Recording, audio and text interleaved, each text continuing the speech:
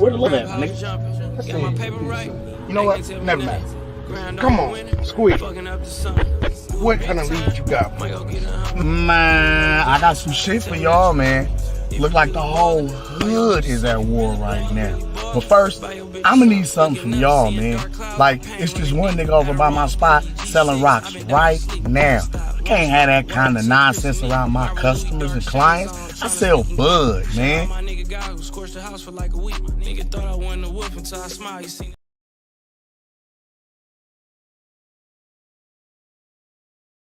I put a lot of time and effort, and I put a lot of dedication into boxing. Like, people call me and they ask me what I'm doing, and I'm watching boxing. I'm at the gym, or I don't know. It's just boxing is all in me. Like, I eat, sleep, and think, and box. Like, literally, my favorite thing about boxing is sparring and getting in the ring and punching people. I love physical contact. There's just something about it. I want the world to see how skillful I am, how talented I am. I'm standing on that. I'm excited to get in the ring.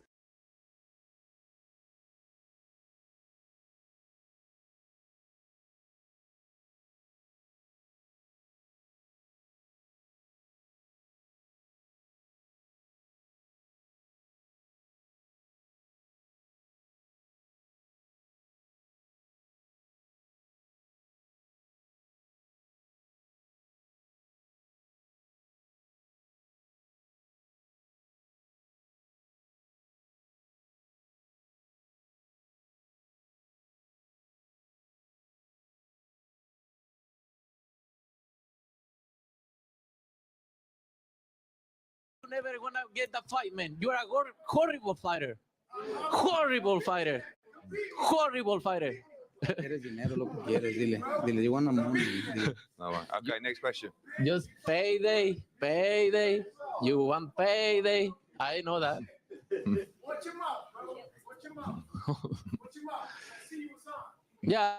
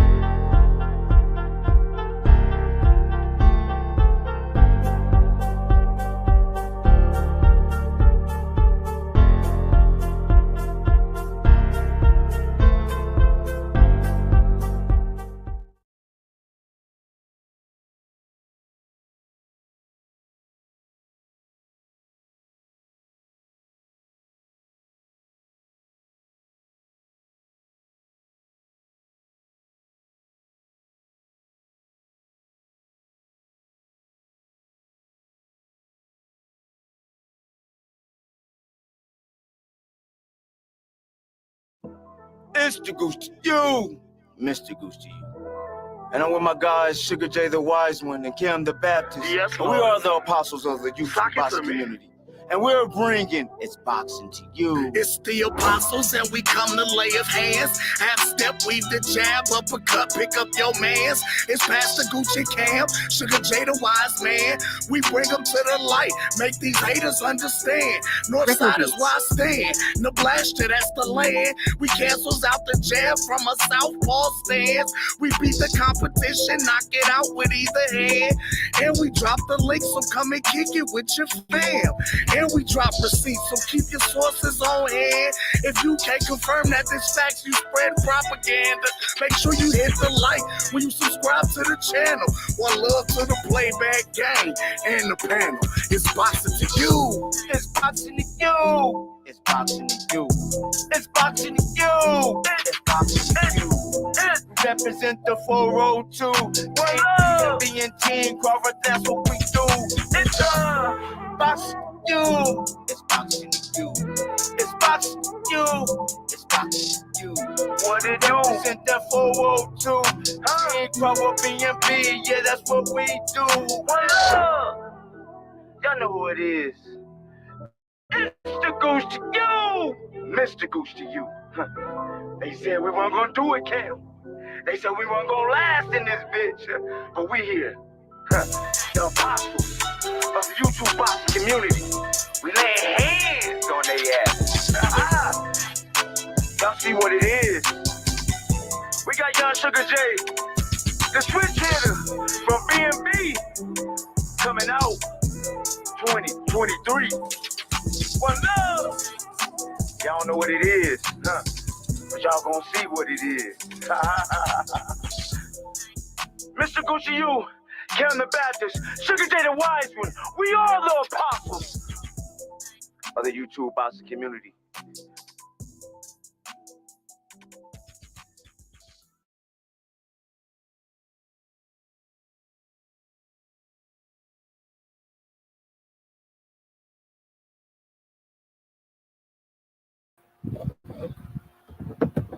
What's going on, baby?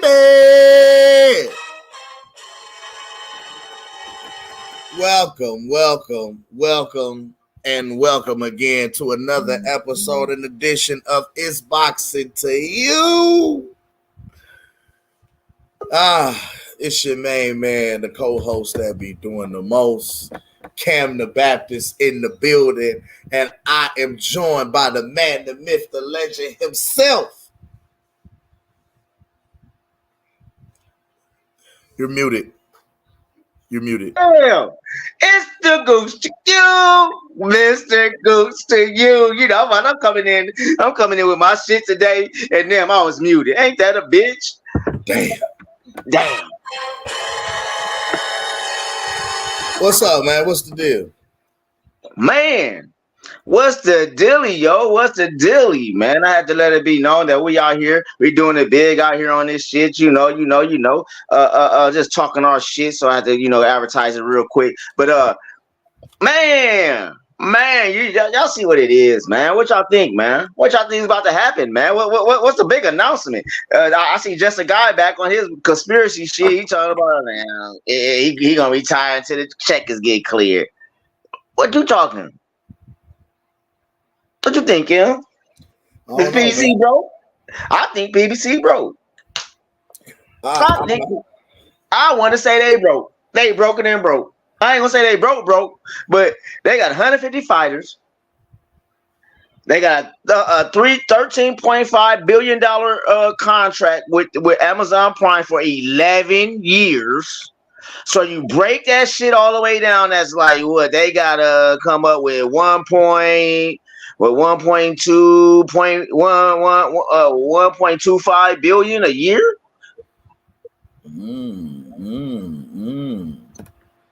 Breaking that shit all the way down mathematically. I mean, how are we gonna do this? Well, I'm not really sure. It ain't mathing right. I'm not really sure. And of course, the media and the boxing world is going crazy because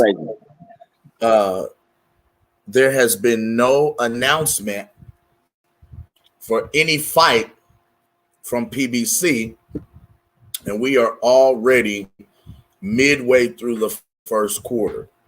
Now, what's crazy about this whole situation is because everybody has been talking about PBC has just landed their new network deal with Amazon, but we haven't gotten any fight announcements, any fight cards, anything that's supposed to actually happen with or on the Amazon platform.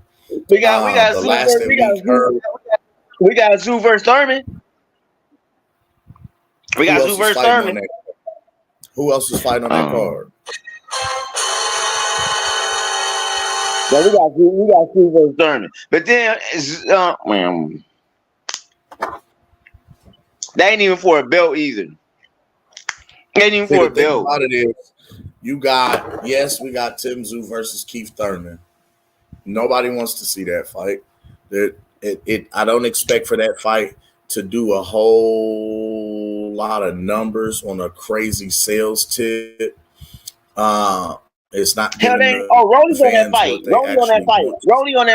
Rolly's on that fight. Who wrote? I forgot who wrote he fight. Any fight? Who wrote he fighting? Was it Pitbull? Pitbull. Who wants to Yeah, see that's what on the that card. fight? Who wants to see that fight? Who wants to watch Rolly Romero versus Pitbull? If I anything, do. Rolly should be running it back with Ishmael Barroso. I do. I want to see it. Nobody wants to see that dumbass shit. I want to see that fight. No, don't talk for me. That's a fight I want to see. I've been wanting to see that for decades. Right. But the thing about it is that you have, like I say, you got Canelo, who was signed to a 3-fight deal with PBC. We got one fight out the way when he fought Mel Charlo. And I'm not sure with he got 2. What? He fought before Mel. Who did he? He Who fought was the first fight Mayo. he had? I can't think of the sucker name, but yeah. That wasn't a PBC fight, sir. His first fight with PBC was Jermell Charlo. You sure about that? I'm positive about that. Mel was fight number 1. Maul was supposed to be fight number 2. Mel, we just saw that fight. That was the first fight. I don't know if he was paid 30 or 35 million for that fight, but now he was supposed to be guaranteed another 35 million for this fight, which is fight number 2 of his 3-fight deal. However, reports are coming out that the money may not be there. And a big part of that. Go ahead. How the money not there? Floyd, they talking about Floyd is the man. What do you mean? Floyd can cover. Let them tell it. Floyd has nothing to do with the business of PBC. Remember, But then Floyd also said that. But then Floyd he did say, but whatever. I don't know. Well, I do know. But okay, let's go here then. But if your homeboy struggling, what you? I mean, you know, what I'm saying, if I see my homeboy struggling, I'm gonna help my homeboy out. Facts. If I'm rocking with him, and I'm saying if I'm telling everybody, shit don't. If you don't hear from me first, it ain't happening. And ain't that what Floyd be saying? Because me and Al tight like that. I'm just saying. How come you can't help your homeboy out? Why you letting your homeboy in no struggle? Why they in the red? Matter of fact, big game. Motherfucker Floyd got so much money he can get his own streaming line. Why ain't did that yet? Probably can't read the contract. Oh, that Gooch, don't go there. Don't go there, Gooch. A fighter's Don't 50 cent. A guy's net worth doesn't necessarily mean he has the liquid capital just laying around. He said he had it. Like I say, hey, hold on. He can sell a building or two, a skyscraper or two that he got. He can sell that. He can sell that. He got. A person's net worth value does not reflect the liquid capital that they have on hand. As a matter of fact, there are people that are worth a certain number, or that are worth a certain amount, that have way more money laying around than what the actual network showing of them is. Bro, he got it. You know, he got it. Okay. So that's Floyd. That's Floyd Money Mayweather. I just found this article according to Boxing News 24. What it says here: Canelo cuts ties with PBC. The boxing world braces for a major announcement. And this was just dropped on yesterday, today actually, the 12th. Let me get down in here and let's see what this article is talking about, shall we? Oh, come on, G. Okay, anyway. Says a boxing expert, Rick Glazer, predicts superstar Canelo Alvarez's announcement this Tuesday will be one in which he'll reveal that he's departed from the PBC.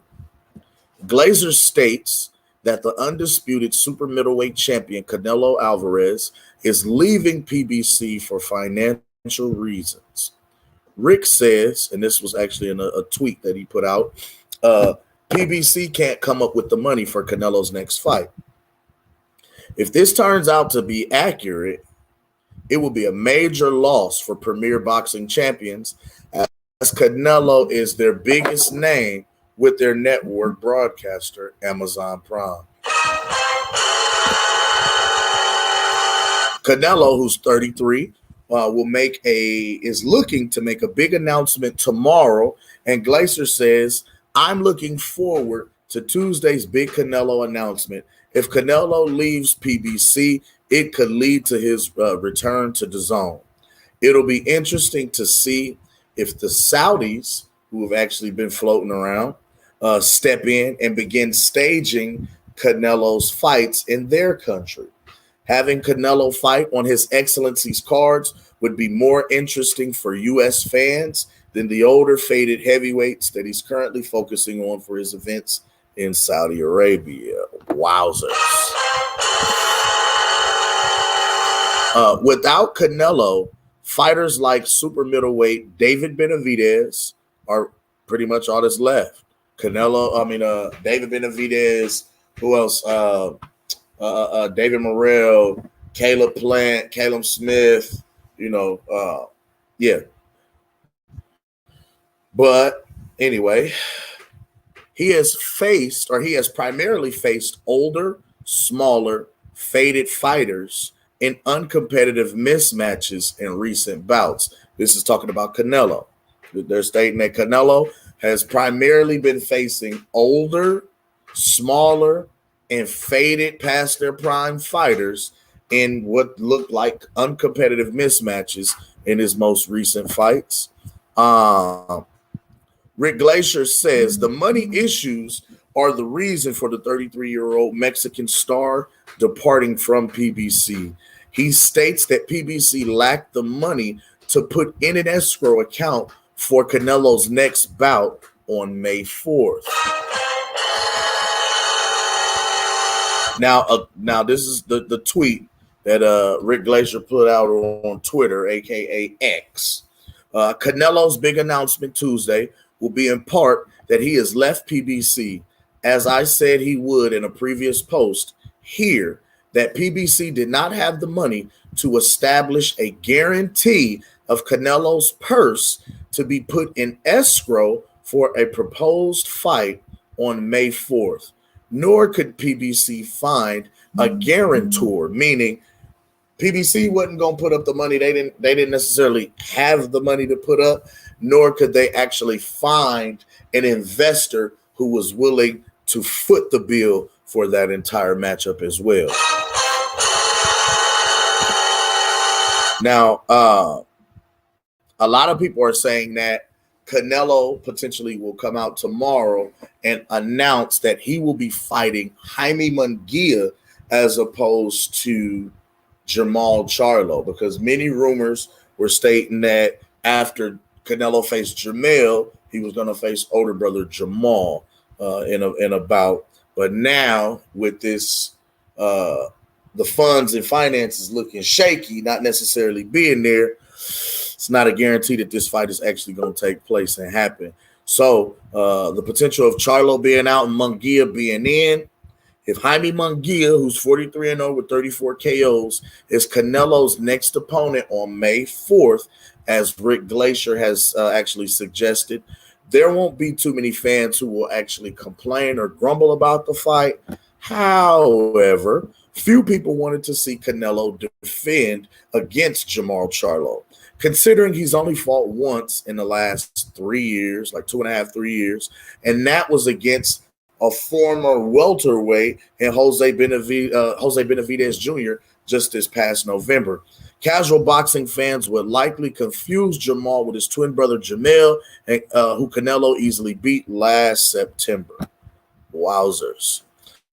Munguia is actually not signed with PBC, so that Canelo would fight him on DAZN this instead of Amazon Prime's pay-per-view, and that's a fight that could potentially be a real barn burner, according to the article here. I don't know. How do you guys feel about that, chat?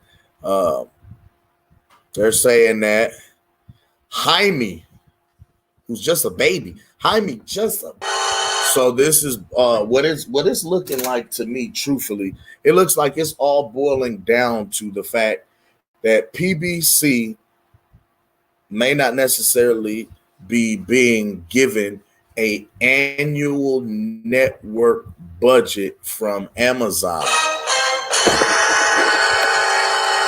Because the one thing that we always said about Al and PBC was that Al does not use his own money to foot the bill for these fights. He utilizes network budget and sponsorships.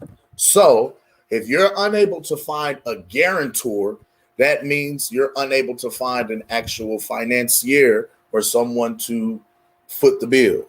Okay, so since they can't find anybody, what do we do now? Because Al, you gonna put your money up for this fight? Hell no. We gotta find us a sponsor and quick, because Canelo's on his way out the door. Not only is Canelo on his way out the door, because Canelo signed a 3-fight deal worth $100 million, you still gotta restructure his deal or potentially let him out of the contract and lose him. Not only are you dealing with this with Canelo Alvarez, but this is also the exact same thing that's happening with Terrence Bud Crawford and Errol Spence Jr. Because Amazon Prime has refused to give PBC an annual budget, they're trying to fish around and find the monies to be able to put on these fight cards like Canelo versus whomever, Crawford versus Spence rematch, etc., and the like. Remember, like we just said, PBC has 150 fighters, G. 150 damn near 200 fighters. Where are you going to house these guys and allow them to fight so their careers can continue on? That's the primary question. That's the question everybody wants to know. Everybody wants to know who Canelo's fighting. Everybody wants to know who Bud's fighting. Everybody wants to know where the money's coming from. You feel me? So, you know. And not only that, in other news, they saying, well, we're hearing in the YouTube streets, in the groups, that Jaron Boots Ennis is supposed to be suing his handlers for not handling his shit right now. Weren't we just talking about some shit like that yesterday? Mm-hmm. Absolutely. Like, this is what I was talking, but this is what I was getting at. Like yesterday, he should have been suing these motherfuckers or getting this shit handled during the confusion. You know what I'm talking about? Well, I mean, yeah, because let's keep it all the way a being. We reported on this last year around this time that no. Matter of fact, a year ago, because you remember we was anticipating the big announcement. February town hall meeting for Showtime. Yeah. Last year around this time, you reported that there was a strong possibility that Showtime was going to be leaving from the game of boxing and was actually going to be going out unless PBC was able to put on fights that could account for at least 10% of the network's viewership, which is why we got Crawford versus Spence. We got Canelo being signed over. You got David Benavidez versus Demetrius Andrade. You had all of these fights with bigger names this over the past year. Ryan versus Tank, shit like that, under the PBC banner to try and account for that 10% viewership. Now, when we said this last year, Gooch, it was crazy. When we said this last year, they told us we was lying. We was talking about, we was making up shit, we capping, we this, we that. Well, then once Showtime actually announces that it could be going out of boxing and getting out of the business, and you know what I mean, etc. Now everybody's up in arms on, oh man, where's PBC gonna go? So while everybody was up in arms asking where's the potential of where PBC is going to go, the two fucking fighters, well, right now we'll just say the one because I'm talking about Boots. Boots was signed directly to Showtime. Okay. He was never, ever signed to the PBC or to Al Heyman or TGB Promotions or anything like that directly. Jaron Ennis was signed directly to the Showtime network. So in my mind, when they start talking about the potential of the company going away from the sport of boxing, at that point, I'm already looking to jump ship and go somewhere else. Like I'm already campaigning. That's what I was saying yesterday.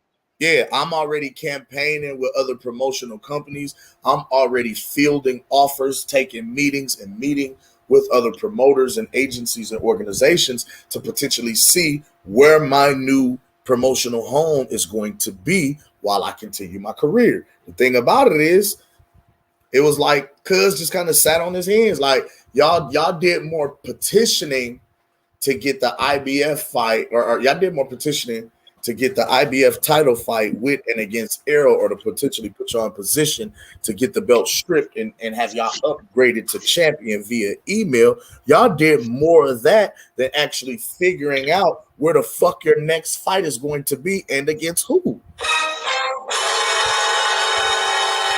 Now we don't know. Like now you are the IBF world champion via email, and now you have nowhere to actually host your next fight for that IBF championship.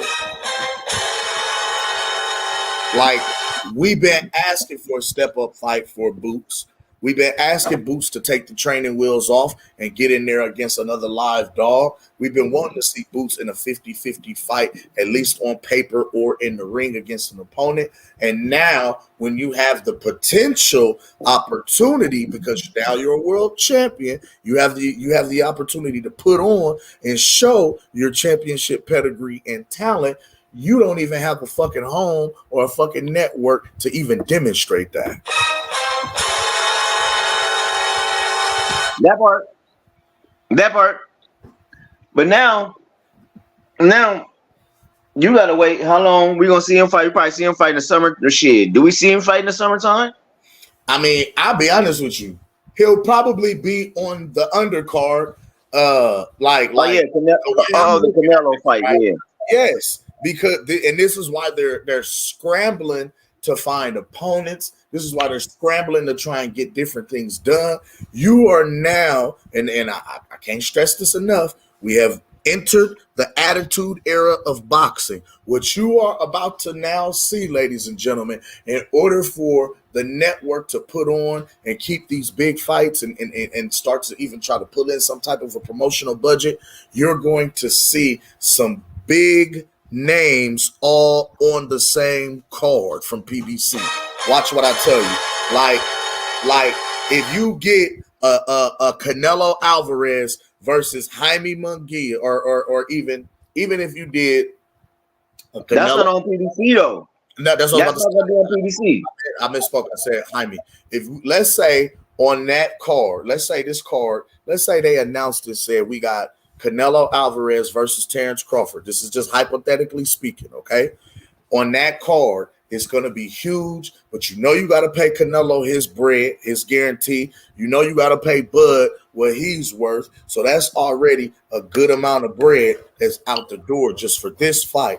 Now, in order to actually even see and recoup the kind of bread that you're going to be shelling out to pay these fighters and put this actual spectacle and event on, you're going to have to actually have Tank versus somebody. You're going to have a Danny Garcia versus Erickson Lubin for Lubin's belt. Like, you're going to have some larger names and popular fighters also some belts on the line. You're going to have to make this into a spectacle. It's going to look like a WWE Survivor Series or SummerSlam pay-per-view card. And it'll be riffed with fireworks, pyrotechnics, laser lights, video and card girls. Like, they're going to make it into a spectacle. You might even start getting some musical performances and mini concerts from some major artists and things of that nature, just because this type of spectacle, it makes the production and the promotion much, much bigger than it may possibly be or already is. You draw in casuals, you know what I'm saying? And now if you have the ability to put on a huge bout, a huge card that does huge numbers, that makes a lot of money, now you have this streaming giant in Amazon Prime who's willing to say, you know what? Well, shit, y'all brought us an extra 250,000 subscribers. Y'all pay-per-view did 1 million sales. Shit, we don't mind giving y'all the network budget that you need in order to make these fights happen. But it is solely based on the success of these opening and beginning cards. And right now, they're not putting on the cards that we want to see. I guarantee you, when it comes to these names like a Canelo and a Terrence Crawford, you're going to see these guys squashed on the card, and it's going to be something huge. Watch what I tell you.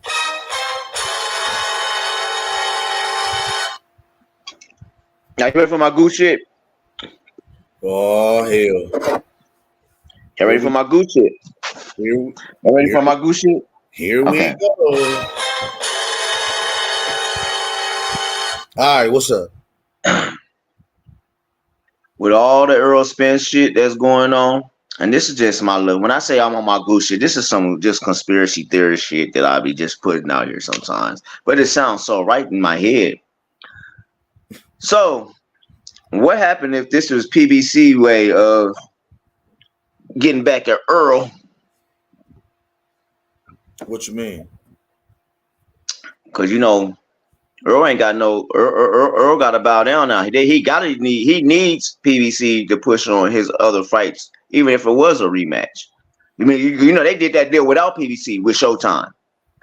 You know what I'm saying? So I think the kind of money Errol potentially made off of this Bud fight, especially being a promoter and having the promotion of the fight. So wouldn't you think? Okay, but I'm saying then. Okay, so with all the bullshit y'all trying to pull over there, why wouldn't you just y'all made some money? Come on, let's talk to the network and let's see what we can do, bud. Instead of doing all this pink elephant, as Mr. Golden said, this pink elephant bullshit. Because here we go back to what I'm saying with the pink elephant bullshit, the cataracts. Now, nigga, although they made a lot of money off all I'm saying is Hold on. I don't even want you trying to make an explanation to it. Well, I'm just putting bullshit in the air. I'm just putting bullshit in the air. So what I'm saying is this. Even if that's what I'm trying to explain, bro. Even if they made a good deal of money off why are you trying to explain it? They still don't have enough money to put on an actual entire event themselves. Bro, I understand all that. Well, I'm just saying my bullshit. Let me do my bullshit. My bullshit is this. Earl is getting punished right now, so they making him do the pink elephant shit. Nigga, your cataracts should have been taken care of right after the fight when you was on injury reserves. So you mean to tell me you went on vacation first and then get take care of business because you want to fight in December? See, that's where that shit didn't add up with me. So it's like PBC ain't really giving two fucks about Earl, and he's gonna be on the shelf for a couple years now. We're gonna see Earl Spence fight for another year, bro. Guaranteed. Another year. If that. And guess what we're going to fight next? If it don't be Jaron Boots Ennis, it's going to be goddamn Keith Thurman. Somebody you said you was going to never fight. I'm on my goose shit. Now I'm done being on my goose shit. I like throwing shit out there because sometimes when I be on my goose shit, I be right. I could see him fight Keith Thurman in the future potentially, but nah. Who you gonna fight, Phil? What do you Who mean? he's gonna fight, Cam? Errol might not fight again at all, bro. What are we talking about? You gotta understand. Don't do that. Hold on, don't do that. Don't give me that. Don't give me that ammo.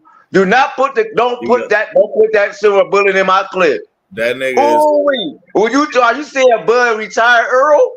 The way it's looking. See, Errol can actually walk away from the game and begin to focus on his career as a promoter and start to guide the careers of guys like Frank Martin, who's under his promotional agency. So he can show these guys how to properly do, good business. He can properly, push these guys and maybe even make them into stars and be making worlds of money, even more so than he was going to be making fighting. That's just my, I mean. Oh, that's your bullshit. That's your bullshit. It's definitely a possibility. It's because the way that it's looking, bro. Errol, he's not shot as a fighter, but bro, who do we have next? Dare I say he's damaged goods though? Will we call that damaged goods? Bro, nobody want to fight that man now. No, he ain't got nothing to. There's nothing to gain from fighting Errol right now outside of a name, popularity. Errol Spence and Keith Thurman are names. It's literally a name under your belt. Once again, nobody's telling me who is he going to fight next. On the who we got.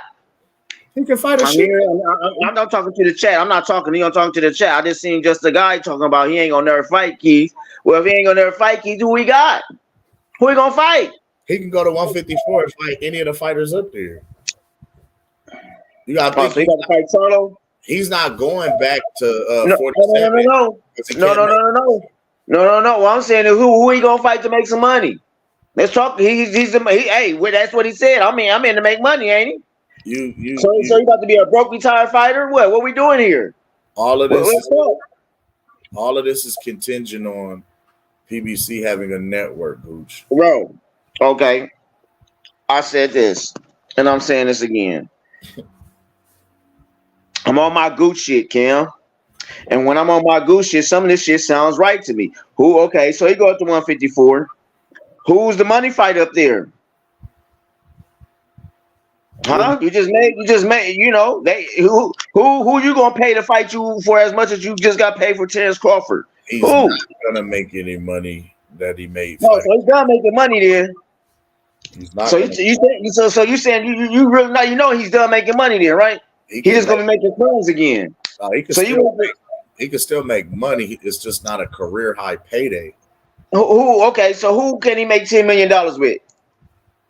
If it ain't gonna be Keith Thurman, who can he make $10 million with? He can easily.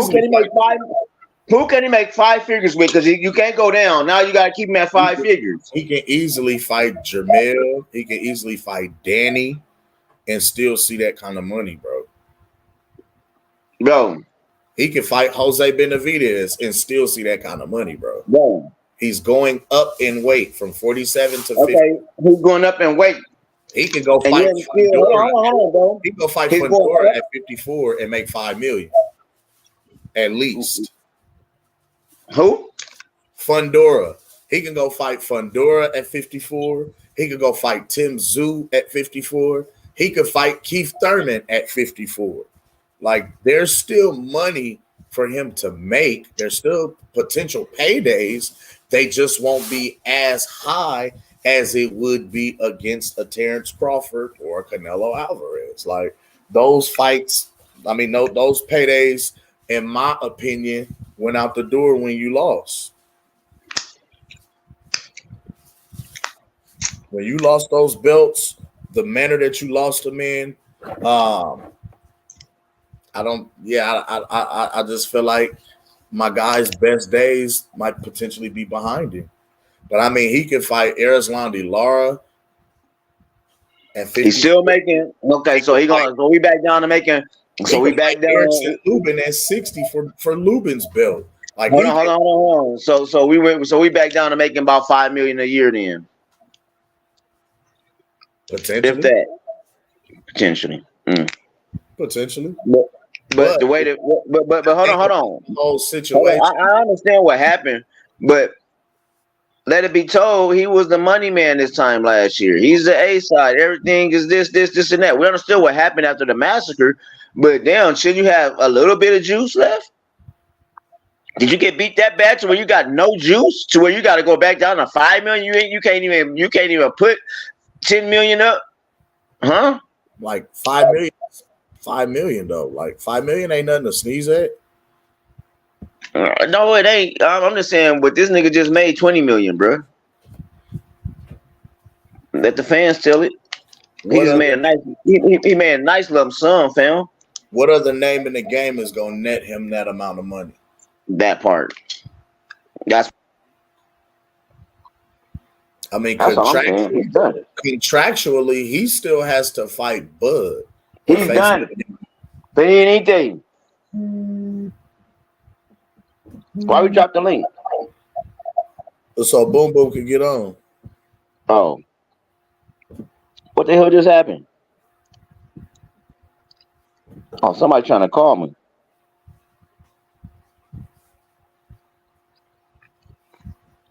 Oh, fuck. Let me. Nah.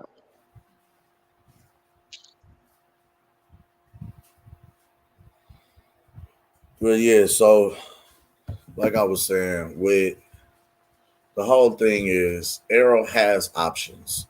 Errol has options. Hold on, AC. Give me give us about 10 more minutes, and then we're gonna open the panel. But Errol does have options. He does have options on who he can face, who he can fight. Yeah. And no, we do an hour cooking, bro. My bad. I'm not finna cook on this shit an hour. It ain't that much to talk about. Boom didn't even talk yet, man. Fam.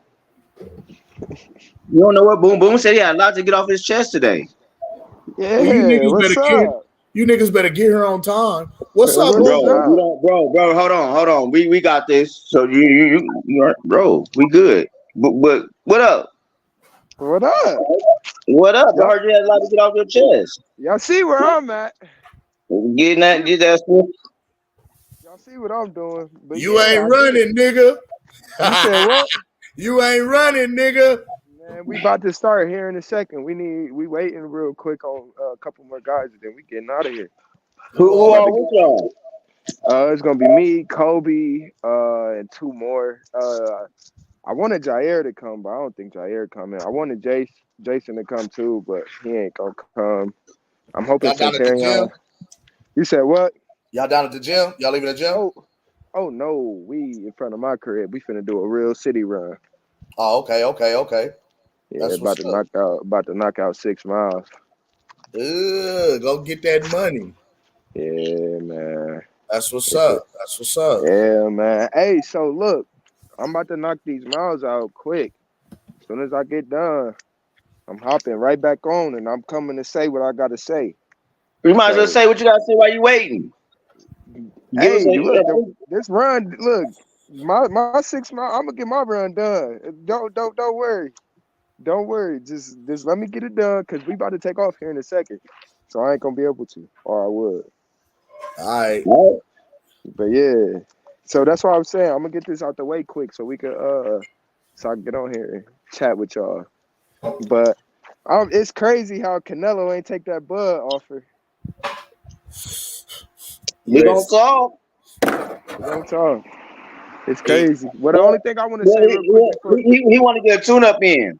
I don't know. He want to get a tune-up in.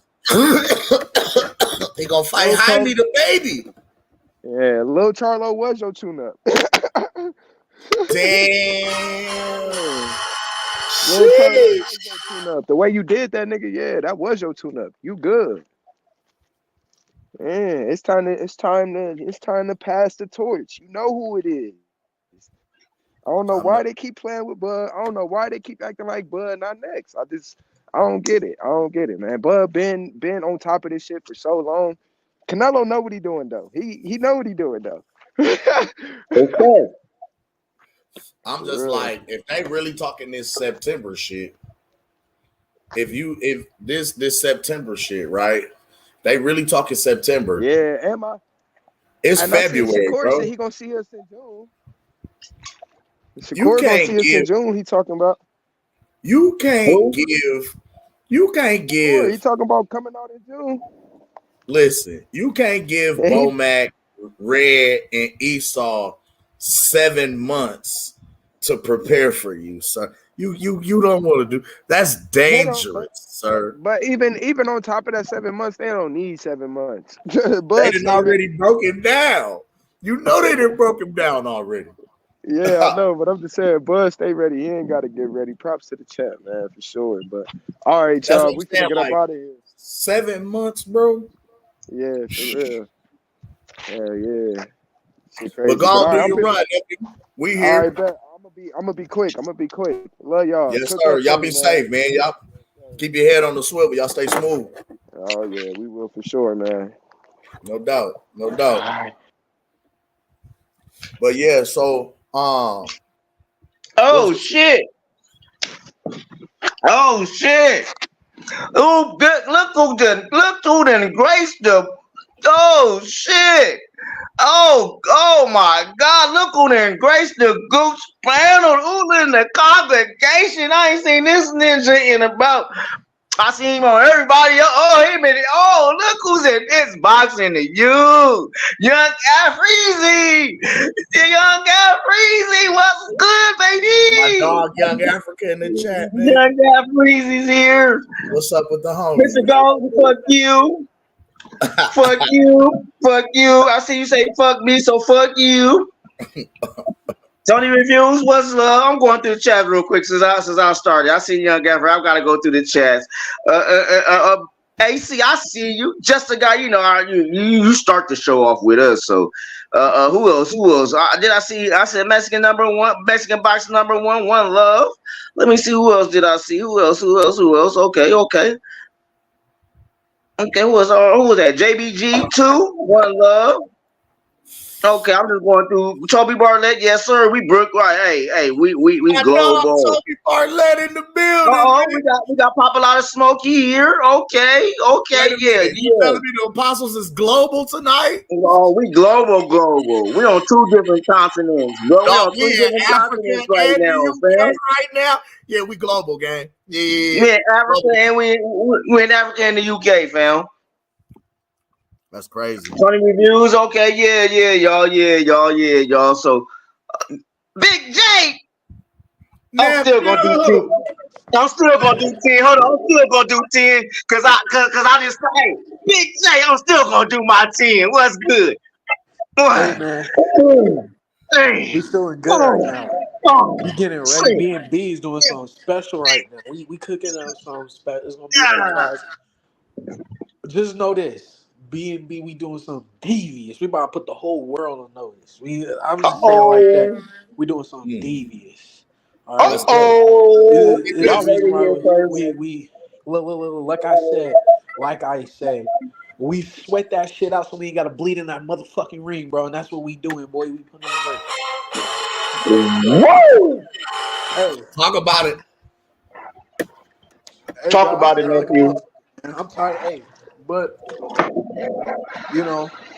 this next best heavyweight coming up, B&B, we like that. And, but Canelo, yeah, bro, if y'all give this man 7 months to train for Canelo, come on.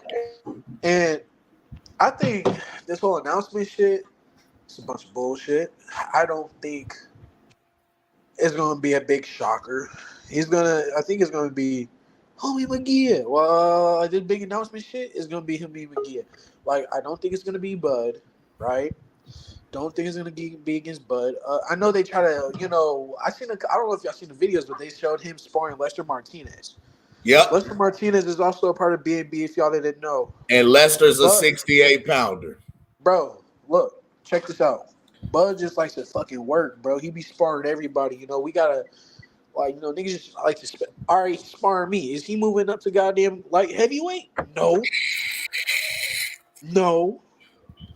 I don't Come know. on, Terrence man. Crawford versus Bivol next. I don't know.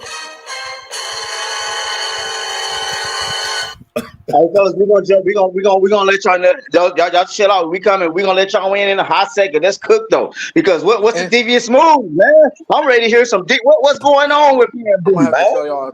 I'm gonna have to tell y'all off the pen. Just know this. Just know this. Big J's coming for the. Just know this. Just know this. Y'all gonna find out.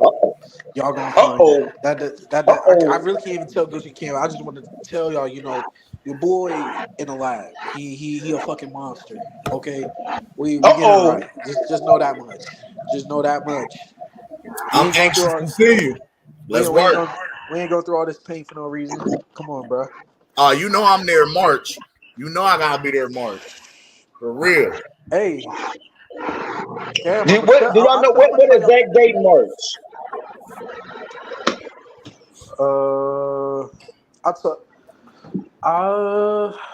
The second. I'm about to say if you don't know now, get back to us and let us know. No, it's not.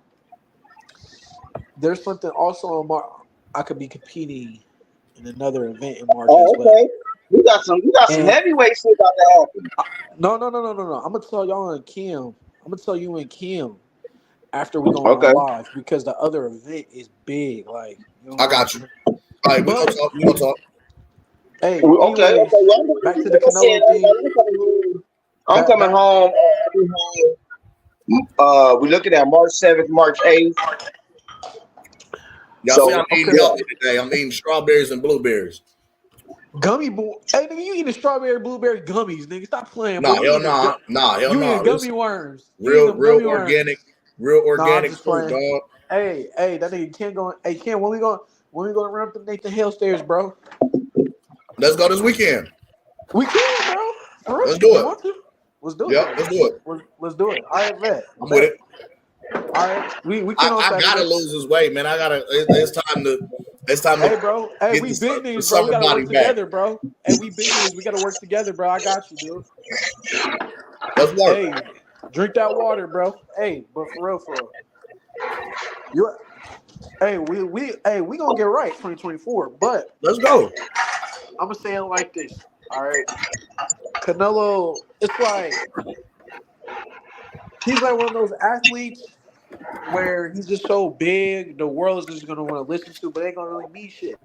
Like if LeBron James want to be like, "Hey, y'all, I got an announcement." He's done this in the past. He didn't really say shit when it came to the announcement. He just got a bunch of attention because LeBron fucking James, bro. I don't know about this Canelo announcement. I don't really care, bro.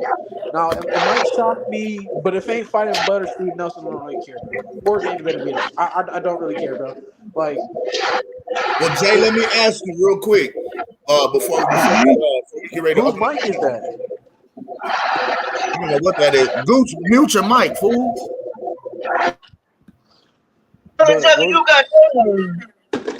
But all right, so what was I saying? I wanted to ask you though, Jay. Do you feel like what would be your feelings toward the situation? Let's say Canelo comes out tomorrow and he announces that he's fighting Bud. No Jaime, no nothing. I'm fighting Terrence Crawford. I'll say this much: it won't do shit really for him. Bud has a lot to gain. He has a lot to lose. I feel like Bud has everything to gain and nothing to lose. Canelo has the most to lose. The only issue I see that could be messing with Bud is they're gonna say you're daring to be great, but you're doing it for a check. Because if you notice, it'd be different, right? If Bud was the first one to do it. But if you notice, Charlo did it, Canelo did it. All these guys lose, and you know what the excuse is? But hold on real quick. They only did 2 weight classes. Bud jumping up 3, bro. Feel what I'm saying? So that's like giving him no. Kim, you gotta understand what I'm saying. You're not getting, bro. What I'm saying is Like, I'm listening to people like Boxing Ego and stuff like that. They're gonna use that narrative. That's a built-in excuse, and I don't like to. I mean, like, I really feel like Buzz doing it really genuinely to be great, but that's the thing that sucks about it because you're gonna always have that narrative. You did that for a check. Why the hell would you jump up 3 weight classes for when you could have did that at 154 or 160? You gonna go all the way to 168 to go challenge where nigga Charlo got fucked up at. You see how much money that's just a narrative. I got Bud beating Canelo. I think that'd be great for Bud.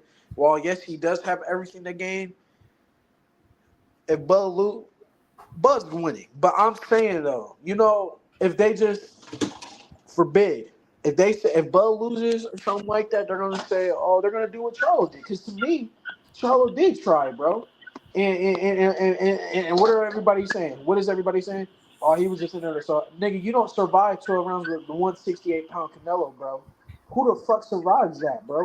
You mean to tell me you come all the way from 154 to survive? No, bro.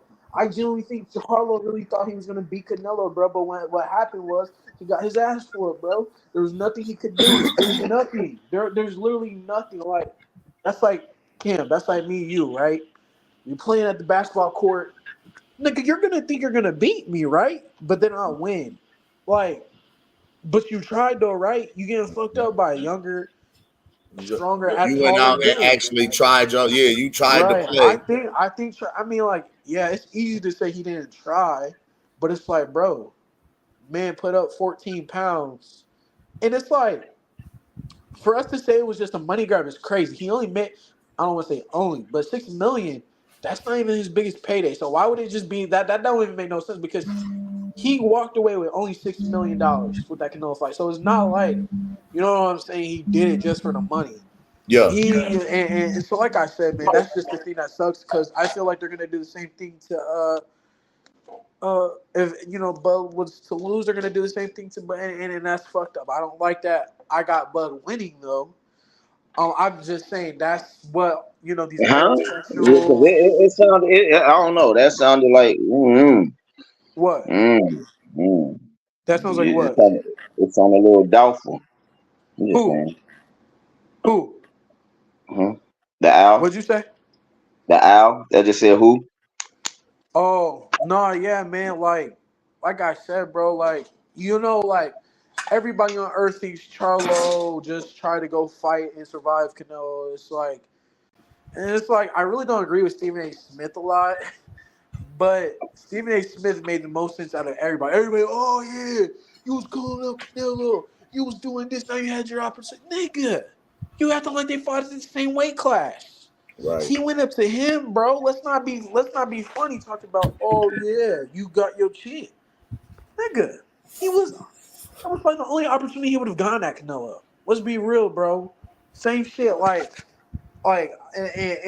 it's just like not everybody. And now, do I think in Canelo, he's just gonna be looked at as a weight bully for real. Like he's literally the definition of a fucking bully, bro. Yeah, for lack of a better term. Yeah. Who? Okay, let me ask you this, right? When he beat Charlo, it was more so Charlo didn't try. That was the narrative. It was more so Charlo didn't try against Canelo, and so it made Canelo look good, bro.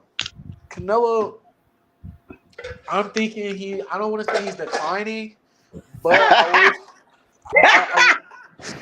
gonna say this much. When you get in a bunch of fucking dog fights, shit like that. This is kind of reminding me of for real. What's that? This is low-key kind of reminding me of Sugar Ray Leonard versus Marvin Hagler, bro. Like, Marvin Hagler, he was in the wars, dude. Like, Canelo accumulating all the wars and that. But the difference is, Marvin Hagler was fighting niggas in his weight class. Canelo fighting small dudes. He trying to fight smaller guys. He in there struggling with John Ryder, bro. But it's crazy. Let me ask you this, though. What? What's Bud walk around weight? See, last year when I talked to him, right? I don't know what it is now. I know he said like 175, 185, between that. Right? Thank you. So never mind. No, what's up? Keep going. No. Because there's everybody. The whole thing is you have a lot of people that are saying they're more worried about whether Bud will be able to put on 21 pounds and still be able to compete at the same high level that he always does. They're more worried about him fatiguing. Hold on. But P game though. That's what I'm saying. What? Okay, so when he's not, hold on. When he's not in training, what do y'all think his walk around weight is? And he's still training. He walked around at 168, 170, something like that. Okay. So if he's still so hold on. Would y'all let me cook real quick?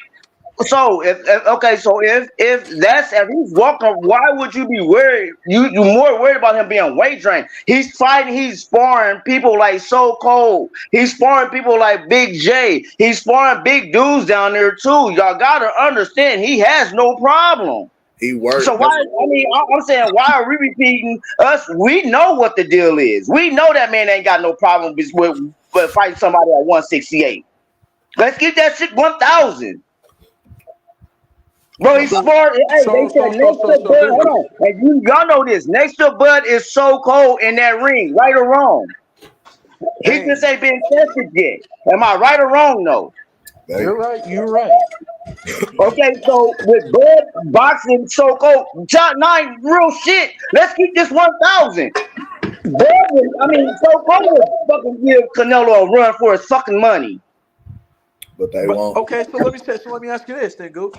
All right. So let me say it like this.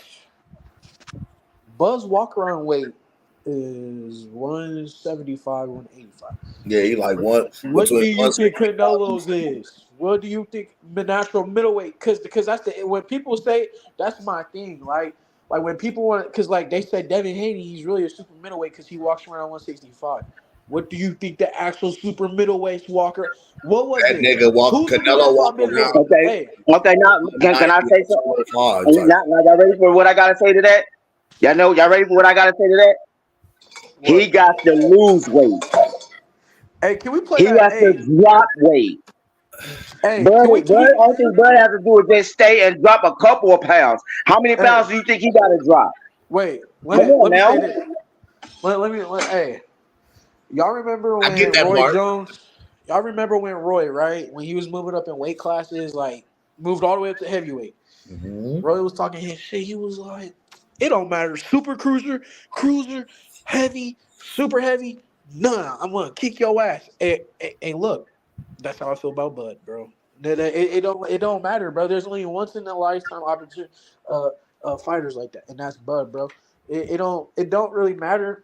I'm just saying, like, Gooch, I don't think it's really. I don't think it's hating. I mean, like any fighter, like when Andre Ward, right? He was like, "Oh yeah, I think I could beat AJ." I'm about to open the panel. It's like when Andre Ward was like, "Oh, I think I could beat AJ." Nigga, what? I mean, like, I'm pretty sure Andre Ward was sparring real heavyweights, but nigga, AJ 70 pounds bigger than you. Right. And then he said, he had the nerve to say, I think Joe Gonzalez would be a harder fight than AJ. Nigga, AJ's fist is the size of your whole fucking body, nigga. What you talking? And look, Andre Ward is like top three GOAT, like, you know, all that. But when he say that he fucking thinks, I mean, that's how you know you gotta be a you have to be a fighter to say crazy shit. Like, you have to be delusional like that. Only the delusional ones are the great ones. Bud is one of those. Yes, so. Roy Jones, one of those. Sam Langford was fucking welterweight. Definitely one of those. Jack Johnson did not want that shit for real, bro. He was in a real fucking fight when he fought Sam Langford, bro. Because Sam Langford, I ain't gonna lie, him coming up being a smaller man, he was on your ass like a spider monkey, dog. Bro, he was not getting away. Hey, you gotta understand, man. Back then, bro, fighters stood up. Have you ever played with the devil in that pale blue night? Hey, but like, so you gotta understand, like back in the day, bro, they had fighters. They didn't really have good footwork. They stood upright. Had their chin in the air. They were slow like a motherfucker. That's true. We just used that. Mr. Golden. That's true. That is very true. I got his mic muted. I'm listening. So Sam Langford was on their asses back in the day. He was quick and all. Yeah, that's true. That is true. That is What true. up, my brothers? Cam, Coach, my brothers, man. What's up? Young Africa, what's good? What's good with you? Okay, you know, since we got the panel open, man, it's been a minute. It's been a real long minute. Blessings, man. It's good to see y'all brothers still doing y'all thing, man. Y'all all good out there in Omaha, Nebraska, man. It's all love, man. Yes, sir. Oh, Yes, man. sir. Well, they in Omaha. You know, I had to come back down south. It's winter time. Okay.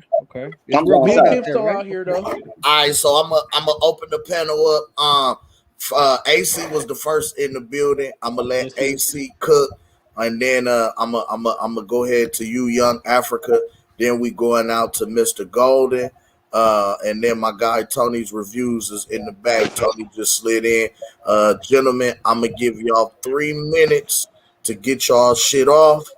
And once you hear the bell, please refrain from moving any further. We must move to the next man so we can open up the panel. AC. Pin that shit is what he's saying. Pin that shit, and we're not gonna interrupt either. Yeah. Let's keep it respectful and let's keep this thing moving, gentlemen. AC, you back on with the apostles, my brethren. How art thou out there in Brooklyn with the chef and all of that? You on now, my brother. Yeah. And so one love to the panel, man. One love to the chat. Make sure y'all smash that like button as you enter the building. But basically, I wanted to chop it up. From what I was hearing and listening to some of these sports podcast people, the PBC deal was not for a whole year. It was like a 3 or maybe 5 fight deal, to whereas it was contingent on views and how many new subscriptions they would get. If you can bring more to the platform, then we'll extend it. But if you can't, then we're not. And here's the thing. They was beefing, from what I hear, that PBC couldn't bring them Tank versus Shakur or Tank versus Dev fight. You feel what I'm saying? PBC couldn't bring them a legitimate Canelo fight, like a Canelo versus Benavidez. They was also beefing at the fact of, Bud versus Errol. You're not guaranteeing us none of those big fights, so why would we extend our services to you for an entire year? And the best you have to offer us is Keith Thurman versus Tim Tszyu. That's crazy. And see, what's funny about that is because, I feel like they shot themselves in the foot. Exactly. So outside of that, when we're talking about this Bud versus Canelo fight, I just have to ask Big J, when have they never not talked shit about Bud? When have they never not tried to disparage any victory of Bud or any accomplishment of Bud? You got people saying that this person has a better resume, but just like I cooked on the channel the other day, when you have one guy that's a millennial champion in every division he's ever fought in, no one has a better resume. The fuck are you talking about? Once you're lineal, you are that guy. And if you did it in every division, I don't give a fuck if you fought God. God was not lineal champion at the time. you feel what I'm saying? Oh man. So stop it, bro. So stop with all the weird hate. You feel what I'm saying? So indeed. With things like that, and I want to see Bud versus Canelo. I want to see that fight. I want to see this man dare to be great. I'm great like that. So with that being said, I'm not a person that's gonna regurgitate the nonsense of the haters. I don't care what they said. They're always gonna do what they did. And look, they coming to arrest me because I'm cooking that hard. So at the end of the day, bro, that's why I'm gonna land this plane, because this siren is in the background, and I'll let the next guy get on and wait till we open up the panel. Yes, sir. Yes, sir. All right. Yes, my sir. Guy AC going out to my guy, Young Africa in the building. My dog didn't Young pull Africa. It's been so long, my brother. It's been bless too you. long. Where you Too been, long. man? Hey, He man, wants shout to out to do. my guy Gooch, man. Shout out to my guy Cam. Look, man, look. See, you gotta be Gooch, gotta be out here waiting like Boots, Cam. Waiting for my shot, Cam. Hey, you know what's crazy, man? Before I get to cooking, Big J, you know what's crazy? Omaha stand up, right? See, once upon a time, not long ago in the distance, right? It was B-side Bud, B-side Omaha, right? Y'all got the straps, undisputed now, and y'all done gone to A-side Hollywood Gooch, man. Y'all got niggas waiting. Y'all got niggas having to wait in line. You gotta be on the list. VIP entry to the it's boxing to you. It's VIP to you is what it sounds like, what it feels like. That's what it is. But hey, it's all good. But I'm gonna leave back off of that. But y'all done changed up a little, but it's all good. When you get your money, I expect y'all to change up a little. So I expect that. Y'all got your money up. Y'all got your fame up. Niggas know about Omaha now. Niggas know how they get down. Now, y'all got the best box in the world. We know now. Okay, y'all feeling good. It's all good. I expect the city to be turned up. So let me say this, man. Let me say this. Look, because I came with my own sound effects today. Shout out to Cam, because I'm representing the Duckers Association. If you put it on the big screen, you're gonna see a very exotic duck on my avatar, right? Because this is what I be hearing when I be looking into boxing a lot. I be hearing a lot of this. What's that? What? Yo, hey, look. Hey, the duck sounds in boxing is amazing. Look. The leader of the duck talk. And while I talk, I might as well have the ducks in the background. Yeah, you might as well keep the ducks going. Yeah, keep the ducks in the background. True that, because I got Tank as the leader of the Duckers Association of Boxing, right? He is the CEO, the main leader, the self-elected dictator of the Duckers Association, Tank Davis, right? Ducking everybody inside, ducking Conor Ben, ducking Shakur, ducking all the contenders, Devin Haney, we all know that, right? Then you got guys like Canelo, right? Taking opportunities with money, but not even money, not even legacy. We just got niggas just ducking straight up the best guys like Benavidez, right? We got one of the best fighters in the world. We got Tyson Fury ducking with big cuts on the face, ducking the Undisputed. We got this dude with the weakest resume of all time and one of the highest skill sets. He lost to Francis Ngannou. Shout out to my guy from Africa, right? Robbery. Once again, they robbed the diamonds of Africa. Then we get to Bud Crawford. Look, Bud Crawford has been that guy in his career that didn't get the opportunities early in his career. Always for the best opportunities when it came to who to fight next, right? And this is what Bud said, right? Because I listened to B-Mac, right? In his show, and he said something. He quoted Bud Crawford. He said, his coach said, "We ain't trying to go backwards, right? Boots is going backwards. If we put the boots on, we're going backwards." You know what's crazy is that a lot of people would have said that about Bud once upon a time. A lot of people would have said that about B-side Bud. We're trying to go backwards. He ain't got anything for us to even gain, right? And so I say this to you, Bud Crawford, right? You've proven to be the best fighter in the world. You've proven to be undisputed pound for pound #1 to me, right? And so you got a couple options, right? You could go and look for Canelo. I ain't even mad at that. But if you cannot get Canelo, and if you cannot get that fight, the only other option outside of retirement, my brother, is to line it up and put them boots on, because there's too much ducking going on. And why do I say that? Because to go backwards would be to take on the next weak ass nigga that's going to give you money and not give you that recognition on your resume. The going backwards would be not fighting the best fighter possible. That's going backwards, bud, because you've done that every moment and every opportunity of your career. And now to stop doing that and to not give the young contender, the very young contender, if you look in the mirror, you see a lot of you in Africa. Hey, you holding me back? Yo, man, hey. You overkilling it. Somebody hold him back. Hold him back. Somebody hold him back. Hold on. Yeah, you put a pin. Hold on. You put a pin in that, sir. You put me up. You put a pin in that, sir. Hold on. Yeah, I see you swinging. Yeah. I'm ducking and weaving. I see you swinging while I'm ducking and weaving. Put a pin in it. Let's go. Shit.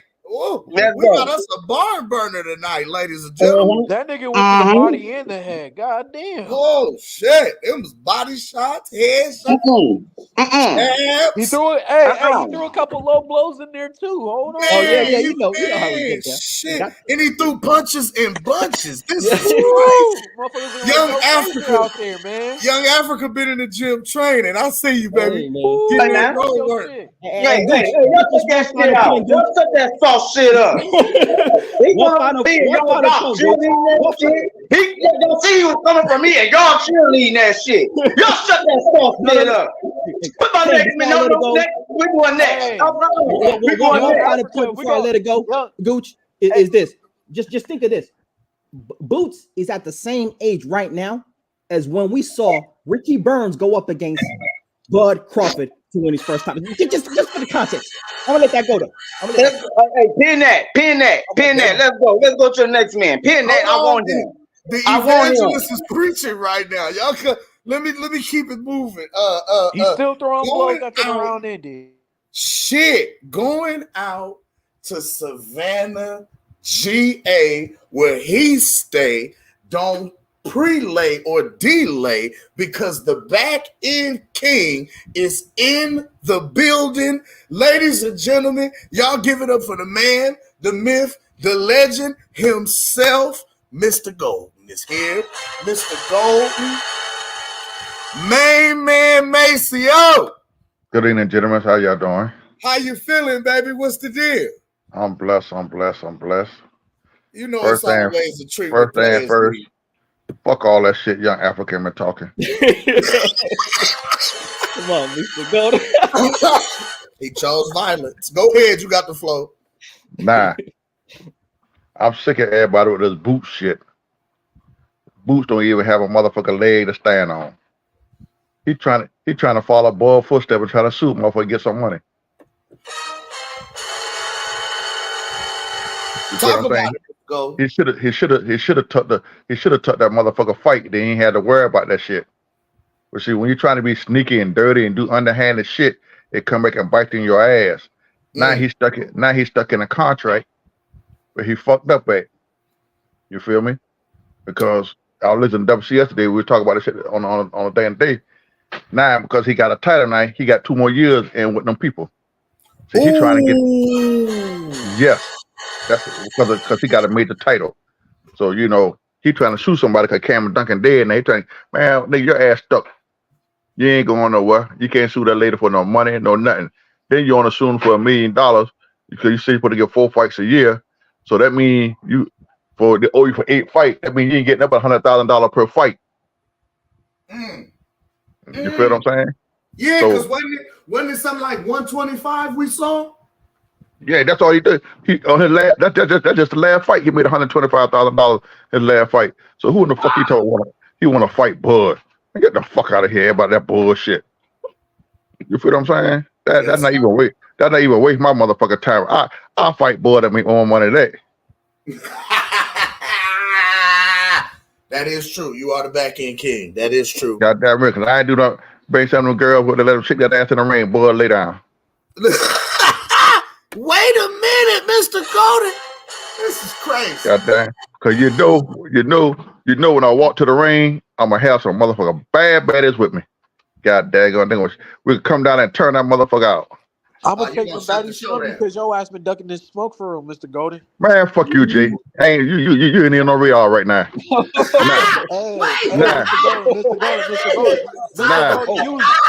Golden, you was ducking that the whole last year, 2023. What we gonna do in 2024? I spared your ass. I give you a birthday present. Now come up to another. See, listen. So I was trying to be nice. I was trying to be nice tonight. Okay, I wasn't gonna get on your how your ass tonight. So sit your ass down with your sunlight ass and be quiet right now. That's my time. Don't interrupt me. I didn't interrupt. Hold on, Jay. Let him finish.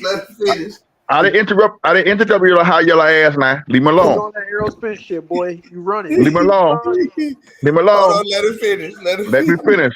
Now, as of what is it, May the 4th? Yes, I'm gonna sir. throw boomerang and all y'all shit. Canelo supposed to announce the fight could be him and Crawford on May the 4th. That's the fight. I told y'all Canelo Alvarez versus Terrence Crawford, Cinco de Mayo is the biggest fight in boxing you niggas could think of. But on some real shit, if Canelo announced that he is leaving PBC, he can't. He's going to fight Crawford in September. And the reason why I said that, is because hold on for a second. I'm gonna do something. Step aside. Hold on. Here. In essence, him fighting Bud in September, him walking away, him fighting Bud in September. If he walks away and fights Jaime in June or in May, rather. May. Pin that. Y'all pin that. No. We're not doing all this right now. Y'all pin that. Let's go to the next. If he goes, Hold on, Gooch. I had to step aside for a second. Let me say this here for a second, Gooch. And I'm cutting me off now. I've been nice. I ain't cut your ass out now. All right. I thought you left, so I didn't No, want to I said hold on for a second. Nah, the reason why I say he will fight Bud in September, the Saudi already talked to Bud about fighting over there. So they already contact Bud. So they're gonna put the money up because they know that's one of the biggest fight that is. Why wouldn't they fight in Mexico though? No, they ain't gonna fight in Mexico. They're not gonna underlay Bud. Underlay. Hell no. All right, Mr. Golden. I'm gonna let you go to the next man. I gotta keep it moving, man. I'm gonna let you go to the next man. I got some more shit to say. I'm gonna let the next man come on. Stop running, Mr. Golden. That's all I'm gonna say. Hey, Stop running, Mr. Golden. Stop running. That was racist. You looking like that duck on Young African Scream, man. You looking like that duck right now. Young Africa with that duck is going nuts. That's Mr. Golden Hey, Cam. right now. See, I'm trying to be nice. See, I let him slide for his 18th birthday. Now he been 19 this year. I come out now. Boy, look at her. I'll take my butt up and beat you. I'm gonna take your eye. I'm gonna give you up I'm gonna give you. Nigga, I'm gonna say this here. I'm gonna say this here so you go ahead on Mr. Tony review. Nigga, fuck right. I'm gonna give you cataract. Hey,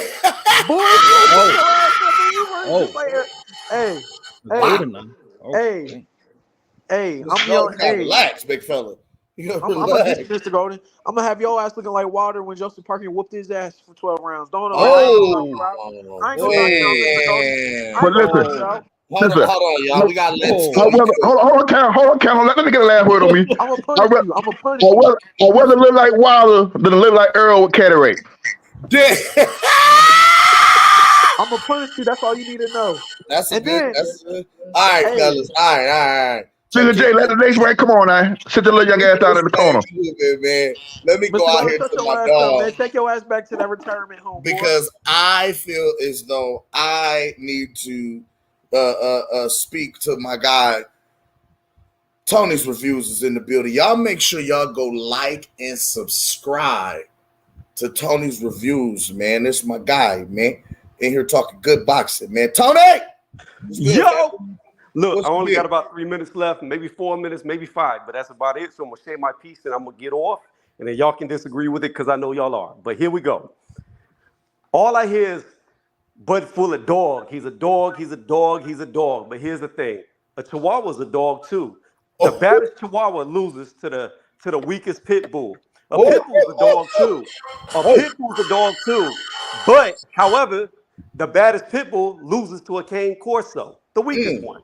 A cane corso is a dog, but the strongest cane corso loses to the weakest dogo argentino. You're not going to see a Nui jump in the ring with Tank Davis. You're not going to see Tank Davis jump in the ring with Jermell Charlo. You're not going to see Charlo jump in the ring with Beterbiev.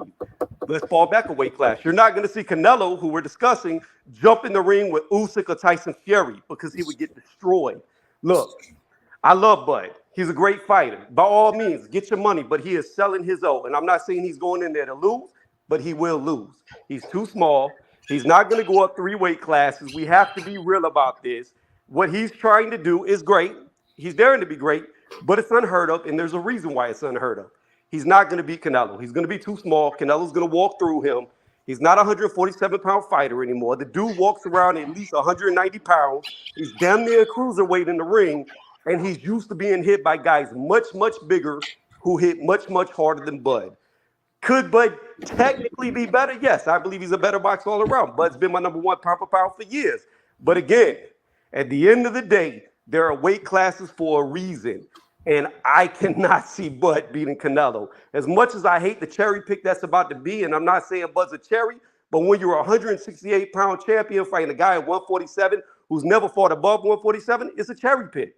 And that's all Canelo is. That's why he's red. That's why he's cinnamon, because all he eats is fucking cherries. I don't like him. I don't like this fight.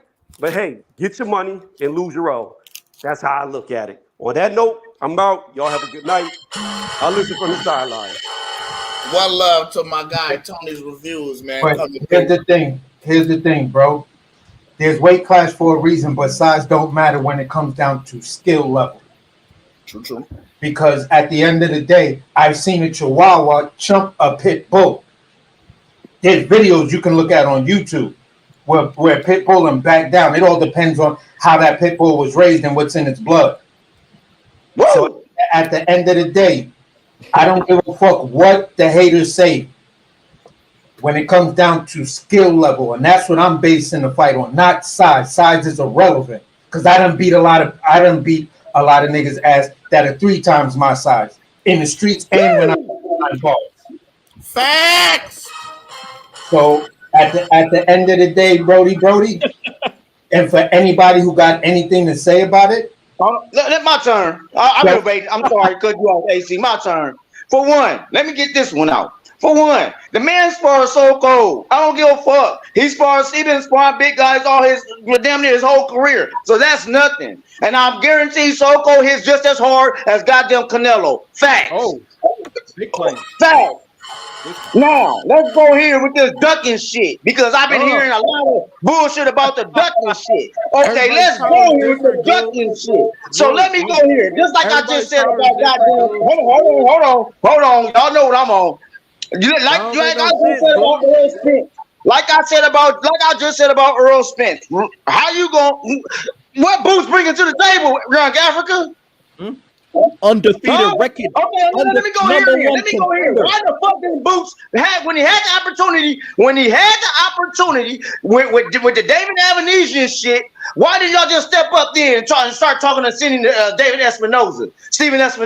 Why y'all sending that way? Y'all could have signed that one fight contract.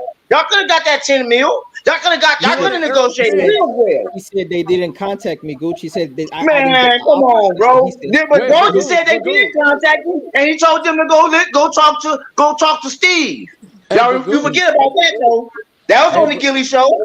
Hey, but Gooch though, hold on though, slow down. But we talking about now. Hold on, about the double teaming, and then my owner talking about the double teaming too. Let's go then. What y'all want to say? Hey, Gooch, I got your back because these two youngins, man, this is easy work right here. Don't do that. Wait. This is easy work right here. Because Sugar J, you just hit him with the facts. He gonna get off the panel and then cry in the chat. Hey, y'all know right now it looked like we got the OGs versus the young niggas going on right now. Take off. Hey, all I'm saying is this. Gooch, all right, check this out. Gooch, look, yes, Nelson probably does have the same type of power as fucking Canelo, but you saying because he has the same power don't mean shit.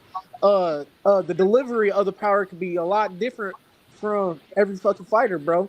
I'm pretty sure Sonny Liston, George Foreman had almost about the same amount of power.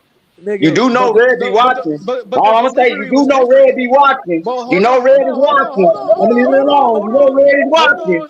That's all I'm saying, bro. That's all I'm saying.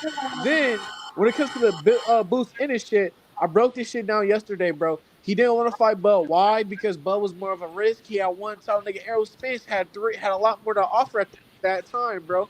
Errol Spence was the bigger name fighter, bro. We all know this. He probably was going to make more money. Why would you take 3 and settle for 1 where you could potentially get your ass with worse? You still got 1. Hey, great point. Great point, Jay. Okay, nah, check this out. Everybody talking about. Everybody holler about. Hold on. Okay. But now look at it. Where he standing at now? He's still a motherfucker. He's suing motherfuckers. He ain't nowhere. He's gonna been for the guy's ass still. Now what he gonna do? He ain't got shit to do. He ain't got no network. He ain't got shit. Hey, and I get what you're saying. I'm just saying, bro. I'm saying he ain't got shit, bro. What I'm saying is this, bro. I don't think he really wanted that bullshit for real. I don't think he ever did. Well, he probably did, but I don't think his team does. That's what I didn't want that. Let me ask you, Big J. Listen, hold on, y'all. Hold on. Dude, can I say something, please? Hold on. Can I say something? You was talking. Your little young ass was talking for the goddamn long. Close your mouth. Oh man. Shut the fuck up. Shut the little young ass up. Hey, Oh, y'all didn't even let the big J Shut get it your off. young ass up for a minute. You want to take over the goddamn show? Shut the hell up. Shut the hell up. You shut the hell up. You shut Shut the hell up. Mr. Take a motherfucking time out. Don't stand in the corner. Take a time out. Take a time out. Mr. Golden, pass your bedtime. Go take them pills and take your ass to bed, bro. Hey, Cam. Hey, Cam. Hey, Cam. Put that young ass nigga on timeout. Sit his ass in the corner some goddamn week. Take your ass to bed. Hey, Brody. Jaron, I'm sick of everybody.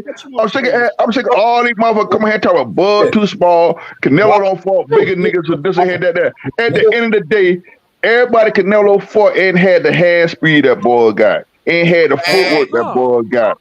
You feel what I'm saying? So they talk about Bud too small. Hold on, Sugar Joe, some real shit. They talk about Bud too small. None of the boy had a ring IQ that this young man got. I'll say this. You can't.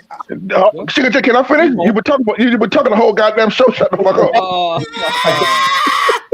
Mr. Golden, but on some real shit. But see, everybody's talking about, Bud, this Bud, Canelo, look at that. Y'all gotta fail to realize there's a reason why Canelo is hesitating to fighting this young man. Yeah.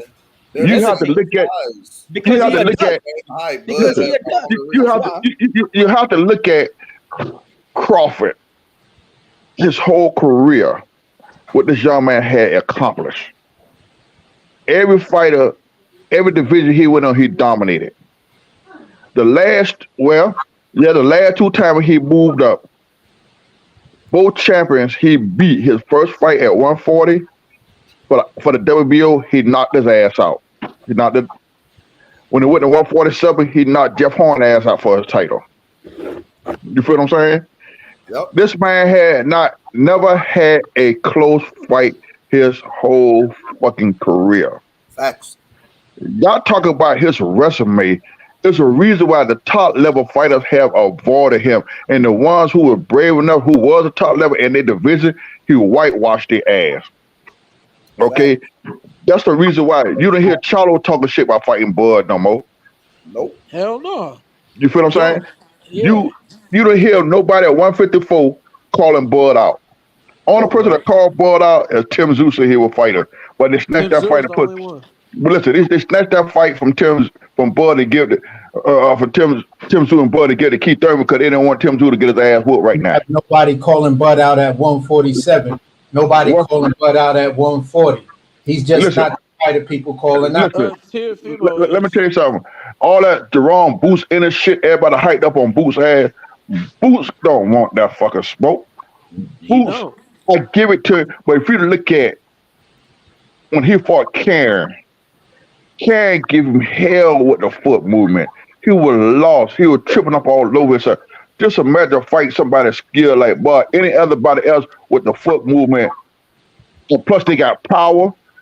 If Karen had power, he would have whooped Boots' motherfucking ass. He would nail a Boots' ass. The other dude, what the name was he was fighting? Rivera, what that motherfucker? He knocked the shit out of his ass. Villa knocked the shit out of his ass. He just had the power to sting his ass. His chin and all that, he never been tested. Boy, you can't get his ass, you bro. can't, What you talking about, man? Listen, the nigga tagged Boots' ass. They tagged Boots. Bro, Villa's getting. Didn't Villa knock out Rashid Ellis? Listen, what's going on with that power shit, bro? But listen, no. He ain't got the kind of power to stun Boots. He hit Boots clean with some shit. Boy, okay, he did not do shit to Boots. Man, come on, man. He hit Boots clean with some shots. Karen did. Villa did too. Villa tagged his ass too. Hey, so let me ask you something. Why the fuck was this? Wait. Why was this nigga Boots walking like fucking Michael Jackson, dancing in that fucking ring, beating his ass like that, bro? Right, because he was looking like look who he fighting, Sugar J. Look who he fighting. Bro, let him go there and fight somebody. Hold on. Let him go there and fight somebody. Let him go there and fight somebody with some real power, some real foot movement. We don't know that. I'm not even talking about Bud. There's a reason why. There's a reason why Boots haven't called a stadiosis. Bro, He okay, have he have a see, call it. Mr. Golden, Mr. Golden, that's where you're Y'all wrong. ready for Okay, the I have to put a knife in that because look, I just like I said yesterday, bro. Everybody wants to say, "Oh, Connor, man, player cuts." All these niggas been calling out, Ennis, right? Okay, so you said Stenionis. This thing's been taking hella step aside money. He ain't even doing shit. What about what are they doing, bro? Connor Standing over Ben. the top money. No, no, no, Hold no, on, he no, no. took Hold step on, hold aside on, money hold on, hold on, with hold on, hold Earl on, hold on, now. hold on. Hold I on. bet he won't take no Connor step aside Ben, money to wait, fight Boots. no. Connor Ben arguing with fucking Devin Haney's dad, bro. Arguing with Geronte Davis and shit, bro. On Twitter, going back and forth. But we want to say, A lot of but he ducking must going really on. want that Ennis fight, though, right? He must really want that Ennis fight, though. But you going back and forth with that nigga Tank, though. Okay. Because Ennis, Cause you know why? No, Cause no, you know no, no, why? no. I Cause you want know to why? hear it, bro. Hold on. You know why? Cause the wait, boy talking shit to him. Boots ain't saying a goddamn thing. Boots got him out quiet as a fuck. Check this out. don't Check this nobody out. know Hey, that man in no, Philadelphia. time And out. his Hold on, dad because already said, no, don't nobody know no, that man because in look, Philadelphia. because So you look, can't blame want to say that, Connor you want Ben to say, because Jaron Boots and his okay, dad you want, all makes right, an so Hold up, you real excuse. want to quick. say that, right? Hold up. We got a So you new want to, manager slid in. We gonna let him so, cook on this shit real quick. Coming back to the stage, we got my young Trey Williams, aka Boom Boom, the enforcer, is in the building. One love to you, Boom Boom. How was the run? What up, baby? What up? I'm back. Oh, it was great. It was a great run. It was a great run. It was Running. great. You probably I'm in saw shape, Tank baby. on I'm your in shape. run, I'm in running shape. in the other direction. You probably saw hold probably saw a couple on. fighters Let in that me run. introduce you right. Young Africa don't know Boom Boom. Boom Boom is another fighter out of BNB. He's an enforcer of the apostle. So he's another one that's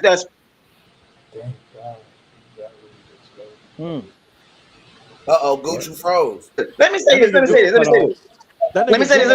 Shout out to Bomac, man. Bomac started the year off, turning the year off already right. Keyshawn Davis, man, did his damn thing. Okay, go.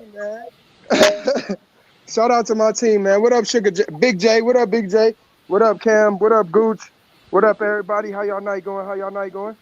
Oh, chilling, man. You know, I'm representing the Duckers Association tonight. You know what I mean? Shout out to Cam and Gooch, man. You know, a lot of ducking going on in boxing, man. I hear a lot of ducking sounds, a lot of ducking, Man, swerving. let no me defense, ask you.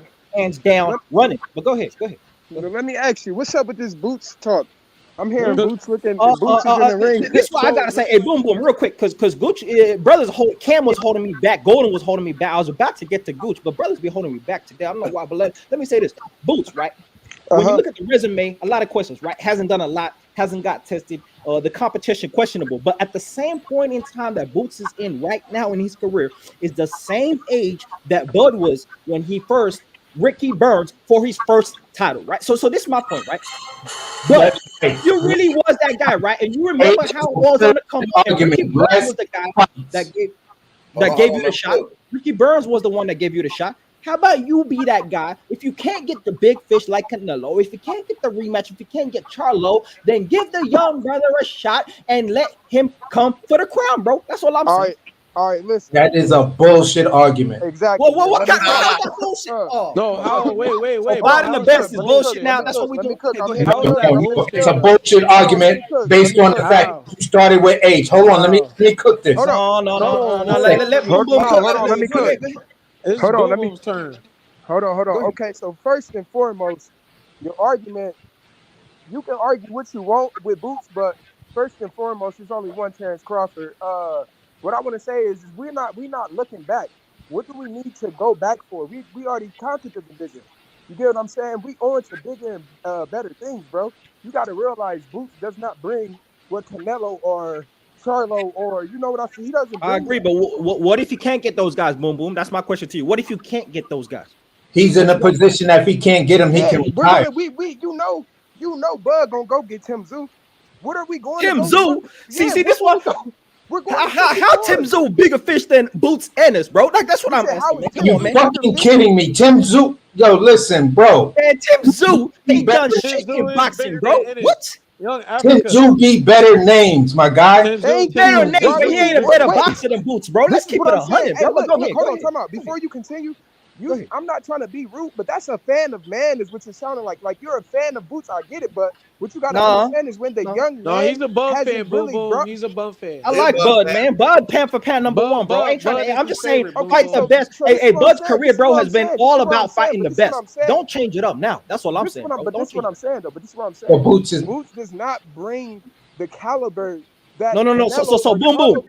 I hear you on that. That's true. Bud has wiped out. I agree, bro. And this is my question to you: When Bud and his team says we ain't trying, no. Let me say this. I agree with that. Did he clear 147 out? Did he clear the division? Yes or no? No. I agree 100%. He did, bro. We undisputed at 147. We understand that. Let me say this to you, bro. When the team says we ain't trying to go backwards, did Bud clear? Hold on, Bud. Let him cook. No, let me just ask you this, bro. Because to your point, I agree. Boots' name ain't like that.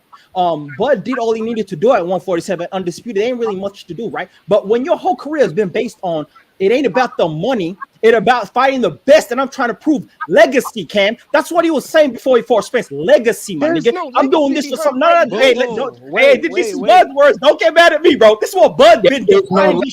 In fighting. Hey, look at him, Cam. Look at him, bro. They getting mad for no reason.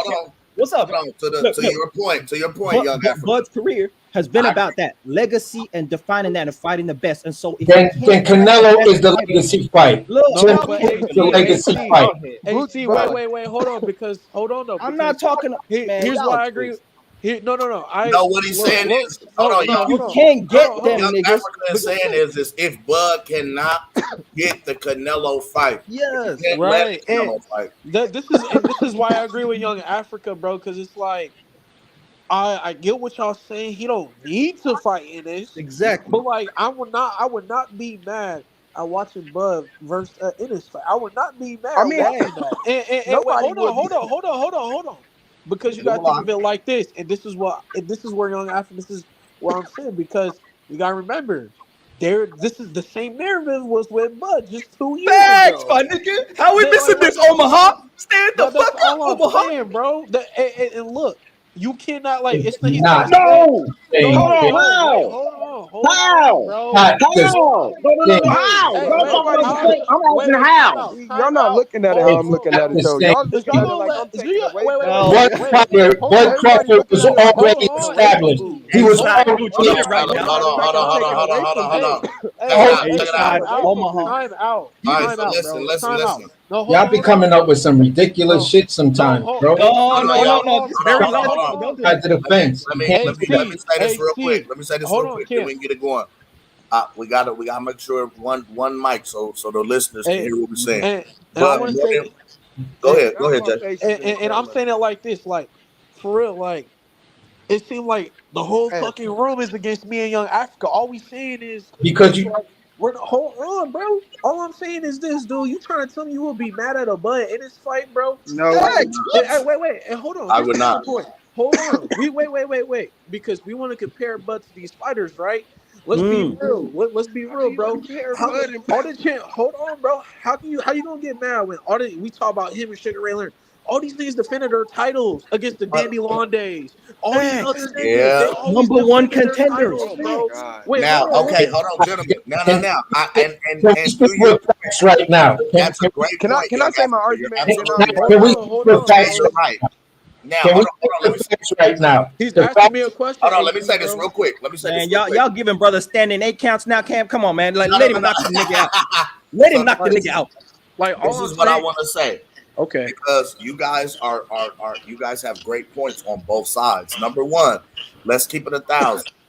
Boots Ennis has only been fighting club bouncers, cab drivers, Uber drivers, school substitute teachers, and shit like that in squash matches and one-sided ass whoopings. He's never been in a 50-50 fight in the ring or on paper. That's the first thing. The second, let Bud be that nigga that changes that. Now, hold on. This is what we're saying. And outside of you being emailed the IP, outside of you got mail, outside of that, what have you done to really earn yourself a Terrence Crawford fight? First of all, you're fighting at the YMCA. Let's start there. I'm not disagreeing with that. You fighting at the Y. You're not making that much money. Your name not really booming and buzzing. The only thing that we as fight fans want to see is because you have the skill set and we see it on the eye test. But the difference is what moves have you made to demonstrate that skill set, which allows you to acquire accolades in the sport and accomplishments. Can I jump in with this? Because I've been trying to speak You for a minute. forgot I was in the division where y'all niggas been holding up for years. You forgot about that? Hold on, wait. Hold on. To that point. Hold on, I gotta answer that. Hold on, gentlemen, give me 2. Y'all been holding them belts hostage for years, bro. And you know what? What the fuck are you talking about? To speak to that point, young Africa, I don't know about that. Even if that's the case, why are you not whooping everybody in and around the division to where we cannot avoid you? Like, for example, and I just before that's a good question. Can I say something? Give me 5 more seconds. Give me 5 more seconds. Can I speak? Fuck, can I speak? Yeah, Hold on. Hey, put this out. bro. Hey, and then hold on, listen. Check it out. I'm gonna land my Let plane. him cook. Let me land my plane. I'm gonna let AC get his bars off. No, Kim. Then my I guy didn't even Blue finish just what I came was in the room. saying. Wait, hold on. Let me finish. It's gonna be like 5 seconds, but all I'm saying is this, dude. I get that point. I'm not saying like y'all not wrong. I'm just saying, bro, the champion, like I'm not saying Ennis has the same legacy and all that shit. I'm just saying I would not be mad at seeing that nigga Bud beat the shit out of Ennis. I wouldn't be mad. That's what I'm saying. As a boxing fan, I wouldn't be mad at it either, Jay. I agree with you wholeheartedly. All I'm saying is this. I'm not saying Ennis wasn't ducking. I'm not saying Ennis wasn't none of that shit that Boom Boom and everybody else saying. I'm just saying from the eye test. I never said. Well, no, hold on, Jay. That's a treat. Hold on. To speak to everybody's point on that, this is what we're saying, and this is the difference because, and this is the thing that I wanted to specify in the point that Young Africa made when he stated earlier, because it was a really good point. He said the age that Jaron Ennis is right now currently is exactly where Terrence Crawford was when he fought Ricky Burns for his world title. I absolutely agree. Now, the difference in Terrence Crawford and Boots Ennis is when Terrence Crawford was given the opportunity, he took that shit.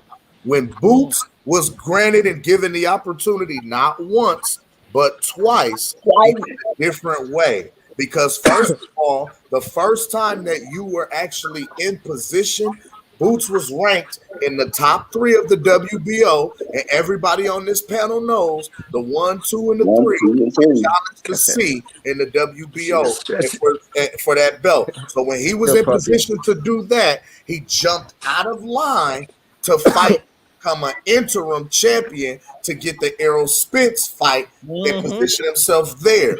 Now, the only thing was, the only thing was now in that position, we still spun the block before we fought Avanesian and offered you the opportunity at the belt and your biggest payday to fight on BLK Prime. You would have been David Avanesian. You understand what I'm saying? Exactly. Avocado, it would have been Boots Ennis. Let me say what I got to say real quick because I got cut off.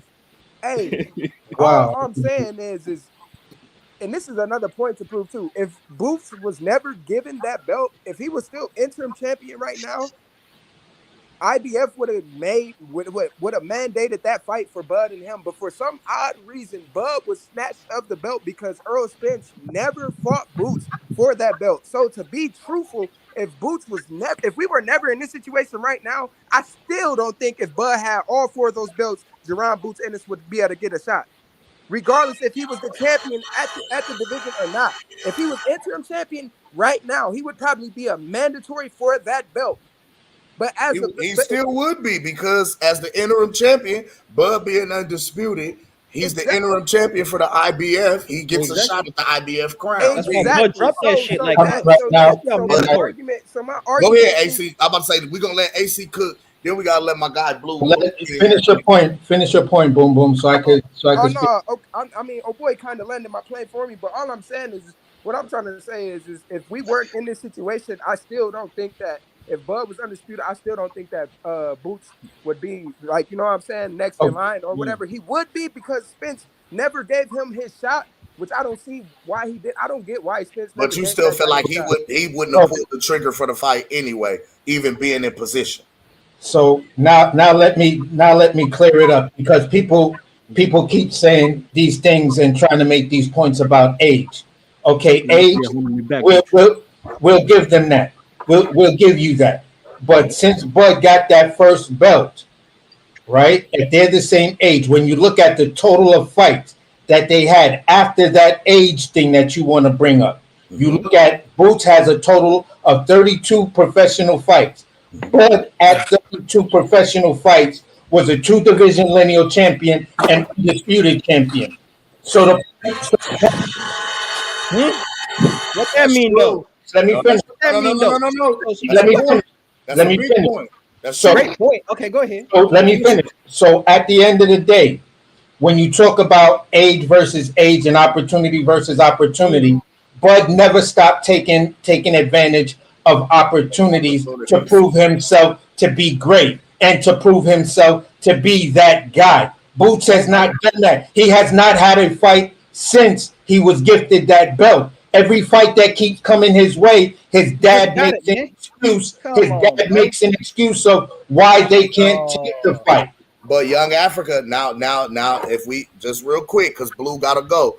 If we go down memory lane, and that's what I was getting to. Now, when you had the opportunity to pull the trigger, you was ranked number 3 in the WBO. You could have pulled the trigger and got the fight there. You didn't. You jumped in the IBF line. I was looking at Spence. Yeah. He knew, right? Now, and I see that. You position either way, right? Now, the thing of it was that you could have been David Avanesian for that 40th fight on BLK Prime, but instead, your father, your handler, your camp his daddy said told us we loyal ready. to Showtime. If you want to fight with us, you're gonna have to talk to. No, Cam. That was the second time Bud spun around when he. The first That's time. what I'm talking about. That's what I'm saying. That's what I'm saying. Yeah. Went back. He said, "Listen, if I can't get now at this arrow fight, like." His dad was not ready for him to see a man. Let me just say something. His daddy don't got no faith in his real son. His daddy don't believe in his son because if his daddy believed in his son, he would have fought Bud. He would have took the first time that he had the chance. And, hey, he would have pulled the Devin Haney. He would have believed in himself. How Devin went to Australia and did it back to back. He would have been like, "Here, Bud." We know Kambosos ain't no Bud Crawford, right? So let me say this real quick before Blue go, right? Just real quick, Cam, right? Bud Crawford would be the biggest fight, and maybe the dad goes, the young brother, my young son, he ain't ready for that, so we're gonna lean back off of that situation, right? But and so this is what I'm gonna say. He ain't gonna fight Virgil. No, he ain't ready for them niggas. Okay, right? But I'm gonna say this: if we look at how we look at history and we look at boxing, right? The A side dictates the situation, not the B side. Now, when the B sides turn that shit down, that's fair enough. But when I said what I'm talking to, y'all putting it on Boots, right? But I'm gonna say this from today, when we talk about A side Bud at the top of the game, you get to dictate what you want, and you can make any situation really happen if you really want it to happen, right? So, do you want that fight more than Boots, right? Because if you can put Boots out here, if you put it on a table and Boots turns it down, you're the most duck nigga of all time, flexing on that. Right? You sit on the ground, even bigger, my nigga. You sit on the ground saying that these young niggas don't want it. These veteran niggas like Canelo don't want it like that. Ain't nobody. You retire being the greatest. Because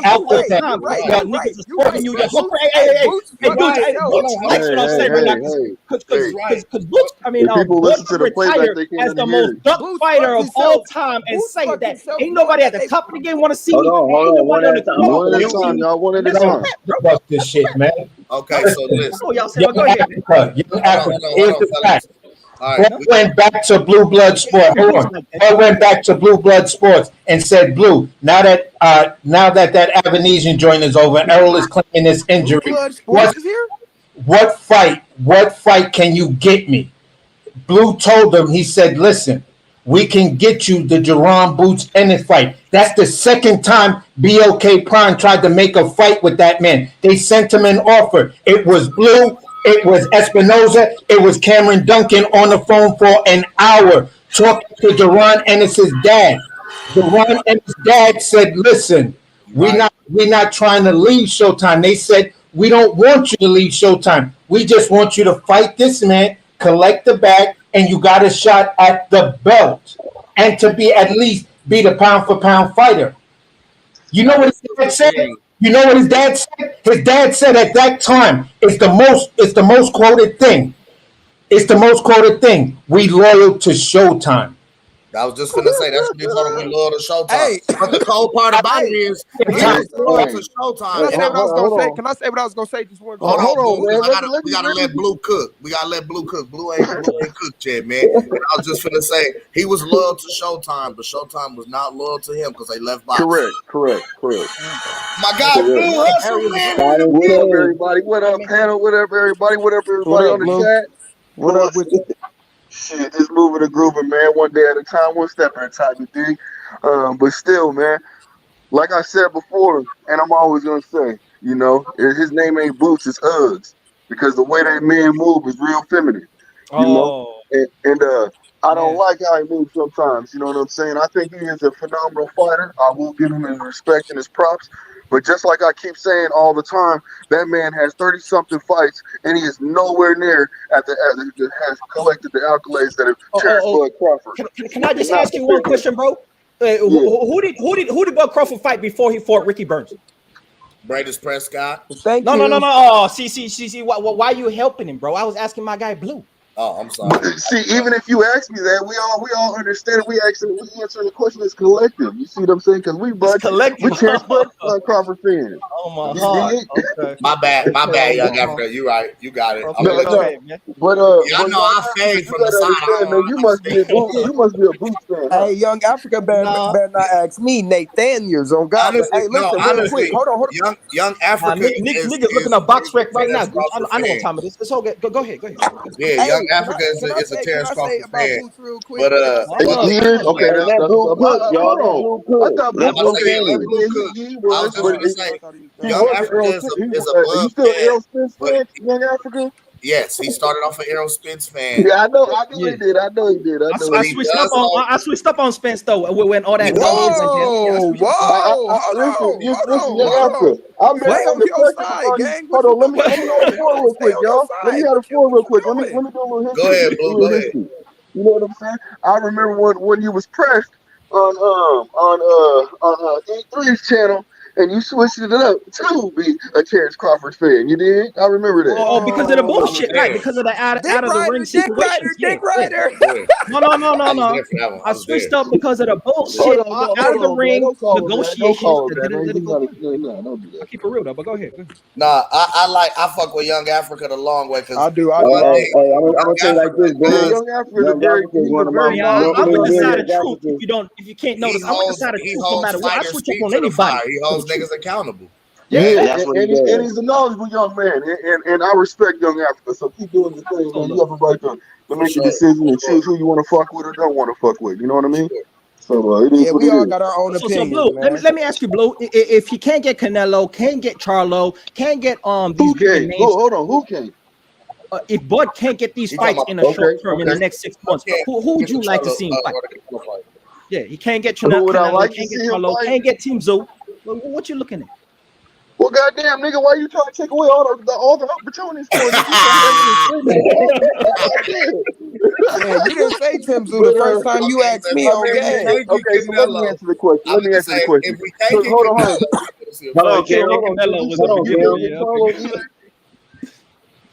Did you say you couldn't get Charlo either?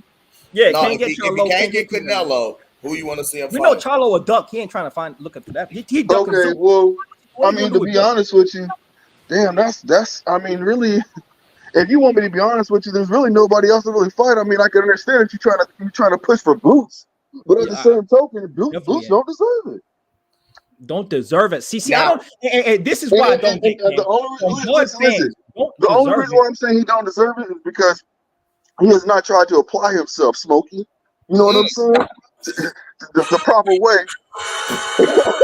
Apply himself. He has not tried to What that apply mean? himself as the way of Terrence Crawford would have applied himself if he really wants somebody. Like, you see how Terrence Crawford, when he singles somebody out, he keeps pounding that into people's heads. When he singled out Errol Spence, no matter what, he had tunnel vision. He went for that.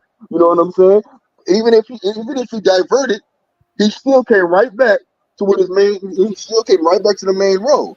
And so, I don't feel like, because if Boots really wanted this fight, because if I was Boots, I would have took the fight, regardless. I'm just being honest with you. I told my handlers, look, I need that fight. Now, if you don't believe in me, tell me that. But don't just, don't gaslight me. You see what I'm saying? So, that's deep. Huh? No, you got it. Go ahead. Blue, that's deep. No, right? but I would just say don't gaslight me. But at the same token, man, Boots is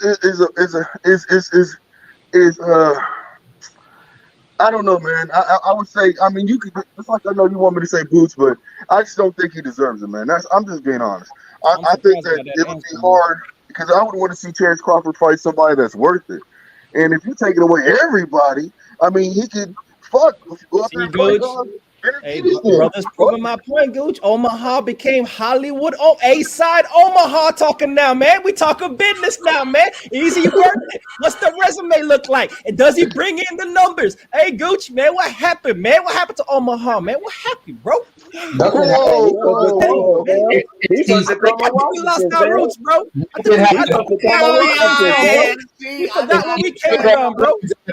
Started like this, man. Yeah, man, what happened, bro? About a year ago, I was hearing the same things about Bud. It's you weird ass fans that didn't have that same energy because nobody was saying Boots was ready for Errol. Everybody was saying, no, Errol is just too big and strong. He'll destroy Boots. But now that Bud beats the shit out of Boots, somehow or another, Boots is the fucking Superman. No. He's just the next one. Superman. Nobody hyping him like that. He's just the next one. You are, bro. Your argument is It's my turn. Hold on. Let me say it hasn't even made $500,000 yet. It's not even. Hey, Cam. Hey, Gooch, we talking money now, Gooch. That's what we on now. We talking money. No, it's my turn. Let me speak on this. Let me speak on this, Doug Africa. Can I speak on this now? Let me speak on this. Go ahead, bro. This is what I'm about to tell you guys. Talking bullshit. This is what I'm about to tell you guys that's talking that bullshit. Y'all really want Boots to get his ass kicked like Earl did? Because that's what is gonna happen. I like to see it. Yeah, if that happens, I like to see it though. Let me piggyback off what you said, Boots. Okay, now look at it. Now look at it now. Now look at this now. Oh, go ahead. No, hold on. Let me ask you this. Who have power like Terrence Bud Crawford that Ennis has tested Ennis like that yet? Nobody. We know that. So why would you put that? So once again, this is what y'all want to see. Y'all want to see him get TKO. No, Gooch, you remember? No. We want to see him get TKO. No. I don't know if that's gonna happen, but Gooch, let me just say this real quick, Gooch. He's gonna get knocked out. He ain't gonna get TKO. So you want to see him get TKO? The very same fighter that Bud wants to fight right now, Canelo Alvarez, didn't he, at the young age of 25, go up against the pound-for-pound number one fighter in the world, lose that fight, and still catapult his career? That could still happen for Boots as well, Gooch. Come on, man. Come on. Hell you really think that? Hell no. He could give him the hey, Hold on. We just talked about this earlier. Hold on. Can I say this? That's still a victory, bro. That's still a victory. Hold on. Can I say this? Boots' handlers would allow him to do that, bro. Can I say this? Can I say this too? Didn't y'all say Karen's footwork gave Boots problems? Karen's footwork gave Boots a little problems. What the fuck you think Bud footwork gonna do to him? Get him knocked out. Just one question. Okay, so now here we go. Now we got the footwork and we got the power. So y'all really gonna see this man get TKO? Is what I'm saying.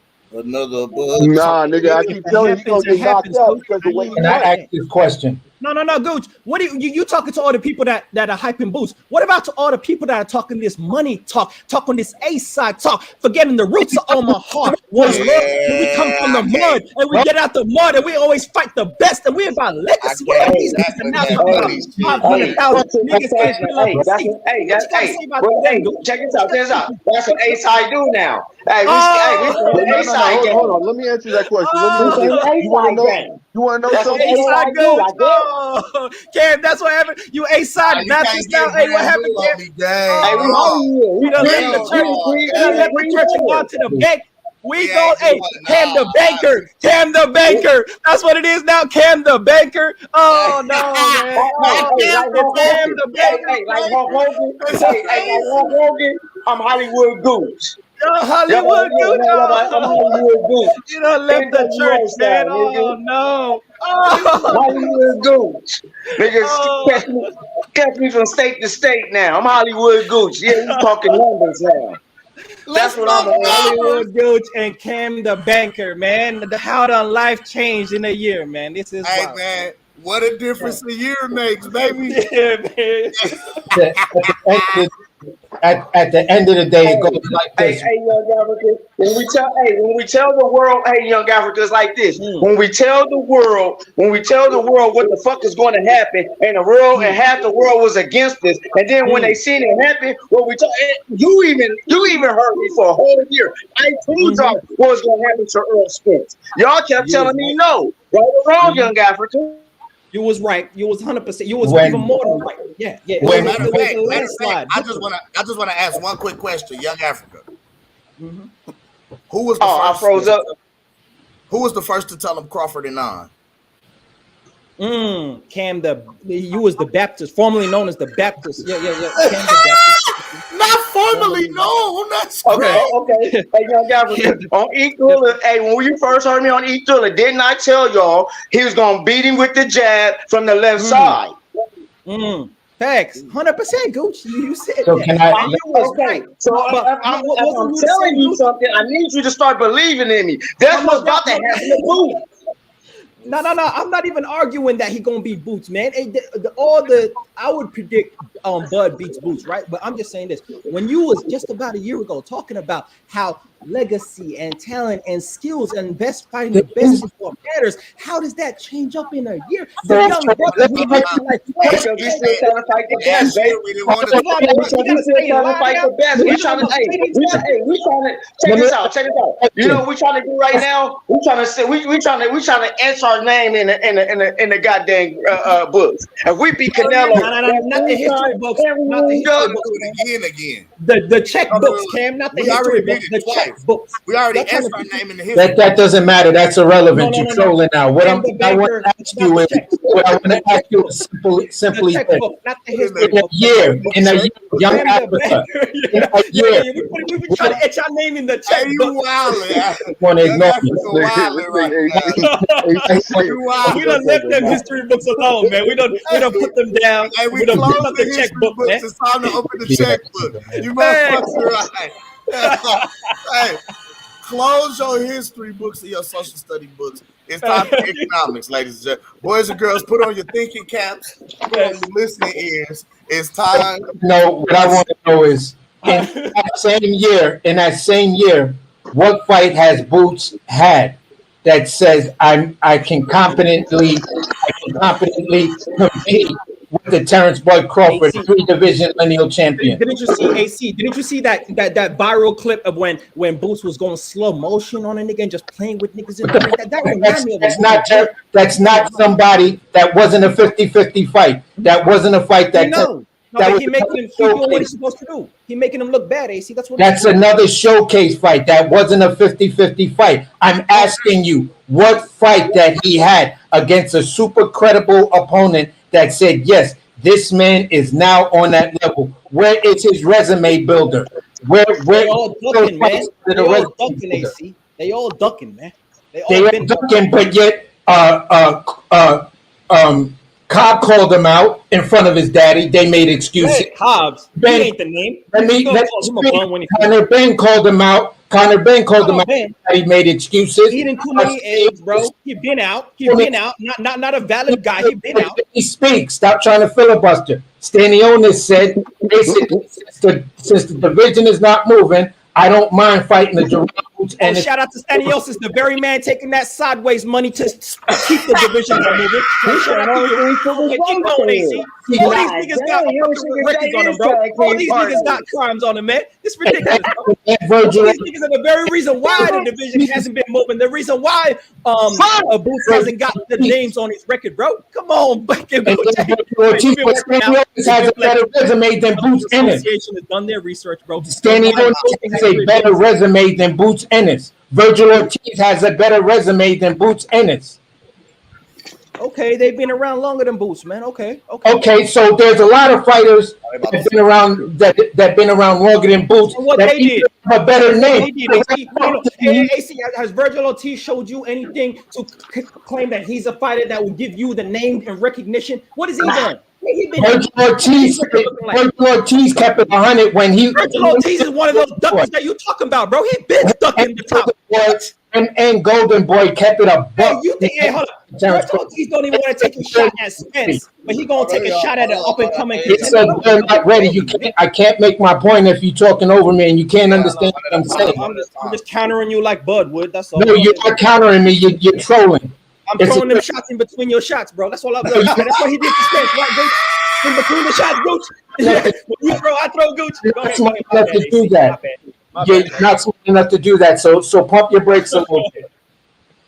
What I'm trying to tell you is, it's simply this. Virgil Ortiz kept it a buck. Virgil Ortiz told him, he said, listen, we're not ready for a Terrence Bud Crawford.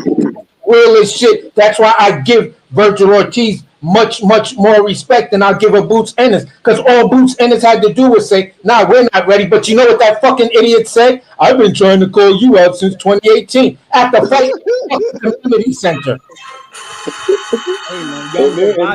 And then he lied on his dad. And then he lied on his dad. And basically tried to make him look like young allowed. Boots had 2 fights in Philly at bullshit places in Philly that he couldn't even sell out. So how the fuck is your man now the best and now a contender for the same guy with 32 fights in, who is a 2-division champion, 2-division lineal champion, disputed champion? Because AC, you've got mail. Fuck is you talking about? Man, no, it's the skill set. It's the talent. It's the That's what put him in the conversation. If you pick up your phone right now and you scroll down to your little icons and you click on Gmail, it should be a picture of Boots' IBF title in there. You gotta respond to that. You gotta reply. Yeah, you gotta Boots is fitted cap with a new era sticker on it. And y'all got the slick talk. You know, I thought Bud was pound for pound best fighter in the world, which means you coming across all contenders. Now it's about pounds for pounds. You know, if you go to UK, you get pounds. That's the dollar, the pounds. So he really pound for pound. He looking for something different. Hey, this currency conversation is killing me, young. I'm surprised. Hey, the currency is the bank, you know what I'm talking about, man. Gucci ain't catch that. It's all right. As soon as he beats his ass, you know what they're gonna do? They're gonna say, "Oh, Bud cherry picked him, knowing that he could beat Boots' young ass, and knowing that Karen Kukachin gave Boots problems. So Bud fucking cherry picked him." That's what they're gonna say. And then guess what? Jaron Boots Ennis in the house. He got the queens in the building. So what happened was my son farted 2 days before the fight, and therefore he couldn't perform right because he was gassy. He pulled it 2 days before the fight. Is crazy. Hey man, I don't know about all the times that Boots ducked Bud and all the details of the business side of things that prevented things from happening. But I'm talking about today. I'm talking about from now. I'm talking about right now. I'm talking about right now. And especially because Showtime is not in the picture. Showtime not in the picture, right? So barriers should be gone. That's what. Let me ask you this next question. Okay, here's the thing. Bud is a legitimate free agent, right? Boots used to be down with Showtime. Boots doesn't have, number one, a promotional company. Number two, he doesn't have a network he can fight on. So why the fuck are y'all asking for a fight that can't be made? Because this motherfucker ain't got nothing. I thought the I ASAP got makes an that idea. kid. I got an idea. I got an idea. Hold on. I got an idea. I got an idea. I got an idea. I got an idea. I got an idea. Cam the banker. It's Drop that crazy, but it just might work. You'll get money, and Bud will get money on both sides, right? What if Terrence Crawford under TBC Promotions signs Boots Ennis for the one fight, and he fights him on a network for that IBF crown? Nobody's gonna pick up that fight because it's not worth it. Because I mean, Bud can pay $1 million out of his The pocket. only fight that's viable, and I'm gonna say this to young athletes, see if He could pay the Boots the $1 million, and he could bankroll his own self, his own demonstration, and make money off the whole situation. Facts. On his Cam the banker. Mayweather shit. No, it's not gonna Hollywood, Hollywood. And he becomes a triple champion in the process, man. It's not gonna happen like that because I know. I'm just saying. Boots' only viable choice right now is what the rumors are being stated that he's gonna be on the Canelo undercard for Jaime Munguia if that fight actually gets done. So that means he has to sign to DAZN. Eddie, like I said yesterday, DAZN is not going to let Boots get signed for nothing until he fights Conor Benn. So for the Bud Crawford fight and start pushing for Boots to at least go the way of to get the Conor Benn fight.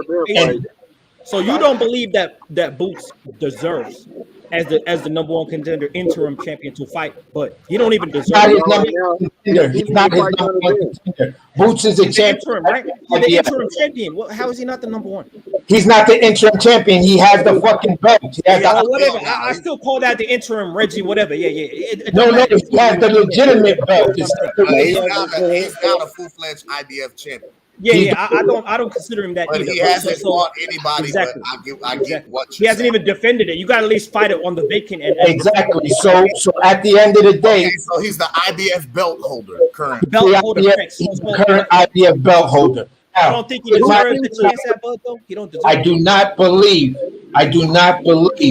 that he. What I'm saying is this: it's not a matter of whether I want to see the fight or not. I just want to see the fight. I don't want to see Bud go in there and just demolish someone. No. That very slick way. Answer my question. No. Scary, ugly look. When you look at what he did to Errol, because these fucking internet people and Bud hears us all.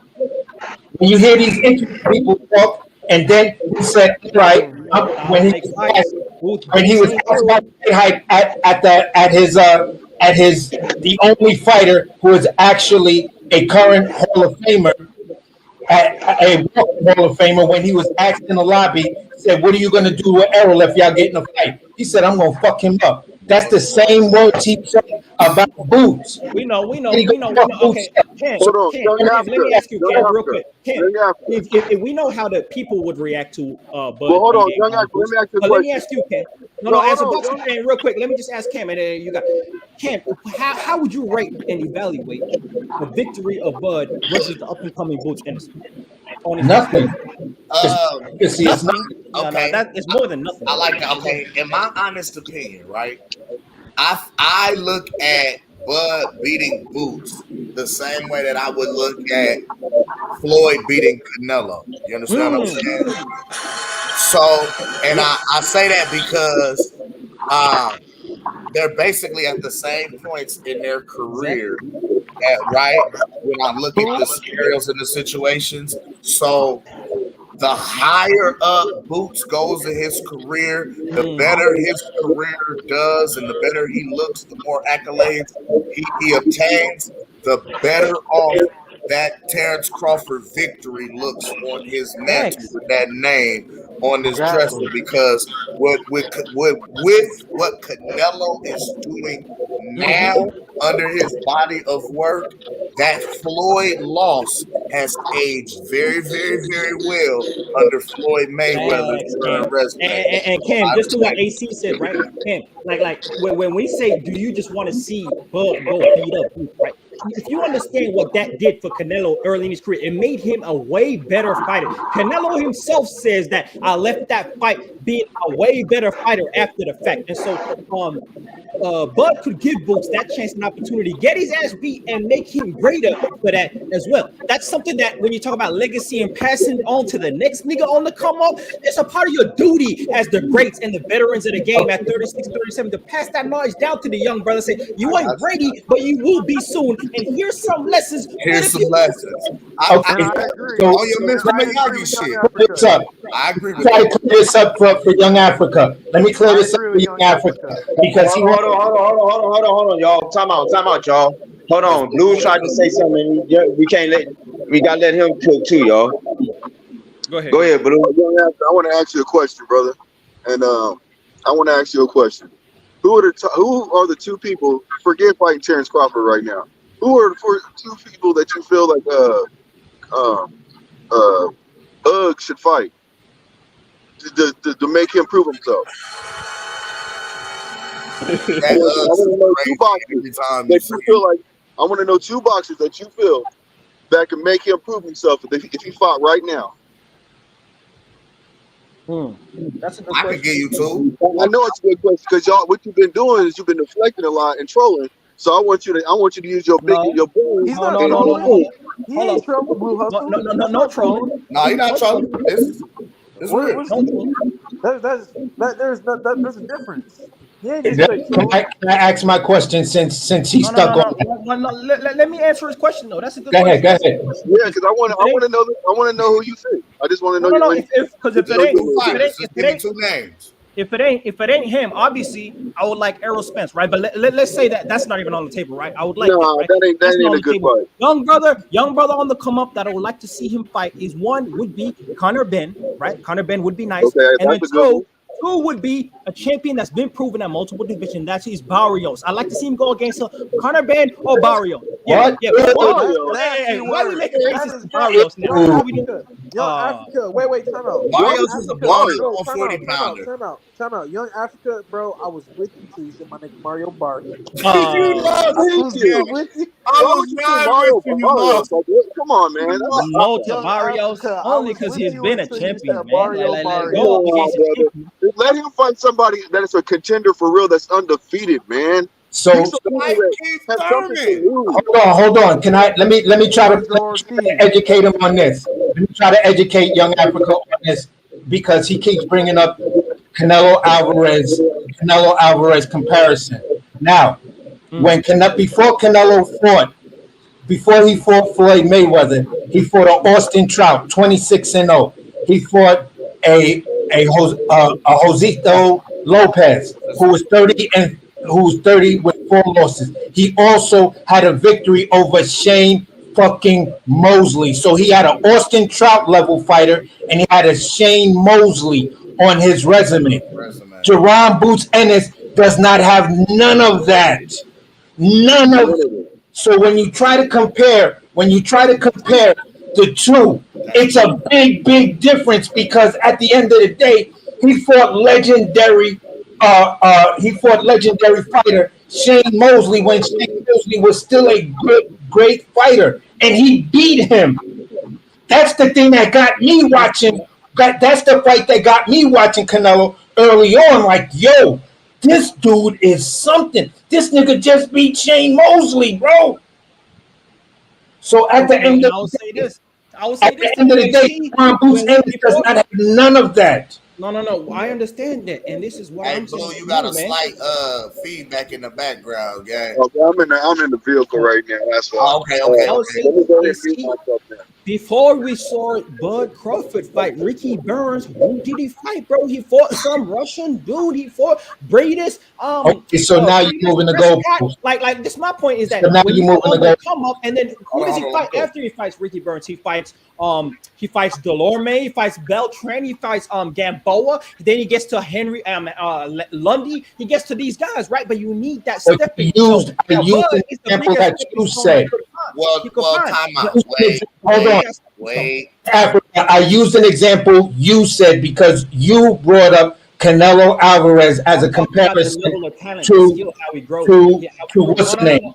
To Boots Ennis. So now that I brought that up, and now that I squashed that right then and and that's that second round drop off of a jab. That's that second round drop off of a jab. You want to get up. You want to get some water, get a long count, ask the ref if you're all right, sit, walk to the left, walk to the right, put your left foot in, put your left foot out and shake it all about. And now you want to move the goalpost and bring That's not what I said, because when I was comparing Canelo, I was saying that in the context of a young fighter's career, you can still lose and grow. You can still lose and become better. It's not just he was a proven contender. Basically, the comparison that we was making, AC, respectfully, is just that after he took the loss to Floyd, he went in the face of boxing and Undisputed. Didn't I say that same thing to you, Cam, yesterday? When we brought it up as an example, I said, just look at the Canelo. Somebody on the panel said, no, Boots with yada yada. I said, no, because I wrote it in the chat. I said, there's the Canelo example. And that's when I said, listen, if I'm correct, Canelo was not a champion when he had fought Floyd Mayweather. So once he fought Floyd Mayweather, his career skyrocketed. But here's the caveat to that. Are we guaranteeing that Boots Ennis' career is actually going to skyrocket if he fights Terrence Crawford? Because Terrence Crawford is still the most hated fighter in the world. He's still the most hated. Still most loved, most respected and revered, but still the most hated. Here's the biggest thing. When Canelo fought Floyd Mayweather, that was long after Floyd Mayweather was knockout Floyd. Somebody got a feedback. So he only had to box that man. So at the end of the day, Bud Crawford does not suffer from hand injuries like Floyd Mayweather did. You feel what I'm saying? So at the end of the day, it's going to be the type of ass whipping that can literally fuck this dude's career up. He may not be the same via the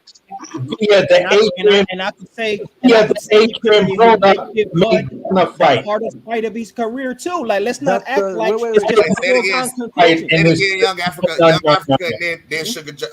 Big J. Go ahead. It is not the hardest career. If you look at the example of Adrian Broner versus Marcus Maidana, that's the type of shit that this guy will face. But Maidana is not a Terrence Crawford. Okay. Big J, go ahead, do your thing. So I'm gonna say this. Well, me personally, as a boxing fan, shit, I want to see him get his ass whooped in. Exactly. Because guess what? You the fucking champion, my nigga. I want to see it, bro. I don't want to imagine it. I want to see it, bro. And that was the thing. That was the point that I was actually just about to say. Okay, right. The question or the point that I wanted to make to the panel was just that. Okay, yes, Boots is currently the IBF belt holder.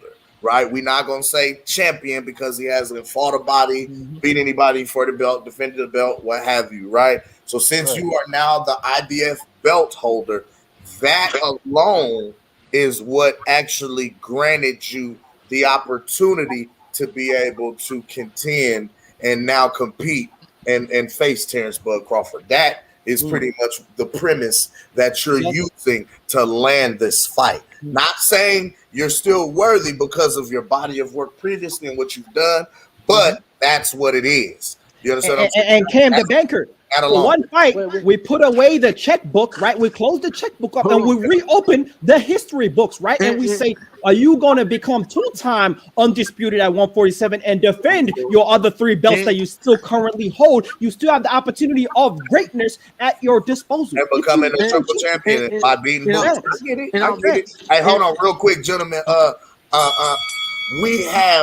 We have received a Cash App donation. One love, the homie Mark Nash for the Cash App donation. He said to support for the show. Man, appreciate you, my guy. One love to your family. Y'all make sure y'all go like and subscribe to the homie Mark Nash, man. Look, I'll be over there later on, man. I know y'all pulling up. You know, you must rather do a late night. You know, I'll pop up, come slide through. You come talk my shit. You know how we do. Yeah. And I'm gonna say it like this. Like, I wouldn't be mad if Bud don't fight Boots.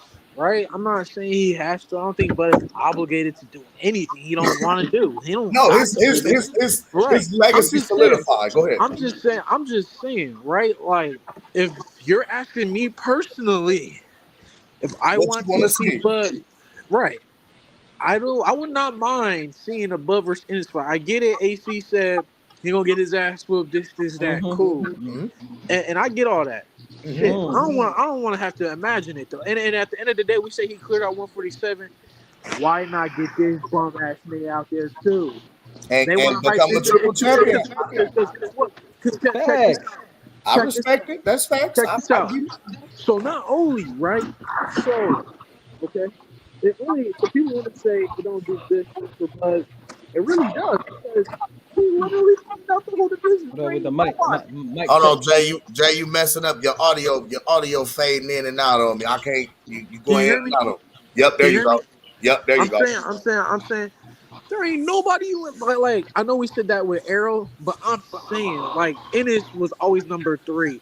If you get 2 and 3, I mean we don't give a fuck about 4, 5, 6, 7, 8, 9, 10. We don't care about the rest. We just want 2, 3, and I'm saying though. Now if he was like, nope, I don't want to, I'm not mad at it because like I said, he's not obligated to anything. He's the guy. He's the one.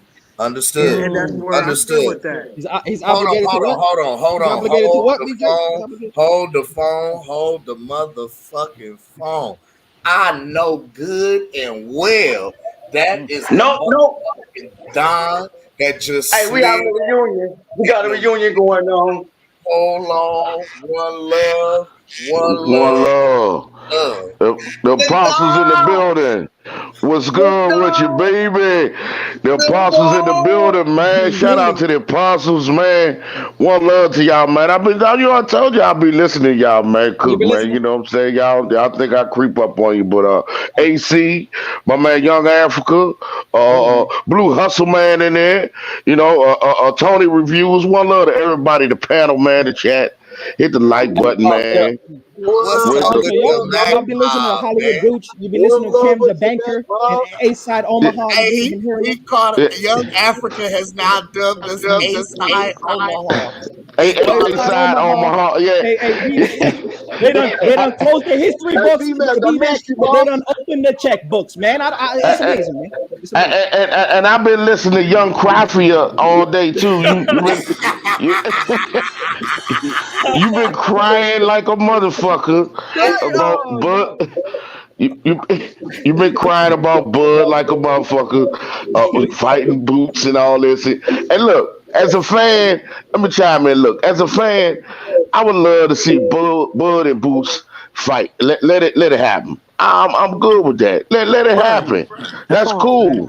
But at the same time, knowing that in the position Bud is and how far he is all the way into his career at this point, when you beat the guy like Earl Spence and you at the end of your career, just like you say, well, why wouldn't we want to see it? Then why wouldn't you want to see Bud versus Canelo too? So why what's the big deal about because Bud want to go Canelo? No. I'm saying if that fight is not possible, what if he can't get that guy though? What if he can't? If he can't get that guy, that's totally on him and what he wants to do. Because at the end of the day, the man totally earned that. He earned that because the thing about it is that let's just say he had beat Boots, right? As I put He fought Boots, right? The next thing you would say is, right, we're stopping, and I know this guy ain't in the division no more, but what if he was? You need to fight Virgil now. Fight Virgil. Virgil's a threat. It don't stop. Or fight Keith Thurman. Ain't nobody beat Keith Thurman. What if Keith Thurman beats Tim Tszyu? Then you got all the Keith Thurman fans coming out talking about Keith Thurman's back. He's back. You got to fight Keith Thurman. Bro, you will have the Keith Thurman fans. If Keith Thurman comes back and beats Tim Tszyu, what if T.O. activates his WBO Super Champion status and jumps up and cuts the line? Ooh, I didn't think about that. T.O. ain't gonna never do that shit. I know. A lot more belt dropping. We know that. A lot more Go ahead, Mac. Go ahead, Mac. I'm just saying that look, it's always something. The thing about it is it's always something. And the thing to me is that a lot of it comes from y'all want to see Bud lose. No. I want to see him lose. No. We want to see him tested, B-Mac. Like every great that we've watched. How was he? Hold up, young guy. You sound like a fool to sit here and act like Bud. You sound like a fool to sit here and act like Bud has not been tested when he is a 3-time division, 3-time lineal, and 2-time undisputed champion of the world, bro. Pound for pound. How can you not be tested? No.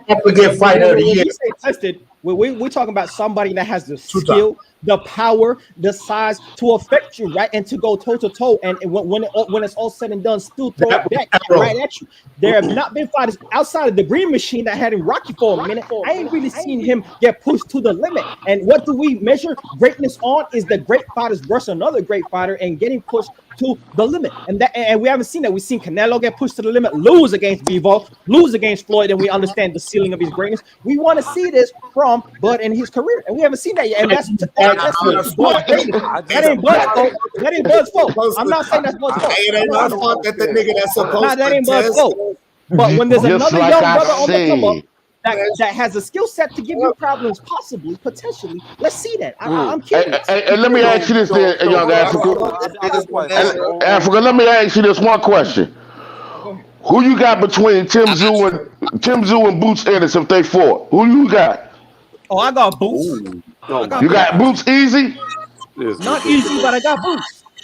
You got Boots not easy, but you got Boots. Yeah, in devastating fashion too. Yeah. Okay. In devastating fashion. So let me hop in real fast. These dudes don't move around like that, body punches and shit like that. That ain't gonna work. That ain't gonna work. Oh my gosh, this shit sounds about ridiculous. Get the fuck Tony, out of here. talk to me. First off and foremost, let's go ahead and explore Boots. Wait. Breaking news. Canelo is fighting Jamal Charlo on May 4th, y'all. Hey, gentlemen. Nobody cares. He's fighting the other Charlo. Hold on. Let him cook. All right, I don't give a fuck about the cherry pick. Anyways, I digress. Back to the point. Look here, this is my problem with Boots. Boots could have fought Terrence Crawford already. He could have been his WBO mandatory. Instead of being the mandatory, let me finish. He jumped ship and went over to the IBF, okay? Now, he could have fought him again. Instead of Terrence fighting Avanesian, who everybody had a problem with, the offer was sent to Boots first. Boots' dad confirmed that they turned it down. So he's already had 2 opportunities to fight Terrence Crawford and wanted no part. Now, I'm still talking. Let me finish. Now, here we go. Moving forward. When we saw Boots in there with the first guy that ever moved against him, Karen, he looked like dog shit. He couldn't even cut off the ring. He looked like T.O. against Ortiz. He was missing all night long. So hold on. Let me finish. So the idea that a fighter like Terrence Crawford went dismantle Boots Ennis, or if he goes up to 154, the pressure that Tim does, bruh, Boots is going to be sleeping to either fighter. Get the fuck out of here. Tim Tszyu? Y'all be guessing. Tim Tszyu would sleep his ass. Nighty-night. Put a nightcap on him. Yeah, Tim he Tszyu ain't would. like that, bro. Tim Tszyu ain't like that. I think Tim Tszyu would be a good match for Ennis, and I He think ain't Tim like Tszyu that. He's a Wait, P-level fighter, bro. pause. He's a He ain't P-level like fighter. that. How many people does he have to stop at the top for him to be like that? Fucking He ain't like Charlo that. ran from him and went to Canelo. Why ain't Charlo trying to fight him if he ain't like Cause that? Charlo a duck too, bro. They all duck. Hey, once again, man, do I need to play the sound effects, bro? Wait a minute. Hey, Let me B-Man, ask you this. I'm representing the How is Doctors Charlo? Association of Boxing today, bro. And all I be Okay. hearing in boxing is duck talk, bro. Just duck talk. How is how was Mel a duck whenever he cleared out the 154 division? He didn't become a duck till Tim Tszyu came into the picture. So there must be a reason why this dude's got a dude who beat everybody at 154 not wanting to fight him. You right, Tony. You right, and he don't have an answer for it. But I don't understand what he talking about with the duck talk. What duck talk? I know you ain't talking about Canelo, Terrence Crawford. Canelo, no. I'm not. He's not talking about That's Terrence.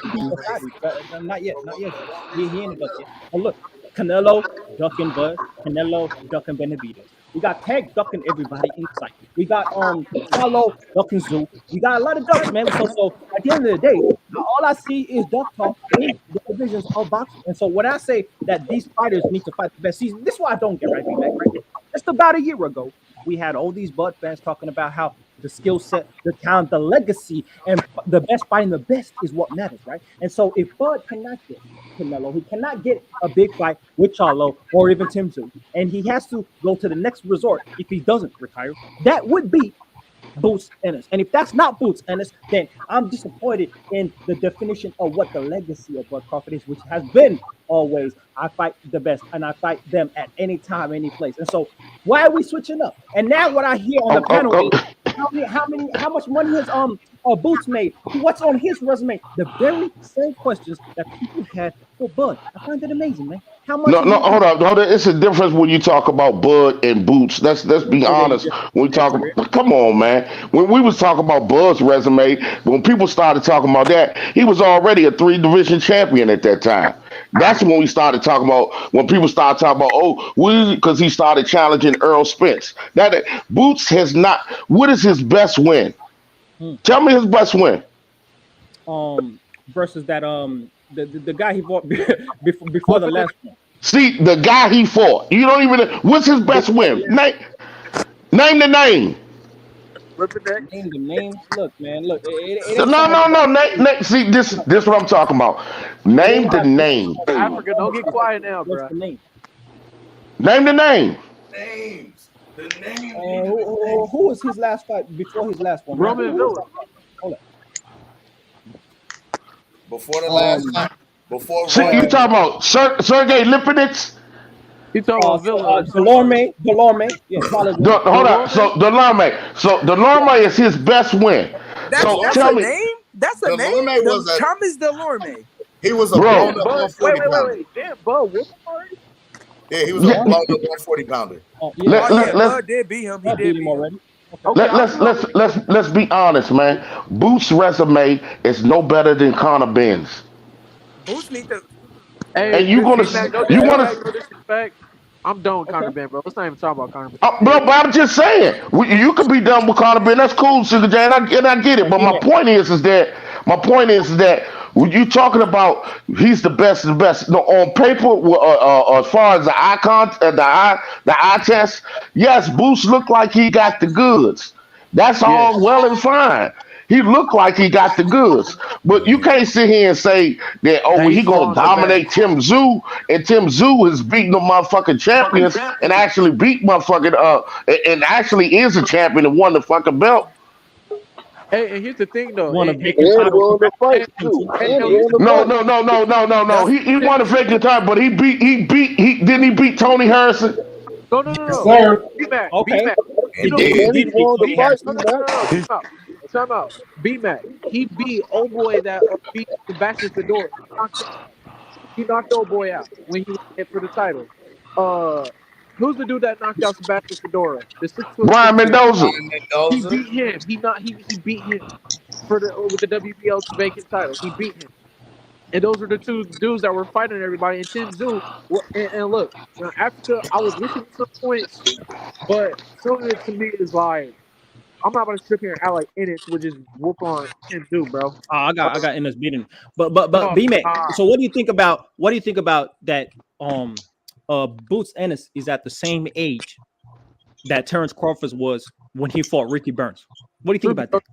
When you put careers in context, B-Mac, he at the same point as when Bud Crawford fought Ricky Burns. I get it, young Africa. I'm not even gonna deny that. Like I said, the eye test it shows you. Yeah, the eye test is great, but at the same time, when Bud was beating Ricky Burns, nobody was sitting around here saying, "Yeah, Bud, get Bud, yeah, Bud."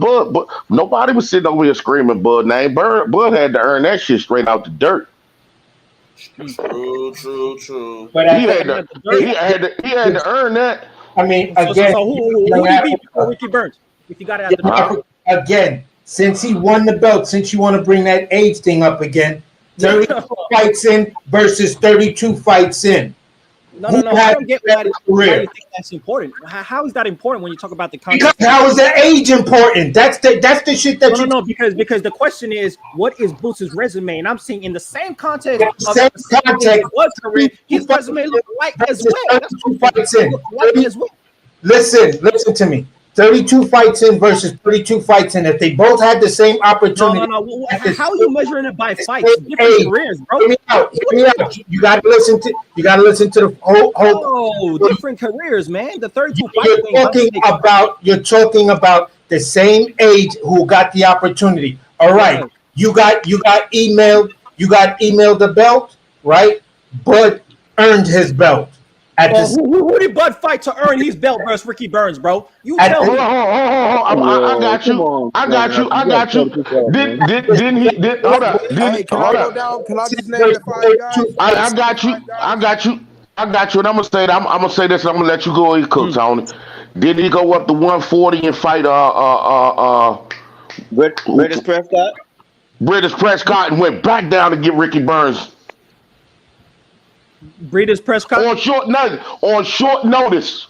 So Breeders' Prescott was the title. Was the fight that earned him Ricky Burns. Okay. Yeah, he went up to 140. He was 135.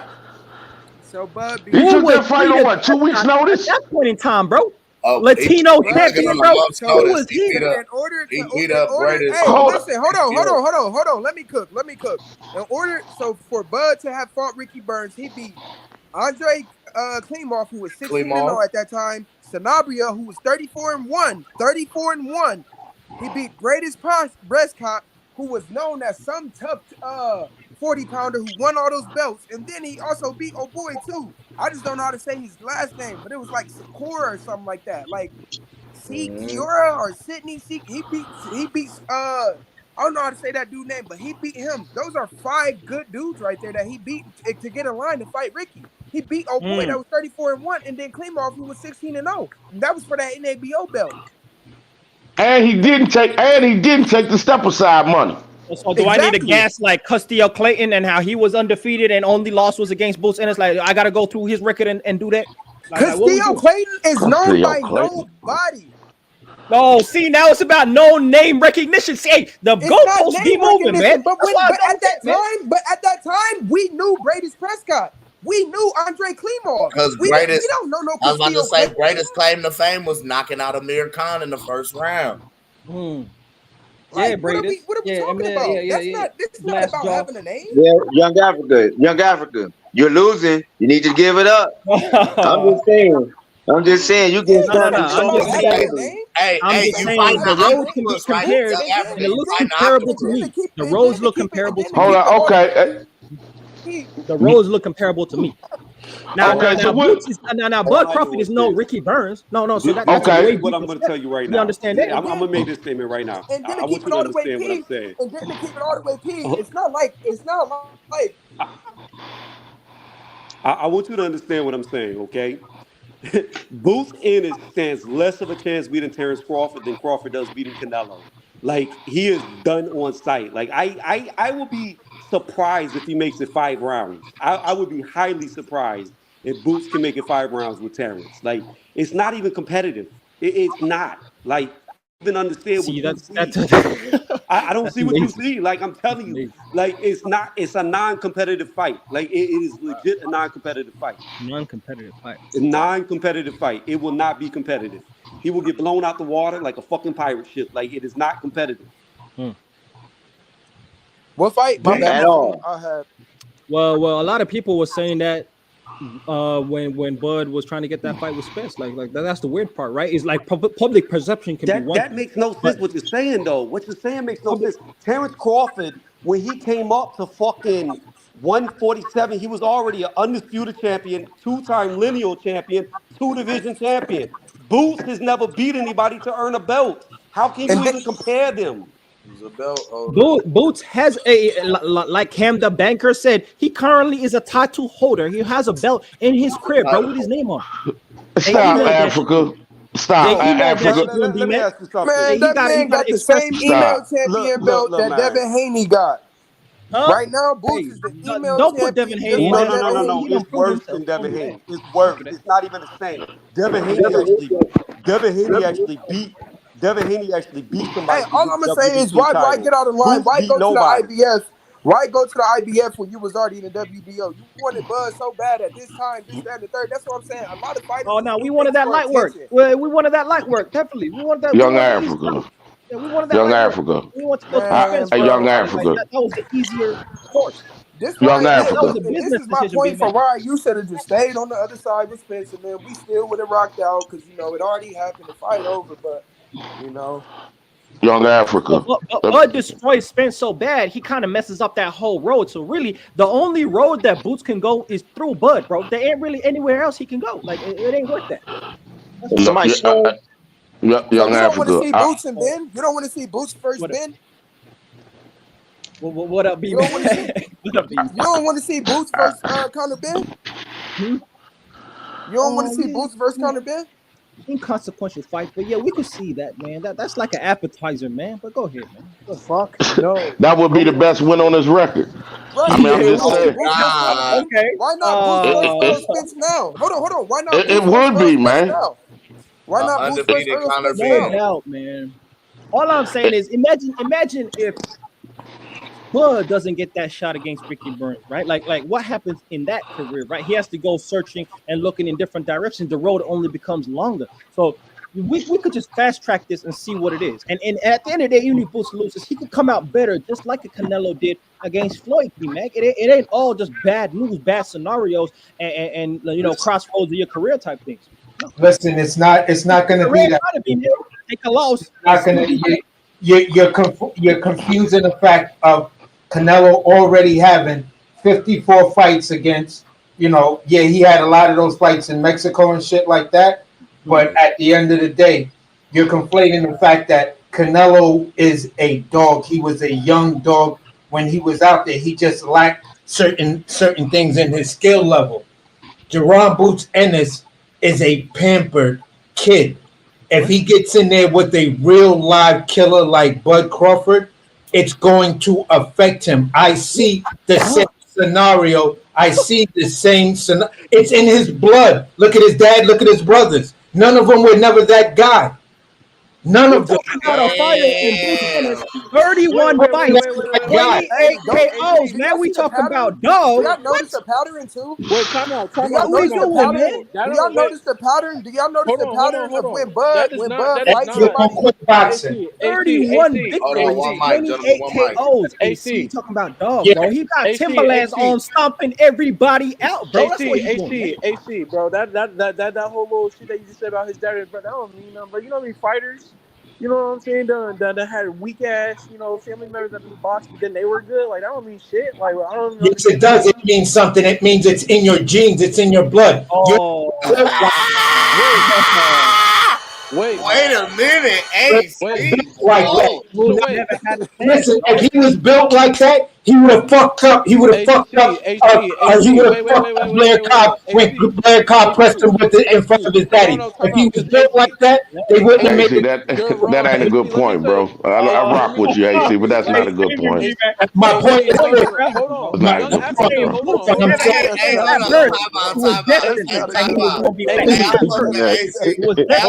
AC said And your daddy was a whole ass nigga. You got some whole ass Wait, nigga in your time out, blood, AC, my AC. nigga. No, AC, I can't rock with that one, bro. I can't rock with that one. AC.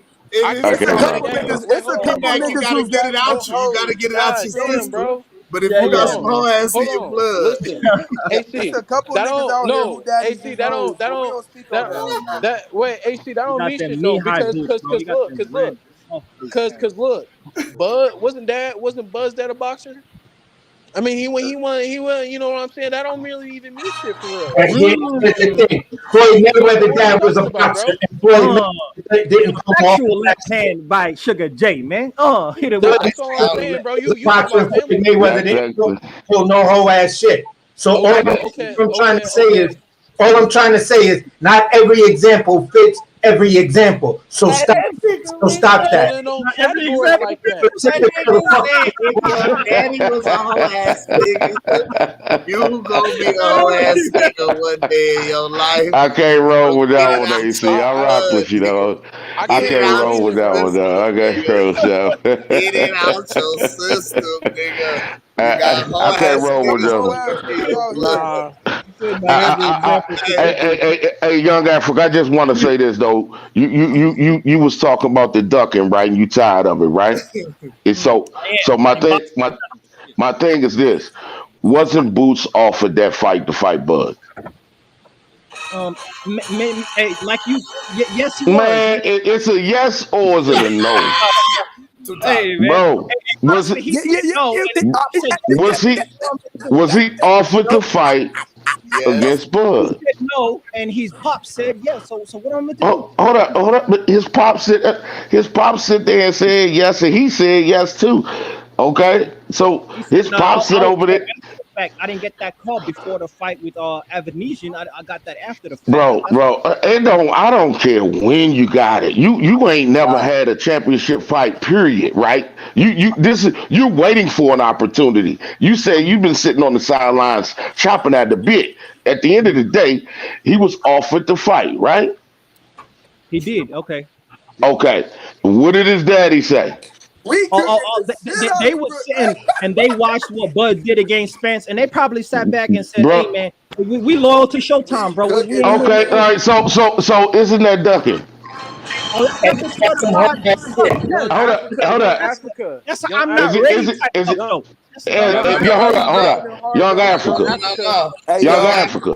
Young Young let's talk Africa, Africa. bro. out, You man. making Hey, this shout hard, out to dude. everybody on the panel, man. I gotta get some sleep, man. Hold on, boom. Young Africa, what is the official definition of ducking, sir? Yeah, I Hey, gotta man. get this from you. I need this. I need The this clip. the official definition of ducking, according to the Duckers Association, is that if you are presented with a fight and you have the potential to fight, then and you do not take that fight for whatever reason, you have officially ducked. Okay, so he was offered the fight, right?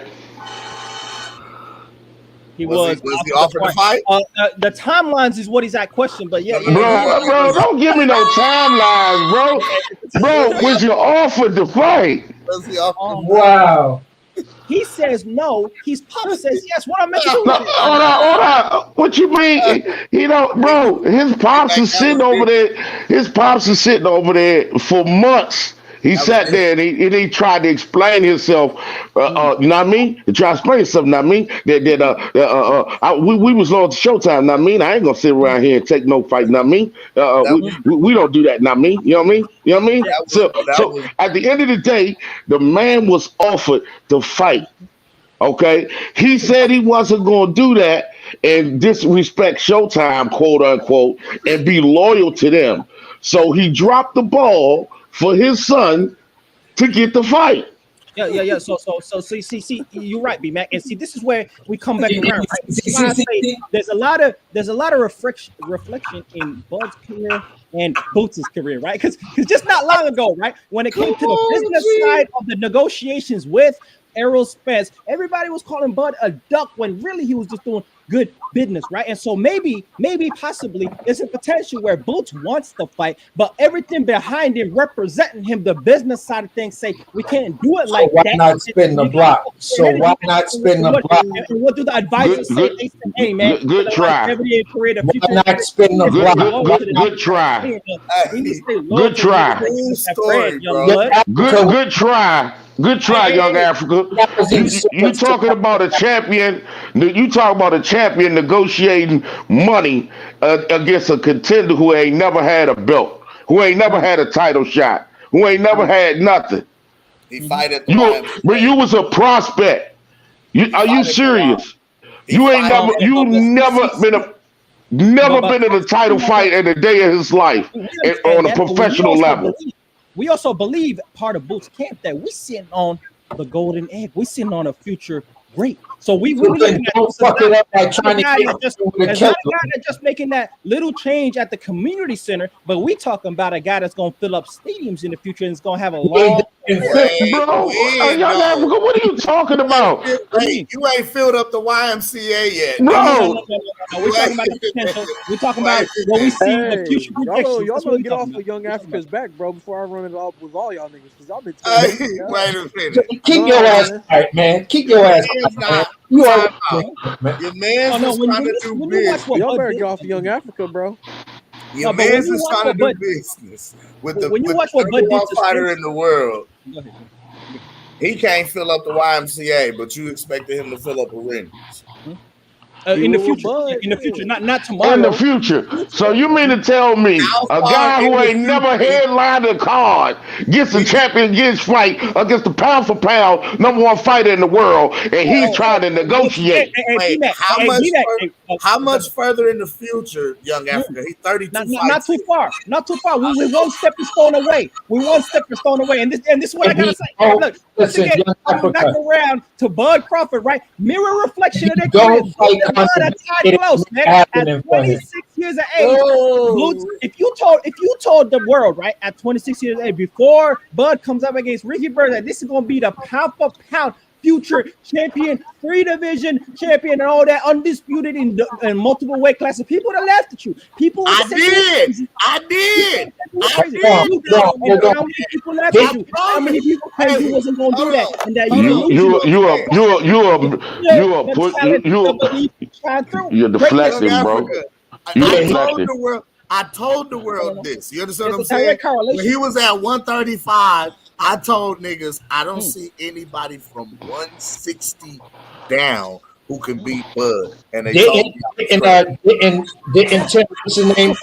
why is that crazy for Pop's Boots to believe in his son and kind of protect that investment, essentially? Hold on. So you telling him to protect that investment? Don't get in the ring with Bud yet. Facts. I guarantee. Okay, so they ducking. So why are they running their mouth about fighting Bud when you had the opportunity? Now, there's a discussion on Boots, right, when it comes to credibility. Let's go back to the initial question, because Young Africa, you stated by your own definition, as the president of the Duckers Association, Jaron Boots Ennis now fits the description of said duck. Would you agree? I agree. Okay, because we have seen that he has had the opportunity not once but twice to pull the trigger on this fight with Terrence Bud Crawford, and he has not done so. But hold on, can I say this one thing though?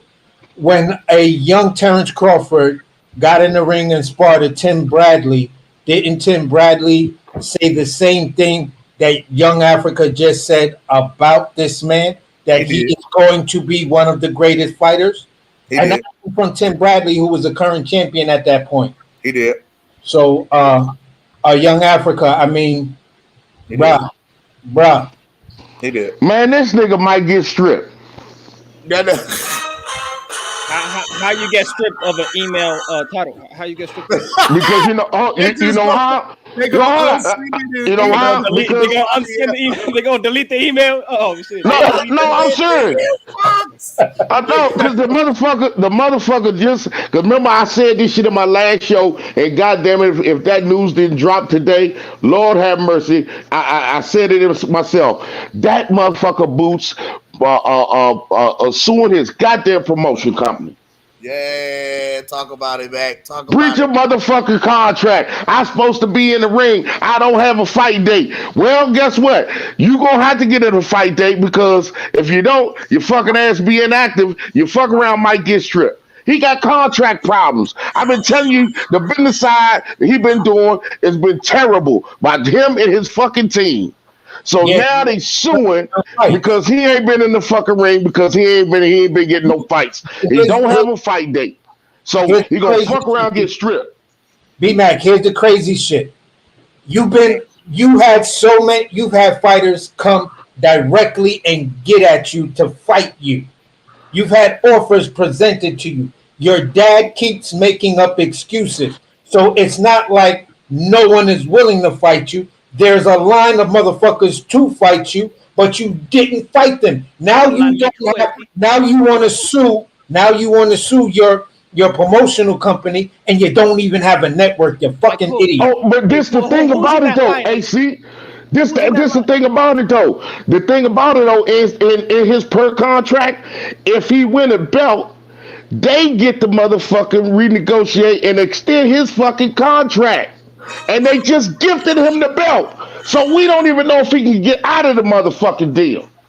He cannot, if that's his promotional company, and yes, the original the founder has passed away of the promotional company and the wife has taken over. No, you cannot get out of that contract, because the promotional company still exists. Now all you have to do is not say you didn't get me a fight. The proper way to sue him is, why do I not have a network deal yet? Right. Oh, he got a network deal. Who? He signed with Showtime like an idiot. I'm about to say, Showtime no longer. That's on him. So this is where A-Side Omaha come through. Cam the banker come through with the checkbook, right? And if you really want that fight, Bud, well, now we just buy him out. Hey, just like Cam the banker said, we signed him to Bud Promotions, and we make that fight happen on our watch. And we take the revenue, and we put up the money ourselves, B-Mac, because we don't just take Who's gonna sit over here and put up money to buy somebody out when he making fucking $125,000 a fight? Because we opening up the history books and closing up the checkbooks. That's what we do. We talk about legacy right now. That's what we do. What you mean? You talking about legacy? Legacy. Hennessy. I don't know why y'all keep underrating this man, but like Bud beat him. We're not underrating the man. We're not underrating the man. You talking about? You talking about like it's hold on. It's a great victory, right? It's a great victory, right? So it's a great victory compared to him versus Spence. No. Compared to him versus, it's not as great as him versus Spence. No. Is it compared to him versus Sean Porter? How about Jose? How about Jose Benavidez? Better than Jose Benavidez. Better than Jose Benavidez. How about the guy who beat Pacquiao, Jeff Horn? Man, Benavidez had one leg. Jeff Horn was a fraudulent champion. We know Time out. It's the same as Jeff Horn in my mind. Jeff Horn got a gift belt, and Boots got an email. Jeff Horn was flash in the pan, bro. Boots Ennis has got an undefeated record. He's laid out everybody in his footsteps, bro. He's a young killer, bro, on the come up that got a lot of protection, a lot of hype. And if he puts a stop to that, that's a great victory, bro. Why we Young Africa. You got to understand this, though. Okay. When Joe Calzaghe beat the shit out of Jeff Lacey, right? Mm-hmm. How great did it seem after that? That's a bit before my time. I can't really say. You tell me. Man. Okay, Jeff Lacey was supposed to be this killer. You know what I'm saying? He just killer. Jeff the eye test. Jeff Lacey, the killer. Jeff Lacey. Man, Kawasaki beat the shit out of Jeff Lacey. And licking his tongue at him, moving his shoulders in the middle of the ring. And Jeff Lacey was done. He's just now you even like this. It's before my time. I don't even know who the fuck Jeff Lacey is. Exactly. Jeff Lacey is the biggest. You see what I'm saying? The same thing, because Jeff Lacey had that same push. Oh, Jeff Lacey's a motherfucker killer. Man, I don't want somebody to see no fucking Jeff Lacey knocking niggas the fuck out. When Kawasaki beat the shit out of him, and now his career was over, you don't even know who the fuck Jeff Lacey is. Jesus. And that's the point I'm trying to make. You have to be able to competently compete with Terrence Bud Crawford. And it just, for me, I want to see Jaron and his career mature and move on, because I want to see what he really brings to the table. But getting in there right now with a Terrence Crawford is a death wish. You don't come back from that. Not where you at, and not making the moves you've been making. You've ducked everyone within your age group and experience bracket to say, I'm ready for this. To whereas no one could have denied the fact that you were ready for an Errol's fight or you were ready for a Terrence Crawford fight, because you took All right. We gotta hold up. Listen. Hold on. I gotta ring the bell on this shit, because where my bell at? We got because right. Hold on. The young niggas is taking too much punishment. Sugar J just slid out the ring. Left me so low. Himself fight against the octopus. I listen. I hate to see you young brothers doing this, man. Well, you know these OGs. Crafty, man. Y'all gotta. And you know what? Crafty. What's so funny? Wise OGs, man. You gotta. Sometimes What's so you gotta funny? sit the feet of the elders and learn. Young Africa. It's crazy, man. Hey, I didn't hear you. Hollywood Gooch, man. You got your goons on us, man. Hey, I see, man. Hollywood Gucci. He Like be sending niggas now. He don't even get into the streets. Hey, Gucci, he be standing in the penthouse, letting them other niggas get down into the streets, get dirty, and fuck. Hey, Hollywood Gucci and Cam the banker, man. A-side Omaha in the building, bro. Yeah, I'm gonna keep it tall with you. I'm gonna keep it a buck with you. When Jeff Lacey fought Kawasaki, I think that was the second or third time I saw Kawasaki fight.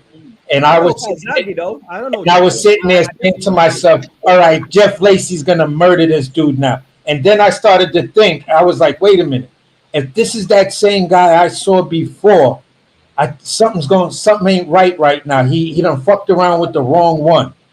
And then when I saw Kawasaki come out and do that triple do like his triple jab shit and everything else he was doing, I was like, yep, this is that guy. This is no. Jeff Lacey about to get his ass whooped. Just like, uh-oh. Same thing that happened. Here's another example. I don't know if you ever heard of this guy, Mikkel Kessler. He had Mikkel Kessler. Yeah, he had retarded power in both hands. He was another eye test guy. But when Andre Ward beat him in the Super 6? Yeah. Andre Ward beat him in the Super 6, but when he fought Kawasaki demolished this dude. Like even worse than what he did with Jeff Lacey. Yeah. Like that fight wasn't even worth watching, because it was just like, bro, you had no business in the ring with that guy. None. And that's the step up that we talking about. We like Boots. I mean, I like Boots, man. I can't speak for nobody else. Boots got the eye test. That's cool. I would like to see Terrence Crawford fight him, so all these other fans can sit around here and shut up and just go ahead and get him on out the way. That, to me personally, as a fan, I get it. But I understand what Crawford is. He's like, look, bro, I'm 36. I'm trying to get paid. I ain't trying to get paid no $5 million to fight no goddamn, Boots Ennis right now, bro. Damn that. I need paper. You know, 36. A lot to lose, not a lot to gain, right? A lot to lose, not a lot to gain in that fight. No, it's not a lot to lose. It's not to lose the fight. There is no. No. Hey, B-Mac, you dancing around the wording. Hey, just say what it is. Hey, I got a lot to lose and not a lot to gain when I. Here's the thing. There is nothing to lose. But let me go. No, you can lose your own. I gain undisputed. Hey, see, we done forgot of the greatest upsets of all time in boxing. We done forgot like that don't happen. There's a lot to lose, man. There's a legacy to lose, man. Hold on. It's my turn. Hold on. I've been quiet. You can't lose a legacy, bro. One loss changes your whole legacy. Sadly, that's how boxing goes, bro. No, it doesn't change Terrence Crawford's legacy. Yeah, definitely do. It definitely do. Because we're gonna have a lot of questions as to the do you know how people will do? Yes, the accomplishments still stand, right? The accomplishments still stand. Young Africa. Hold on. Amongst the greats is different now. Young Africa. I gotta stop you real quick. I got to. We just talked about this earlier. Hold on. Let me break this back down to him. So this is a yes or no question now, Young Africa. So I don't want all this drawn out shit. It's just yes or no. Okay. So once again, hold on. Ready for this? Okay. Yes or no? We don't want no drawn out shit. Yes or no? We already discussed what. Okay. I can't even say yes or no. Hold on. So yes or no? Has Boots found anybody that got the footwork like Terrence Crawford? No. Okay. Has Boots found anybody with the power of Terrence Crawford? Not just one hand, but in both hands. No. And yet and still, you want to see this man go against somebody like that because why? Of your eye test? Yeah, exactly. And he is the #1 contender currently, the IBF title. He ain't no #1 contender, bro. Stop. That's what I would call him. I would call him the #1 contender. That's what I would personally call him. What do you call him, man? He right. He's a champion. He's a champion. Okay, then. Okay. You know what I'm saying? He's not no #1 contender no more, bro. He's a champ. He's a belt holder. He's a belt holder. And yet still, who has tested his chin? Nobody. Too slick, bro. He doing this slow motion. Oh my fucking god. But okay, so what about the angles? What you seen how he couldn't even fuck with that, cut off the ring with Karen? Hey, it's hard to cut off the ring when a nigga literally on his bicycle, my nigga. That shit riding fast up in that shit, man. He riding fast. Hold on, time out. But then you do know that you got a motherfucker that's gonna cut off your fucking bicycle at ease. See what you forget on the same level. I never said he on the same level of Buddy. We know so that. Why are you sitting here just really just Ryan talking about? Come on, Goose, you don't understand that answer, Goose. Talent, size, power, talent, athleticism. I understand it, B-Mac. I just want to hear it come out his mouth. He's not gonna say it. I just want to see a great fighter get tested by a young blood, bro. Am I wrong to see? What's up with y'all? You know what? No, that's not it. That's not it. That's not it. That's not it. Boots ain't gonna even test him, bro. How Boots gonna test him? So if he can't get Canelo, if he can't get Canelo, if he can't get Charlo, if he can't even get how is Boots going to test you is my question, sir. You filibustering. I'm actually just straight up questions. How is Boots going to test him? The size, the speed, the power will test him. The athleticism. Yeah. All of that will test him. Hold on. Didn't y'all say the same thing about Earl Spence? Oh, and people was wrong, definitely, and we was wrong, and he proved us. And didn't Bud's greatness increase after that? That's my point too. Like, what's wrong? What happened in that situation that leaves niggas salty? I was amazed and happy at that shit. That's what I was. So let me ask you this question. So I need to speak that again. Hey, what's up with y'all is the real question. Hey, Ken, what's up with y'all is the real question. Hey, stop. Why y'all feeding into Young Africa's bullshit? We done turned into promoters, boxing. Y'all feeding into Young Africa's bullshit. Hey, man, I'm a condone it. You know, I'm a I I know. I'm just Young saying, man. I don't know Young what happened to Africa fans of is the game, full man. of shit. You know, Young Africa. you know, I'm always with the shit. Young Africa is full of shit. Okay. Yes, he's full of shit. And Gooch. African shit like that. This is why he's full of shit. He's full of shit, bro. He's full of shit. Look, what was the deciding factor between Earl Spence and Terrence Crawford, Young Africa? Undisputed. No. In that fight, when you look at that fight, what did you see that was like, okay, you know what?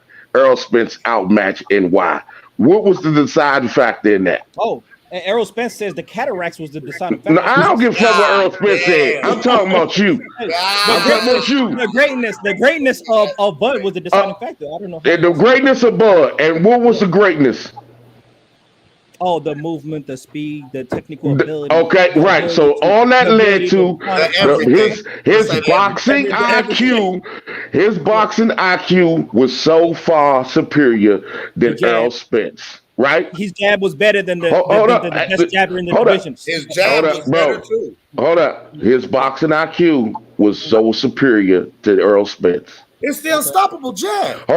So at the end of the day, we all know, bro. We all know that Young Africa was the biggest Earl Spence fan. Okay, he was the biggest Earl Spence fan, and he got dominated by Bud. So he's thinking that a young, inexperienced ass fighter like Boots is going to come in and beat this high IQ. High IQ. No, come on, y'all got. That's what you wishing for. That's what you're hoping for. I'm wishing yes, you're hoping for. Honestly, you're I'm hoping hoping that the young blood steps up, and when he sees the best fighter he's ever come across in the ring, he raises his level to levels that we have never seen. Cam, that's what I gotta hope for. turn my face up. That's nasty, salacious work, B-Mac. That's nasty. Absolutely, bro. The footwork that he displayed versus Karen Kukajan. To come out there and come in there and take them little 1-2s against Bud. Look, Young Africa is praying. He's praying that somebody beats Bud because he's still in his feelings that he beat the shit out of Earl Smith. Yes, it is. I'm trying to tell y'all this is what he's doing. He's gaslighting the fuck out of everybody because he know damn well that, man, please somebody give it, because you know what? No, nobody can beat this motherfucker. Earl Spence can't beat him. Tim Zoo can't beat him. Wouldn't I be advocating for Canelo to fight Bud? But I'm not doing that. See, I'm not doing that. You know why? I know you're not doing that. You know why you're not doing it?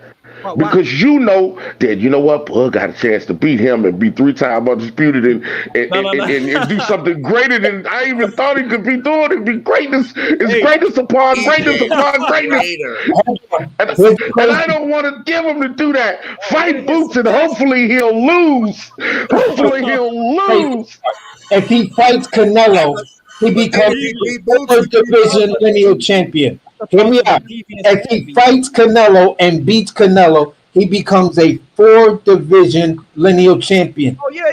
He's my favorite fighter all time, Floyd Mayweather. With that, look. No, Floyd ain't never been lineal champion in that division. We leave that alone, right? Okay, let's leave Boots alone. So let's go to the next opportunity, right? Or the next thing that we haven't really broke down real quick, right? Which is Canelo, right? So Boots, not on that level yet. You're not ready, Boots. You ain't even got the resume. Go fight Conor Ben is what Cam the Banker said. That's right? What I'm saying. That's what I am advocating. That's what AC's saying, right? Go get your money up is what A-Side Omaha saying, right? So that's cool. You go do your thing, right? We'll meet you on the other side if you even get there, Boots. So what we gonna do, right? We're gonna go to Canelo, right? We're gonna do something that Roy Jones couldn't do. We're gonna do something that Tommy Hearns did, but he went through the levels first. He went to 160, right? He went to 160. He did it by step. So we're gonna go up 20 pounds, and we believe that Bud Crawford, who started off where 130 pounds, was it 130 pounds in his career? 135. And he going to Canelo, who literally went up against Bivol and didn't get knocked out. And we're gonna act like he got beaten up, but he didn't get knocked out. So we're gonna do that, and we're gonna say that Bud's skill level is gonna overtake the history of boxing when it comes to the weight divisions. And that's how great Bud is. Yes.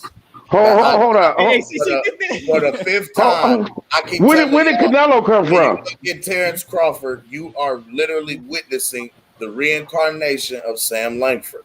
This man reigned from welterweight to heavyweight. This man, Terrence Crawford, has the ability, the IQ, the power, and the actual competitive spirit and nature, the heart, to get in there and compete with guys that are much bigger than he is and will not stop fighting until you have to carry this thing out. You have to decisively beat him type shit. You feel what I'm saying? And he's the kind of dude, I don't care how big you are, I'm going to keep coming back. I'm going to keep coming back. You got to kill this man in the ring. I'm going to keep coming back. Every time I see you, you got to fight me. Until I beat you, every time I see you, you got to fight me. I want to see that fight. I would love to see that fight. That would be the first fight I would want to see. I'm coming to see you. You know what I mean? That is that kind of competitive nature he has, bro. No cap. I'm not denying that, and that's the first fight I would like to see. If I could pick anyone, I would pick Canelo to face Bud. I would love to see that because that would define his greatness. He would be pushed to the limit just on the weight classes alone. He's actually testing his greatness, and so I would love to see that. And so B-Mac, I ain't mad at Bud, and I ain't mad. All I'm saying, my whole context was, if you can't get Canelo, well, now let's go to the next best thing. To me, even before Charlo is better for legacy and all that, but I personally think that Boots, if Charlo ain't there and Charlo's going to duck that, is going to be Boots. And so that's all I'm saying. It's like understandable, and I can understand it. I understood. I don't have no problem with that. I wish you fight Boots next. To be honest with you, get that shit on out the way. To me personally, I get it. It's a tune up anyway, right, B-Man? It sounds like a tune up. It ain't even about being no tune up. I was just saying, I hope you just went out here and get him out the way, since you're not gonna get Canelo in the ring right now next. So my thing is that champion, if he does go ahead and get your belt back. Go ahead and do that shit. I mean, me as a Bud fan, do that shit. I don't have no problem with it. You know, but the other thing to your point was, I'm sorry, B-Mac. I'm sorry to cut you off, B-Mac. I got a question. I keep hearing him say this. What the heck makes Boots the next best thing, though? I mean, he's the IBF title holder currently. No, the next. Okay, here's the next. So who you say the next best at 147 is then?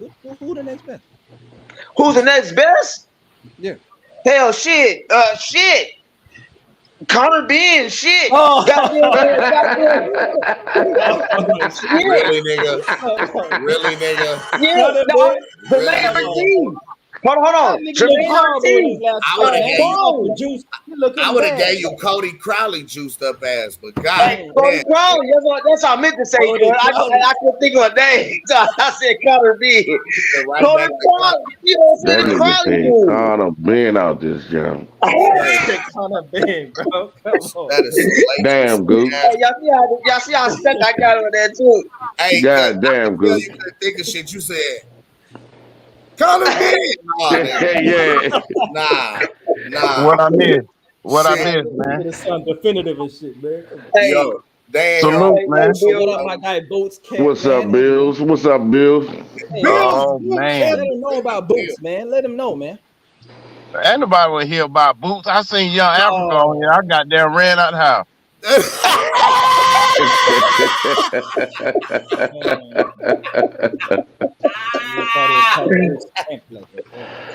Oh man. Hey, that's how you know. Young Africa, the streets missed you over here. This boxing to you, man. You gotta pull up, man. Come holler at us, man. We glad Man, he already know I'm watching him. Hey man, I'm surprised. Man. I'm just surprised that Omaha, man, y'all really turned into a side, the money side, man. Y'all really talking about this. Y'all really talking about money. The banker, we got Hollywood Gooch, we y'all talking money, y'all talking resumes, y'all. Oh man, that's crazy, man. A lot. Hey man, salute to y'all, man. I ain't been on in a minute, man. How you feeling, family? Oh man. If Bud can't get Canelo, you say the best thing is Boots? Who is After, Boots? after Wow. can't get Canelo, can't get Charlo, can't even get a guy like Tim Tszyu, who I don't even think is really like that. So why not just go get that young blood called Boots Ennis? Why not? Boots don't want him. Boots Not don't Boots want him. don't He want can him, talk huh? that. Boots waiting on him to drop them belts. That's all. If you gonna get an email title and be cool with it, come on, I've been wanting to fight, but your daddy said, "Oh, well, he did call us, but I told him to call Steven Espinosa." Oh, but you saying this nigga ain't said nothing about fighting, but your daddy saying a different thing. That's what he said. That show Come what he on said. now. That's what he If said. Book wanted to fight, all he got to do is say that man's name 3 times in the mirror. Like that. Talk Come about on, it, man. big. But just Talk gonna about it, appear out of big. nowhere. Bud's the monster I now. told you. Like I said Man will earlier, appear. I don't give two shits how good Terrence is. He's going to get walked down. Canelo will walk through him, put him in the corner, and beat that ass. Like Walk down is crazy. Walk Down. Wow. He Man ain't walk down. solo down. Man down, Gooch. Man down. Canelo has been in there. Okay. First, Tony, if you was in the chats, I would have LaJessica time you out. I would have her gun you down Hey, right Cam, now. put the names up here. Put the names up here, Cam. Tony, I fuck with you. I love you. You my brother, bro. It's like Nino and G Money. That's cool. Put the names up here, Cam. I can't see who this is. I want to see who this is. Go ahead, Tony. You got it. You said put the names up. I get my internet's so weak. She could time me out in the chat, but Canelo going to time out Terrence Crawford's brain. Whoa! Tony! Whoa! Whoa! There's no way. There's no way. It's not going to happen. Oh, you heard that, Gooch. You heard that. It's not going to happen. Wow. Repeat that again. Oh, wow. He gonna time out Crawford's brain. He's going to be sleeping. You might as well have Crawford come to the ring dressed like a shepherd with his sheep. Because Okay, hold on, Goot. Hold on. And he said it twice. Tony, let's put push-ups on that. Wow. I got 300 on that Canelo won't do that. And first of all, who have Canelo did like that? Really? In the last couple fights. What? You didn't see what he did to that British dude with the eye all messed up? He ain't been seen since, bro. Relevant, young Africa. Stay out of it. Well, okay. Relevant. Hey, yo. Wait a minute. When's the last time you seen Canelo? I thought that nigga was undefeated. My bad. Shit. Hold on, I can't hear Tony. What you say? I said, when's the last time you seen Canelo fight a welterweight? When he brings his little ass up there, he gonna get sat back down. Amir Khan. That's the last one. Hey, Tony. You said you're not a fan. You said you're not a fan of him, but don't you think the one punch that Floyd Mayweather kept on beating Canelo with was that check hook, and Bud got a nice check hook. No. Canelo is when you look at. Canelo a different fighter, man. Well, I gotta ask you, Tony. Canelo a different fighter, man. Because we all here. I gotta ask you, Tony. Because everybody on this panel pretty much knows, boxing. So even stylistically, can you tell me how, besides his size, because to combat the size, pause, they're both going to weigh in at 168 the same night. Now, what Canelo rehydrates to, okay, cool. But what I mean is they're both the same height. Bud has longer arms, a longer reach, and has quicker feet and faster hands. Now, how does Canelo contend with the jabs? Because with the jab, in order to beat Canelo, you put him in a blender. Right. I got you. So check this out. Canelo has already proven that he can deal with the jab because Triple G probably has one of the best jabs in boxing. Whether you agree with his resume or not, or how good he is at 160, I agree. He has a very solid jab, for sure. He navigated that jab better and better every time he fought him.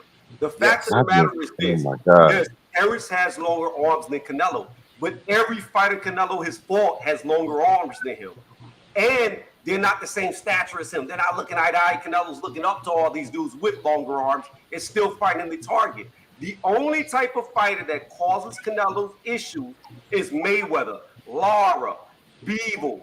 Guys who fight outside the pocket, stick and move. We've only seen Terrence do that one time in his entire career, and that was against Victor Postol. Outside of that, he doesn't fight like that.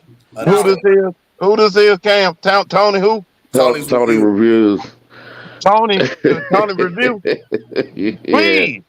Please have your cash up. If they sign this fight, it's Bill Boot Camp. I'm gonna send the money to Cam, and I swear to God, I call Bud in 3 against Spence. I call Bud in 8 against Canelo. Get real out here, man.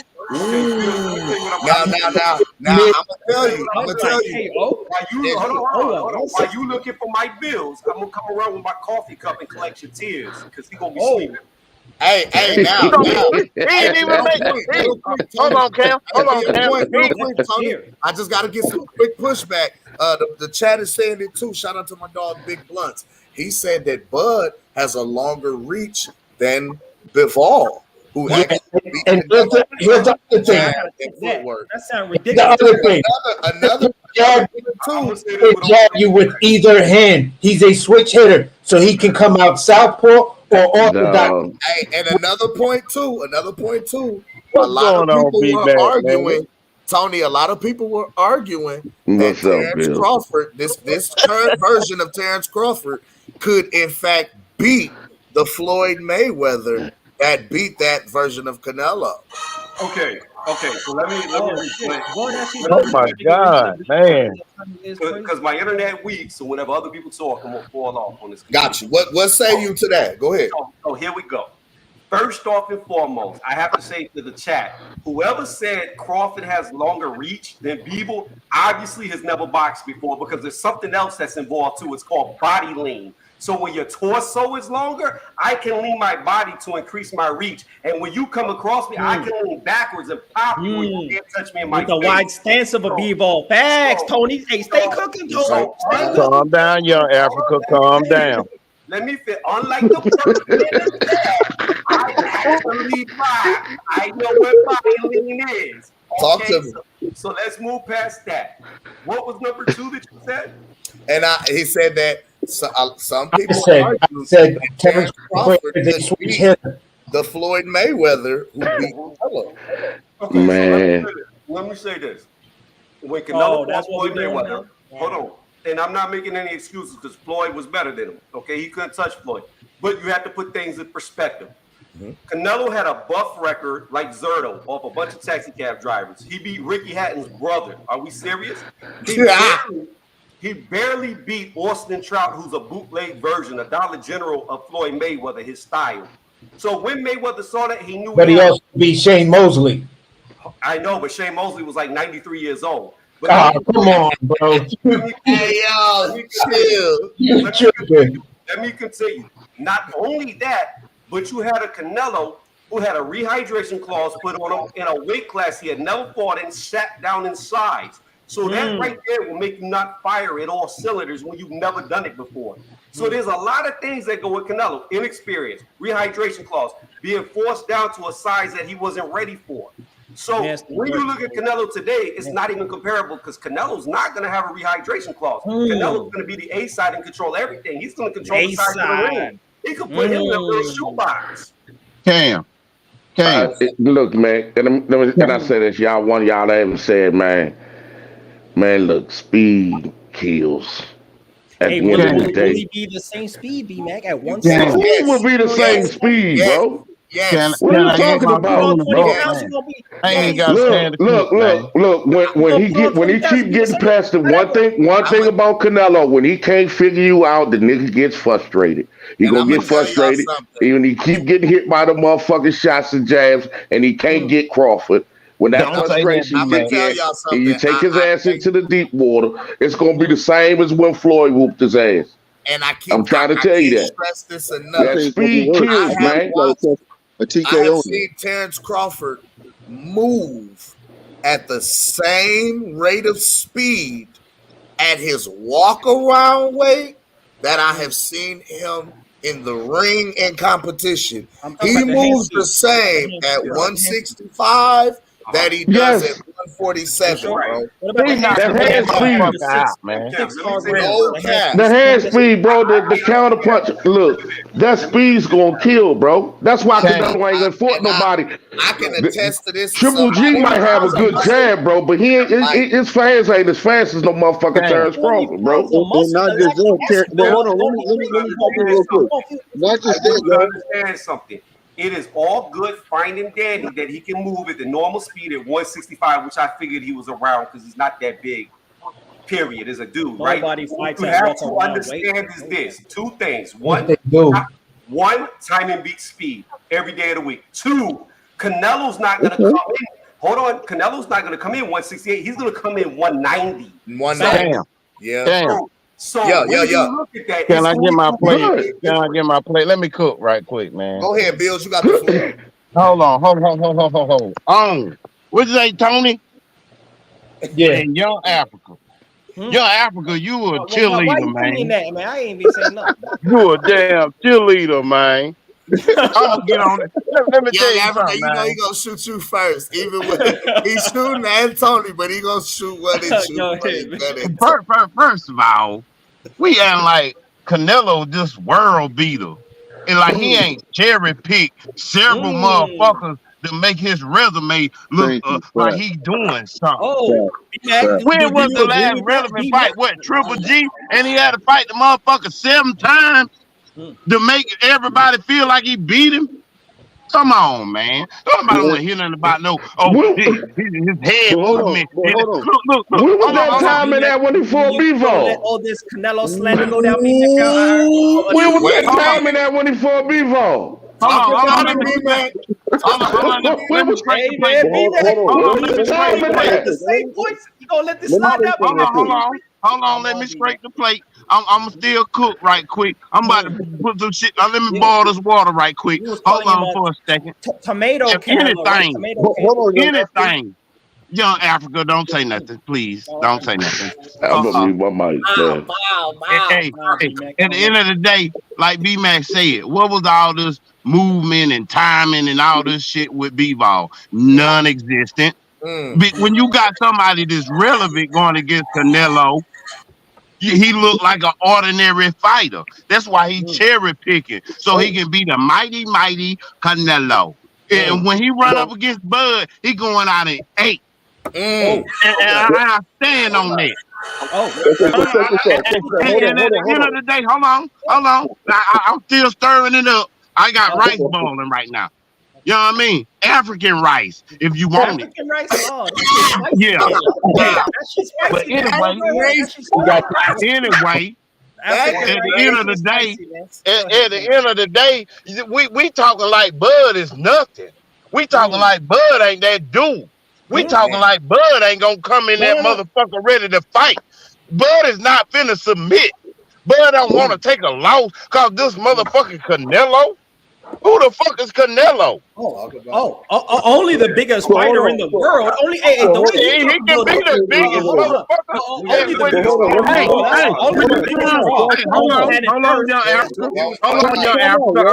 Hold on, Young Africa. I'm gonna put you on the grill in a minute, Young Africa. Calm down. I'm gonna put you on the grill in a minute. Let me get 1 minute, please. Hold on, let Blue cook. He ain't got it. Go ahead. Thank you. But Okay, so at the end of the day, yeah, Canelo is that dude. But guess what? Bud is coming to take that spot. He ain't never fought nobody that's trying to take his spot. They like, oh, Canelo, yeah, thank you for letting me have this fight. But when a motherfucker coming in and take that spot, that nigga quiet. That nigga ain't saying half of the shit that he said to motherfucker Charlo. Charlo look like a choir boy, but he a lion. Come on, okay, man. we got you, fam. Give me 1 minute. Come on, Blue. I'm done. I'm gonna let it go. There it is. Blue, you got the floor. Okay, thank you. So I'm gonna go off. I'm gonna jump off what B-Max said. You know how he says speed kills, right? But also footwork kills it, makes it even worse. And you know that Terrence Crawford got that footwork. You know he knows how to move all around that ring. You know what I'm saying? So it's gonna be hard for Canelo to even think about doing something because Terrence Crawford has that dog in him where he's going to basically impose his will on Canelo. And Canelo's going to think like he's going to be able to impose his will on him. But when he find out that this little man is stronger than what he thinks and can really fight, and he's got that power in both hands, he's going to be kind of surprised because he ain't never seen nothing like no Terrence Crawford. But what if I just walk through your shit? What if your shit don't face me like he ain't going to walk through that shit? If he couldn't walk through that, he's not going to be able to do that. Oh my God. Okay, so I'm gonna come back real quick. He's not gonna be able to do it. All right. So can I just say this one thing before Tony? Hold on. I just want to say this one for Young Africa. You keep mentioning no fighter fights at his walk around weight. Get him, AC. Get him, AC.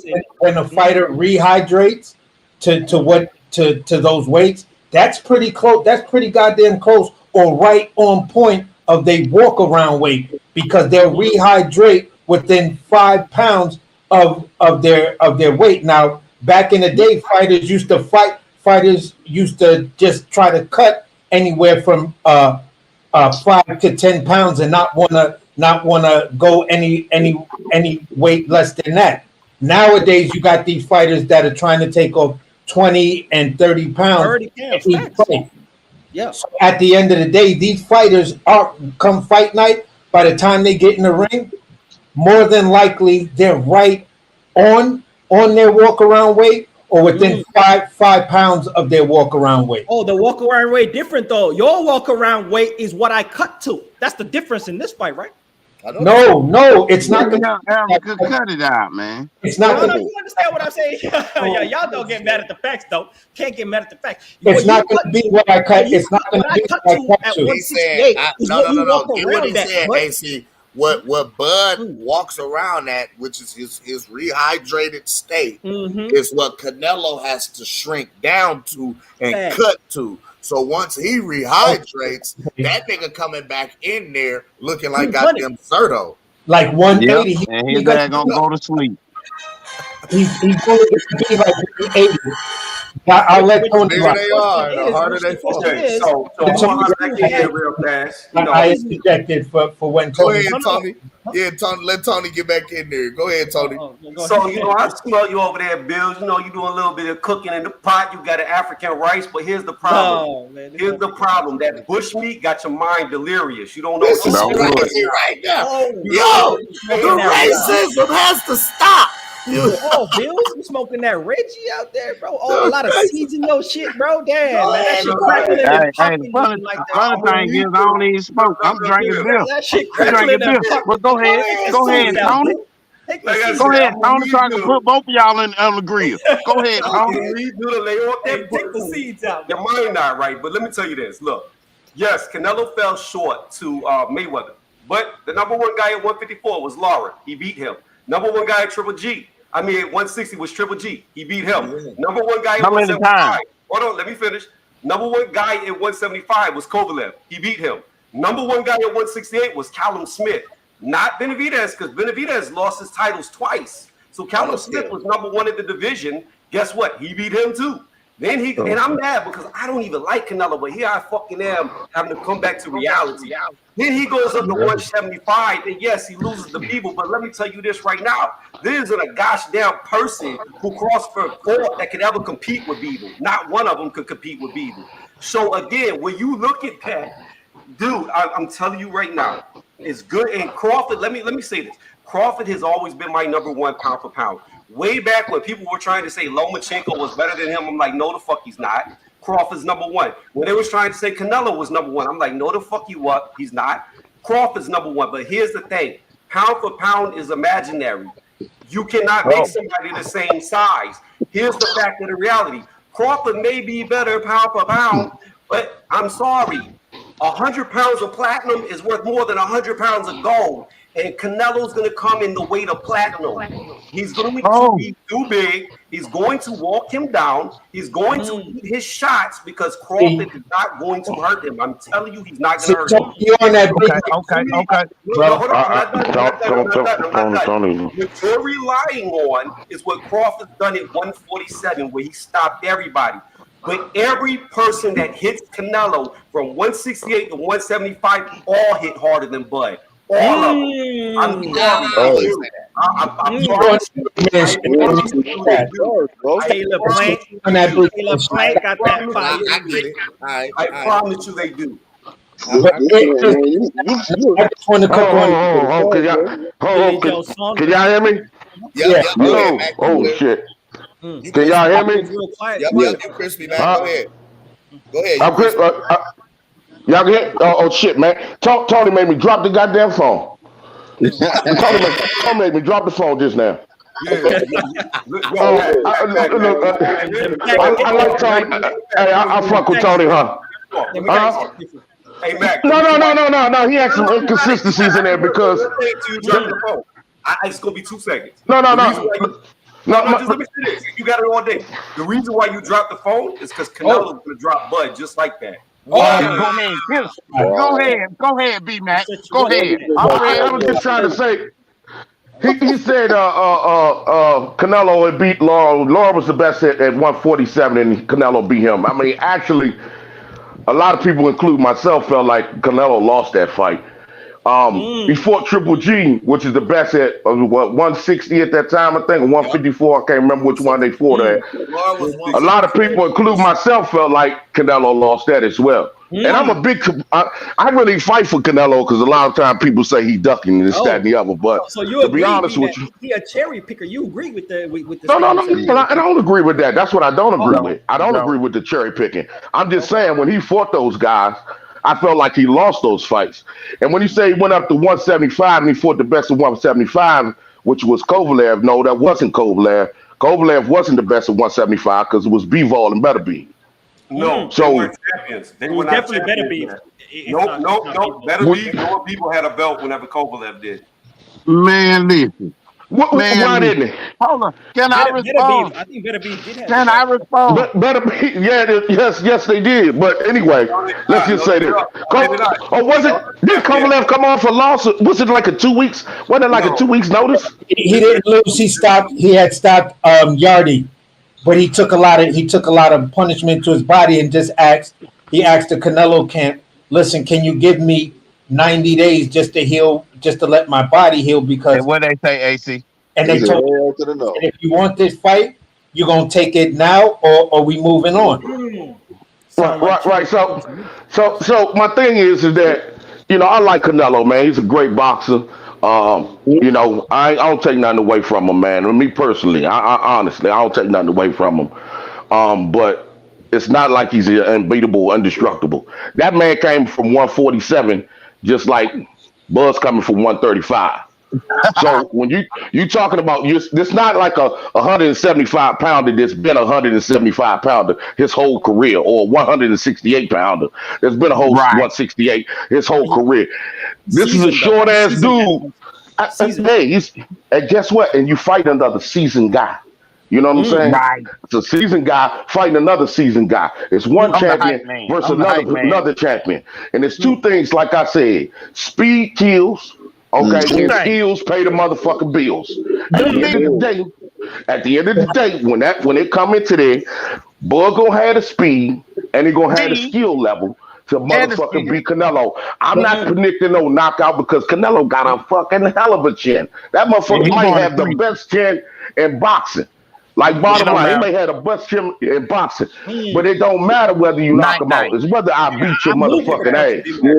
I think it might be and it will be the same fight that when Floyd beat him the same way, because Canelo hasn't fought those guys like a Floyd Mayweather with that's a slick fighter since then. Don't say that, B-Mac. Don't say that, B-Mac. He hasn't. Give him hope, B-Mac. That sounds like cherry picking to me. Give him hope. Give him hope, B-Mac. Hold on. It was nobody to fight. It's nobody to fight. It's not like he ducked nobody like that. Give him nobody to fight. I need this money, B-Mac. Give him hope. They want to bet. Let them bet. I need his money. Give them hope. I want to say this nigga going to sleep. Yo, African, you better not say nothing. Yo, I just want to get this off, B-Mac. I know a lot of 11-year-olds that are faster than you, but if you fought them, you'd beat their ass. Why? Because they're too small. I don't give a fuck about the speed. Oh my God. You have got, look, listen. Extreme example. I'm going to say this again. Okay? Look, this is not a movie. This is not Jet Li in the One, okay? This ain't 137-pound Bruce Lee movie star beating people bigger than him. Damn, Let me finish. This is real life. There are weight classes for a reason. And when Crawford jumps up 3 divisions, you're going to find out, just like fucking Charlo did from 154, why there are weight classes. Example. Let me say this real quick. Let me say something. Hold on, real quick. Hold up. Let Tony finish. Let him finish. I'm gonna let Tony finish. Go ahead. Let me finish. I need to add to that. When Charlo hit Canelo with his best shot, and Canelo didn't even blink. And then Canelo barely touched him. He was like, oh, fuck, I can't hurt him. He hurt me. Let me run like that toddler in Walmart that was mentioned earlier. That's what's going to happen to Bud. It is going to be a reality check. There are weight classes for a reason. You are jumping up too high. It's not going to happen. Oh, my God. Okay. Canelo jumped up too high. Can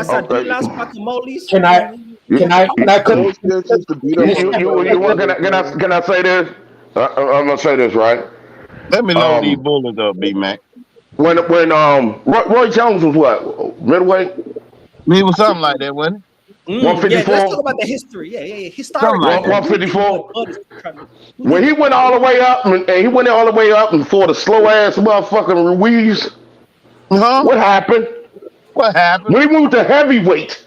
When he moved to heavyweight from 154. And for the motherfucking slow ass Ruiz that was bigger than him. What happened? What happened? Ruiz got his ass whooped. He didn't. Because skills pay the bills. Skills pay the bills. At the end of the day, you can sit here and say that Bud is a cartoon character or whatever you want to say. I don't even know how you said that, Tony, because if he's been your best life, I mean, this guy's a 3-division fucking champion. And I understand what you mean by weight, but let's say this. If this was David Benavidez at 168, I could understand you saying that. David Benavidez big as shit. But motherfucker, Canelo is a small ass 168 pounder. Nah, they the same fucking height. As a matter of fact, Bud is probably taller than fucking Canelo. He is. It's not about the height. There's no such I'm just saying. I know it's not about the height, but I'm just saying. You talk about a guy. You talk about a guy that came up. Both of these guys are not career 168 pounders, right? Listen to me though, real fast. In boxing, there's no such thing as a height class. It's a weight I class. never said that. Never said that. Hold on. Name one fighter Canelo not fought other than Floyd that's like Bud. I want to hear this shit. You say Charlo? Bud is nothing like Mayweather. They don't fight nowhere near similar. Name one fighter that's like Bud that Canelo not fought. We ain't even got to say Mayweather. No. Look. Bud is hell no. Can Bud execute the same game plan that Floyd Mayweather did? No. He gonna knock him the fuck out. So Bud does not. So you saying Bud does not have the skill set to execute the same game plan that Floyd Mayweather did? But he harder than Floyd. He gonna knock him the fuck out. How does he not? Okay, explain that to me. Can I cook real quick? Can I cook Go real ahead, quick? cook, AC. Basically, because I wanna create some African dishes up here. I wanna make some popping flakes. You can have this all night long. Just let me answer this question. Some funny chops and shit like that. I'm gonna go ahead and let y'all cook, man. Stop this racism. No, that's not racist. That's real African food. That's real African food. But what I'm saying is this. We're trying to make some guacamoles and some quesadillas, man. Nachos. Nah. What I'm trying to Ain't nobody talking about no Mexican food. We talking about African food. We talking about your ass. I'm gonna give a breakdown of the fight. I'm gonna give my opinion of the fight in what I see as a pure boxing fan. On the inside, if they fight on the inside, that means in close in the phone book. I give the advantage to Canelo Alvarez. I think he's a hell of an inside fighter, and that's where his power is going to be felt the most because of those short arms, and he has a wicked way of whipping those punches. But from mid range to the outside, that's when I give the advantage to Terrence Crawford, because Canelo coming in, but Crawford has the better angle movement to constantly catch him with the check hook like Floyd Mayweather did. Canelo is also a sucker for when he comes in for a decent uppercut. A sucker. So at the end of the day, the inside game, if it becomes a phone book fight, I would get very, very nervous because Canelo's body is already acclimated to that weight, and to automatically jump from 147, although he's trying to acclimate his body now, you feel what I'm saying? But he's a person who I can say this to a certain degree. Hear me out, and I'm gonna land this plane. To a certain degree, from what I see and I hear from people who are in the gym with Bud's body is acclimated to his walk around weight and performing at that level in sparring, as well as when he's in training. Sound effect, Cam. Sound effect. Let me ask you a question. What makes you believe? Let me ask you a question, Tony. Here's the question. This is the thing about it, Mac. What you said, what you have to understand is this. It is not comparable. When Canelo fought Mayweather, he sat down to 152 pounds and he had a rehydration clause of not getting 10 more pounds. The difference is, hold on, pause. If Canelo was to fight Mayweather at 168 pounds, it's a whole different fucking fight. The Canelo of today fighting Mayweather would not be the same Canelo that fought Mayweather at the time that he did. He was inexperienced and he was way smaller. So there's a huge difference. Yes, Mayweather schooled on him at the time. Not Tony. Let young Africa talk. Let young Africa talk, man. Phone book where Canelo has the advantage. In the phone book where Canelo has the advantage, where that weight will come into play and that power will come into play, I get concerned for Bud. But from mid-range to outside to mid-range to distance to long range, that's Bud fight all day, and he can do that shit at 168. Let me ask you a question. That nigga going to sleep, man. He's still a good inside fighter. He still has great defense. Okay, Go ahead, young Africa. What makes you think that, Bud? Because we seen what happened with Charlo, right? If you cannot give me no respect with your power, I'm walking through it. Charlo does not have the angles. Hold on, let me answer your question. Charlo does not have the angles that Bud footwork presents. Charlo does not have the ability to be a switch hitter. The way if you look at the way Bud beat Spence, he took the Bruce Lee approach, which Tony's review mentioned by mentioning Bruce Lee. He put his power hand first. That means he can hit you 3 times in less time than you can if your power hand is in a backhand. So he put the power hand first. So that means he was throwing a power jab. If he threw a hook, it was a power hook leading off the front. So everything he was doing off the front was all power. These other guys do not have that type of ring IQ to look at you and then take away your best attributes. Canelo's best attributes is his chin and the fact that he if you don't hurt him, he'll walk you down and then beat you down.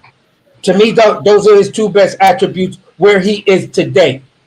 He's not the same fighter that when he was, let's say, 5-6 years ago or 7 years ago. But on top of that, when was the last softball he fought? But at the end of the day, I see too many paths for Bud to beat Canelo, and only one possible path for Canelo to beat Bud, and that's if Canelo can make it an inside fight, dog him, and then try to take shit away from him by leaning on him and trying to beat him up. And all the judges now, don't forget the judges. Hey, I I don't. lied to you. I lied to See, you. AC, the fight you John describing Ryder. John doesn't Ryder's a sound like softball as the well. greatness of Bud Yeah. he showed. It sound like the man gonna be running and dancing around the ring for No, the he's most not. part. He knocked It's him, gonna Oh he knocked him man. the fuck out, young no. apple. It don't sound like a dominant. Like what he did against Spence was not run at all. He stood If back you and fight a forth guy and from mid range, that could be. If you fight a guy in mid range, that could be a half step to a full step backwards. Okay, Come on, so he this is running. what I look at real fast. When we're talking about skills, right? Yeah, mid-range, Okay, give me some power. here's the deal. Terrence has got to hit and not be hit. And he's got to continue this early, okay? That's what he has to do. When you look at Crawford, every person at 147, including shitty Jeff Horn, was landing shots on him. Even Mean Machine was landing shots on him early. So, like, There we you're go. acting like, hold on, pause. You're acting like Terrence Crawford is this defensive genius like Mayweather. He is not. That's not his MO. His MO Canelo is to either. get mid-range and counterpunch you. But in the midst of doing that, But Crawford he will takes sit there and shots, take a her lot punch of them. just to see He if he can takes take a it lot though, of bro. shots. He cannot take shots from Canelo. That's not How true. you know I think this he can. though, bro? Calm down, No, boo. no, Calm bro. down. Hold on. See, when y'all say that shit, I'm sorry. I gotta say something. Y'all keep saying he can't do this. That's the same shit they were saying he couldn't do against Earl fucking Earl Spence Spence. because he hit Calm so down, fucking boo. hard. Don't do it, dude. The difference in her. Oh, he's Now you wrong. paused up, Boots. No, I'm back. I'm back in. I'm back. Okay, Don't so do it, check this dude. out though. So no, hold on. Let me tell you all this though. Like I Y'all keep niggas saying, got this me is up what there y'all early in the morning. underestimate. This is what people underestimate. Shoko Nelson hits just as fucking hard as Canelo, and probably even harder. That's all I'm saying is the thing is he spars with Stephen So Cold Nelson. Y'all got to remember, So Cold came down from 175, bro.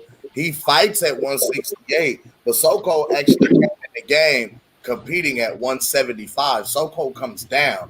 Not only does he spar with So Cold, he spars with Lester Martinez. Lester Martinez is not a little dude. And then what about that middleweight though? He sparred with. Yeah, you talking about Cam, you Carlos fucking up my Adames? bet, man. The champion. You fucking up my bet, Cam. Adames. Don't get them Carlos motherfuckers Adames. these Okay. knowledge. Well, that's what I was going to say. He whooped on Carlos Adames. He whooped Carlos Adames' No, ass. Cam, don't tell them that. Yeah, because Let them believe this he shit. fought that middleweight champion and he sparred with him, and that middleweight champion told him straight up, like, look, bro, you are the truth. He told it to everybody. He said he can handle it again. Hey, y'all fucking up my bet. Go ahead and put the money on the line right now. Put the money down. I don't know here. Put the money down. I'm gonna stand on this 10 toes down. I'm gonna say it and I'm gonna stand on the 10 toes down. Sparring is not fighting. It is completely different. The gloves are different. You have guys in headgear. It's completely different. Then to even consider a guy like Steven Nelson comparable to Canelo Alvarez. I'm talking about power, fam. No. I'm talking about power, fam. I'm talking about power. Tony. I'm just talking about power. That's all I'm talking about. I'm not talking about. I'm talking about power. Let me say power. Just hold on, pause. Just let me finish before you jump. It's a quick 100 for you, man. It's a quick 100 for you right now. Hold on, Bill. Here's the problem. It's not just about pure power. It's about punch placement. It's about knowing where to hit somebody, how to hit them, and catching them. Canelo is uncomparable to a guy like Nelson, where he's going to be landing shots. Listen to me. I have knockouts. On my record, I have knockouts. And when I knocked some people out, it felt like the softest punch I ever landed in my fucking life because I just hit them in the right spot. I've hit people with damn shit that sound like baseball bats cracking their head. I agree with you on that, Tony. I agree with you on that. I agree with you on that. I agree with you on that. And that's why I was talking about. That's why I was talking about Crawford winning the fight. Because of those clean shots, because of those angles, because of those punches, because of those counter punches coming back and frustrating Canelo Alvarez. I agree with you on that. You know, you hit a motherfucker, with the angles and the punch placement, and Crawford has all of that, and that's why I see him winning the fight because of the skills, not because of the weight, not because of the strength, not because of none of that. The skills and the speed. When you got that speed and the punch placement and the timing. I know you say the timing beat the speed, but we was the same timing that when he was fighting before. He couldn't keep up with And then when he sticks that tongue out, he gonna get even more mad at him. Tony and Young Africa. Hey, before y'all get discouraged. That's what Floyd utilized to beat him. He speeded through Canelo that whole fight.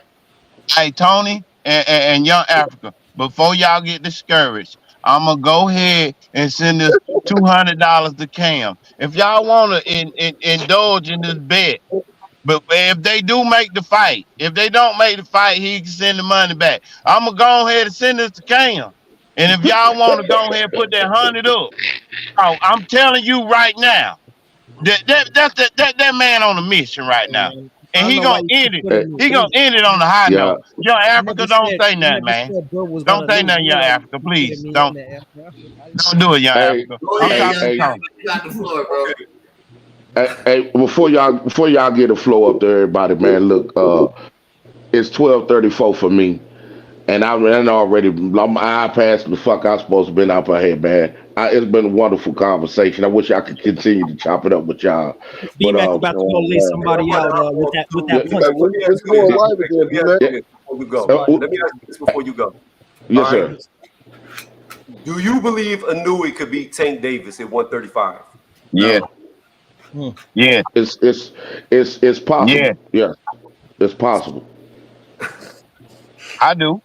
So what does weight matter? It doesn't matter at all. Like how much weight? I still think when a sheltered puppy, I see him. When does weight matter then? Like 40 pounds, 50 pounds? Oh my God! You asked me. I mean, on the only reason on that is that motherfucker hit like a fucking brick, bro. I mean, Inoue's a motherfucking monster for a reason. I mean, it is what it is. If I had to favor the person, I'm gonna favor Tank. Tank only hit Mexicans like that. Okay. Why are you favoring Tank? Why? Because Tank got that fucking power, and he got the weight. He's more acclimated to that weight. He just hit Mexicans like that. He don't hit black fighters and other. Who do you have winning this fight? Then who do you favor? Tank Davis or Jermell Charlo? Come on, man. Damn, bro. That's a good question. Come on, man. Hey, of course I'm gonna say Jermell Charlo. Okay, Paul. Why do you pick Jermell Charlo? Bud is the exception. Yeah. Is what Hold on. That's too. I know what Tony's trying to go with that, and I get it. But see, the difference is that Jermell Charlo's always been that side, and the difference is that Tank has always been a little ass dude, but so was Canelo. Canelo was a 147 pounder. Like I said earlier, if it was David Benavidez, it may be something different because that's a big ass motherfucker 168 pounder. That's a dude that's been there. You see what I'm saying? What you got to keep in mind about Canelo is you're talking about he was 147 when he was 16 years old. He went pro at 16. He wasn't a man. He wasn't an adult. He was a fucking teenager fighting grown men at 16. So his weight is irrelevant. Like hold on. He fought Sugar Shane at 147. How old was he then? Like 19, 20. Okay, he's 20. He's 20 years old. That means he can vote. Nigga, he can vote. He still was there at 147. He still came from there and stayed in the division for 4 years. Right. So I mean, it is what it is. He still came from there. But he stayed in the division because he started when he was 16 years old, but he quickly outgrew it very quickly. That's why. Okay, I could switch it up. I could switch it up for you. Hold on, Tony. I can switch it up for you. One thing. I can switch it up for you. What about Manny Pacquiao? What about him? He came from fucking 108 pounds and fought at fucking 154. He did, but how did he do it? What you mean? How did he do it? Step by step, division by division. Okay, then but Bud doing the same thing. No, Bud is skipping divisions. Yeah. Bro, he's skipping this one for the one fight. He's skipping 3. He's going to 168. That's 2 divisions. Okay, Roy went from 175, right? Or was it 168? Was it 168 or 175? Super middleweight. So he jumped up two. He went past two weight classes to fight heavyweight. Yeah, he didn't fight Canelo at heavyweight. Oh my God, bro! Now if we talk about weight, we talk about weight, right? What they saying is, there's weight and then there's level of fight. what they saying is, Roy did go up 2 weight classes and take on Ruiz. It wasn't like he jumped up 2 weight classes and took on goddamn Lennox Lewis, nigga. Yeah, Lennox Lewis or Riddick Bowe. Exactly. What Roy Jones Jr. did, and I love Roy. I've met Roy. Exactly. Wait, let me finish, Matt. I did what he's doing when he had it in the corner. Anyways, I digress. Back to the point. Here's the deal. What Roy did is he fought the weakest champion at heavyweight. The minute he beat Ruiz, he ran from the weight class and came back down and then got knocked the fuck out. So listen, yeah, he did. I got you. But Canelo's not the worst guy at 168. He's the best guy. He's also the smallest guy. No. He ain't the best guy. He ain't proved he the best guy. Yes, he is the smallest guy at 168. He ain't proved he the best guy. He's also the smallest guy. He is the best Just guy. like Ruiz was the smallest heavyweight. He's the shortest. He's the smallest guy. Smallest. He's the smallest guy. He's the smallest guy at 168, just like Ruiz is the smallest guy at heavyweight. And he ain't proved he the best guy at 168. The name we forgetting in this argument, Chris Bird also jumped up multiple weight classes to compete in heavyweight, and he did a damn good job. I want you to, B-Mac, I want you to go back. Watch Canelo Alvarez versus Caleb Plant and tell me, when you look at Caleb Plant sideways and Canelo sideways, chest to back, tell me how thick Caleb Plant looks next to him. He looks like a little fucking kid because Canelo don't matter. these dudes. That's Caleb Plant. He's just short. That's Caleb Plant. But that's all right. So that ain't good. That's Caleb Plant. That's Caleb Plant. Billy Joe Saunders. That's not pound for pound king. That's not pound for pound king. You talking about Caleb Plant? If you put Bud up there at the same weight, it's night. He was thicker than Callum Smith. He was thicker than Billy Joe Saunders. He was bigger than both those dudes in weight, not in height, not in stature, but in thickness. That's like saying, like, so many people like to say that Mike Tyson was a small heavyweight. Hold on, Tony. That's because he didn't have the 20 pounds. That's a big ass dude. He didn't have to practice like that because he knew he was gonna win. He was fat as fuck. He knew he didn't have to practice like that and train like that because he knew they was bums. When you going in, I bet he'll be skinny as fuck going against Bud. I bet he'll be in shape going against Bud. And when you see him side by side, you're gonna be like, damn, they the same size. Guaranteed. I bet you Canelo will be 190 when he gets in the ring with Bud. And I bet his ass going to sleep. Put it on there. Yo, I hope tomorrow they announce the fight, even though they already said he cannot beat Bud at 190. He's going to lose that fight if he come in there that big at 190. He going to get. I'm not disagreeing with Tony in reference to there is weight classes for a reason. That does apply in every situation. But there are some exceptions too. And to me, in this situation, I believe that this is an exception in reference to where Canelo came from, where he's at to this point, where Bud is at in this point. And when we talk about a fight, I'm not talking about a knockout like Bills is. Bills is talking about a knockout. I'm feeling that Canelo will just lose to Terrence Crawford on points. B-Mac, do you realize how great you're claiming that Bud Crawford is? You claiming he is one of the greatest fighters of all time. Like you said, he is one of the greatest fighters of all time. Why isn't he not one of the greatest fighters of all time? No, you can I mention something here? Can I mention something here? Because you're acting like there's no. I mean, you act like I got Bud beating everybody in the world, and ain't nobody saying that Bud would beat everybody in the world. I'm just saying. How great are you truly saying? Hold up. Let's think about who we talking about fighting here now. Let's be honest. Now, Canelo's already lost before, right? A few times, right? Twice. Right, and he lost a few times, and there's definitely a few controversial wins on his resume. Are we not going to sit there and say that as well? That's true. That's true. So okay, so you got 2 losses, 2 draws, right? And you want to throw in, to me, Laura beat Canelo. Bottom line for me, I saw that. Now that was a softball. He just couldn't deal with that slick boxer, and he lost that. Him that work. You know what I'm saying? Him that work. And also, I felt that he lost the Triple G fight, especially the first one. Okay, now I'm just saying, at the end of the day, it's not like the man is unbeatable, bro. It's not like he's just undefeated fighter who's never lost. B-Mac, you discouraging me. Let's put this shit into perspective here, man. Hold on. Let me piggyback on that.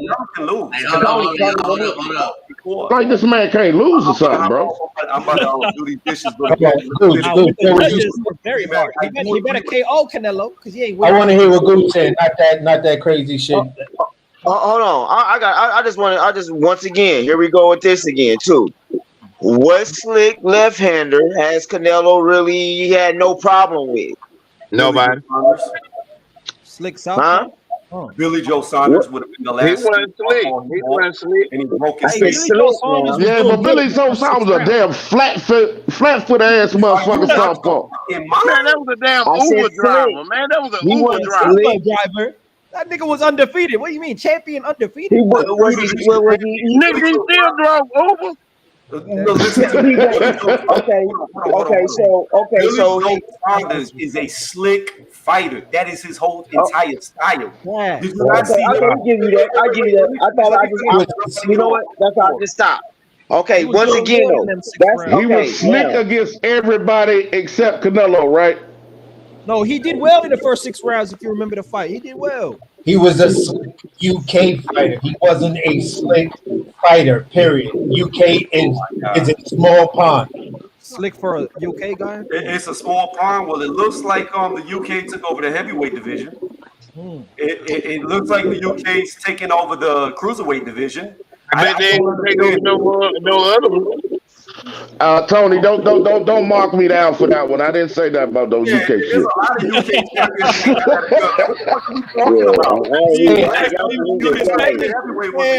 champions. I didn't say that about none of that. Let that hand go. I'm just saying. The point I'm making is this: at the end of the day, the American heavyweight landscape is shitty. That's a fact. We ain't got Mike Tyson out here, and we don't have Larry Holmes, we don't have Michael Spinks, we don't have Muhammad Ali. Those eras are gone. You feel what I'm saying? So B-Mac, you saying Canelo is washed or very at the end of the day, what I'm saying is this. I'm not saying he washed or very beatable, bro. I'm just saying. Let me land my plane, please. What I'm saying is this: when guys try to say this thing is not possible, I can go to another sport where it's a combat sport, and I'm gonna mention a name. In BJ Penn. BJ Penn would normally fight at 154. There are videos of BJ Penn fighting fucking heavyweights and knocking these motherfuckers out in tournaments. So don't think a guy cannot just go from one weight, put on balloon up to weight. You feel what I'm saying? Like BJ Penn did, because he looked like a little pudgy. This shit's so rare. You have to go to another sport. AC, come on, man. What are you doing right now? An example. I'm giving you an example. You're proving the point of how rare what he doing is, man. Let me respond. That shit's so rare. You got to go to another sport. I don't know why B-Mac is staying in the cut like that. Hey, Boots. I'm just proving the point. You got to go to another sport. You got to go to another sport. It's bringing up an example. It's bringing an example. If you Invalid example. Invalid example. Hey. Nobody can hear a damn thing y'all saying. Everybody talking on one damn time. But you talking one at a time, man. That shit sound regular as a fuck. What's up, man? That shit sound regular as a motherfucker, man. Everybody talking. We can't understand a damn thing y'all saying. What I'm saying is, and be quiet, Mr. Gold. What I'm saying is this: I'm using it as an example. if you can't get the example that I'm using, that's your fault. It's not mine. I'm just telling you there are. And listen, it's not a different sport. It's still a combat sport. Okay, AC, I agree with you. Okay, I want to say this, then we'll get off. So if I can say this uninterrupted, I agree with you. BJ Penn, however, was considered one of the greatest in his weight class, right? He went up. Yes, he could beat heavyweights, but we're not talking about any person. BJ Penn never beat a Brock Lesnar. He never beat a Randy Couture. Like, he would get absolutely destroyed against the elite of the heavyweights. Yes, he could beat a heavyweight, but he would never beat the best heavyweight. And that's the thing here in this case. So, Mr. Tony, I'm going to ask you a question, Mr. Tony. Mr. Tony, so you think because Bud coming up 3 weight class, he couldn't beat Canelo? No, he's not. But I'm gonna get off. I'm gonna listen from the sideline. No. Hold on, Mr. Tony. I don't want you to leave for a second. Don't leave. I'll ask you a question. Hell no. I can't believe y'all didn't let me leave, but y'all let Tony leave. But y'all didn't let me leave. I came back on. I saw your motherfucker ass on there. I don't even hit the link. I saw you on there. I just want to say this, man, and I'm gone because I'm way past, man. I just want to say I'm between what Tony was saying and what Bills was saying. Okay, Tony saying that Canelo would just wash Bud, and I don't believe that. And this is like Bill saying that Bud would wash Canelo. I don't believe that. I believe Bud would win. I believe Bud would win. You know what I'm saying? By decision. And it's just plain and simple as that. So the whole Washington, this, that, and the other, that's where I come in on that. Everybody got their own opinion to who can win and why and so on and so forth. And that's fair. You know what I'm saying? But at the end of the day, in my opinion, I believe that the skill set and the speed would give Canelo problems where Bud would come out the victor in that fight. B-Mac, you fucking up my bet. You need to tell them it's some hope. Let them think it's some motherfucking hope. And so they can bet that money. Hey, what kind of money? What's going on, little bro? Hey, what's up with you, Mr. Golden? Man, I came on. I saw you, so I had to hit the link, man, and then holler at my little bro. Young Africa, what kind of money they spend in Africa, man? They had me up here 2 hours, man. I gotta need go to 100 or whatever the fuck they You gotta work tomorrow? Yeah, I gotta work in the morning, I only man. bet on myself, Bills. I only bet on myself. What time you going live better, again, motherfucker, stick to basketball. Oh shit, man! I'm gonna try to go tomorrow if I get enough time, man. It's almost 1 o'clock here. I don't know where y'all at right there. Is that 1 o'clock? 1 o'clock down here with me too. I just came back on to talk some shit. Your Africa's still over here with that crazy ass shit. Yeah, boot camp trying to steal people food stamps. Yeah, man. Right, man. If you go live, are you gonna open the link? You gonna drop the link? That body shot, like. If I go early enough, man, I'll drop the link tomorrow, man. Well, what's tomorrow? Tomorrow Tuesday. Yeah. Tomorrow, yeah. If I get out, man, that's why I'm gonna go here and get on up out of here, man. But I love the conversation, man. It was a great fucking show, man. Y'all hit that like button, subscribe, man. I got to get up out of here. Yes, sir. B-Mac, before you leave, yes, sir. Give them some encouragement that Canelo can do something with Bud, so they will make this bet and make them feel positive. Like B-Mac said, he in the middle. B-Mac in the middle. So he feel like it ain't gonna be what it is. So go ahead, send your money to Cam. And we can make this shit official. And if they make the fight, it's only believe, $1. Shit. I'm gonna get the bread. Let me put the cash app up there just in case niggas is. Hold on for a minute. Hold on. Hey, Cam. Tony, you should go ahead and do that, brother, because you are defending Canelo. Detroit, click the link, nigga. That's all I'm gonna say. They'll read that nigga and click the link. I see you down here. I know you like my punch placement on the stream tonight, B-Mac. I know you like that. Your punch placement. Young Africa, you've been crying all night. Yo, what you mean, man? You've been crying all night, nigga. The whole state of Omaha, the switch up is crazy, man. That's what I really learned from this. Man, Young African, you were like Lil Jon. We turned from the legacy team to the money team now. Like, you know, we got Cam the banker, we got Hollywood Gooch. Everybody done changed up, man. It's amazing. I'm saying, man, I'm still the Don, man. I'm still the Don. You know what I'm saying? Hey,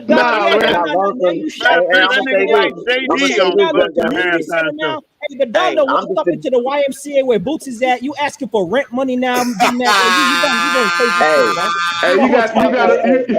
gotta pay. You gotta pay, baby. You gotta pay. You know. Crazy, man. Hey, Cam. You know you got Cam protection, man. You got protection. Hey, Young Africa. You might well go get hold some on. spot like I gotta say JD this. had on last night. Hey, hold up, man. One time, real quick. I need my chips. I need my chips with dip, man. Hey, man, shout out to the Queen, man. The Queen is in the building, man. La Jessica is in the building, man. Shout out to the Queen, man. Shout out to Lisa Bells is in here too, bro. Lisa Bells is in here too. Lisa Bells in here. The Queen's in the building, man. One love to the Queens, man. Shout out to the Queens, man. Big blunts, man. All y'all, man. I want to stay and cook with y'all, man. But I got to get the hell up, man, to go to work, man. I can't. Y'all done already got me out here 1 o'clock, man. Fuck around. Man, hell, I done got put out the house. I done got put out the house, B, man. Mr. Golden. Nigga, I done got put out the house. I'm outside. They're calling me. Boy, you the player of the year. It should be Triple OG Golden. That's what your new name is. Triple OG. For real. Hey, man. I ain't did nothing, man. Hey, man. One love to y'all, man. The Apostles in the building. Great show, man. Love you guys, man. Young Africa, man. AC, Mr. Golden. My man, Blue Hustle, man, over there. Bill's Boot Camp, man. The whole chat. Love you guys, man. I'll catch y'all, man, on the next time, man.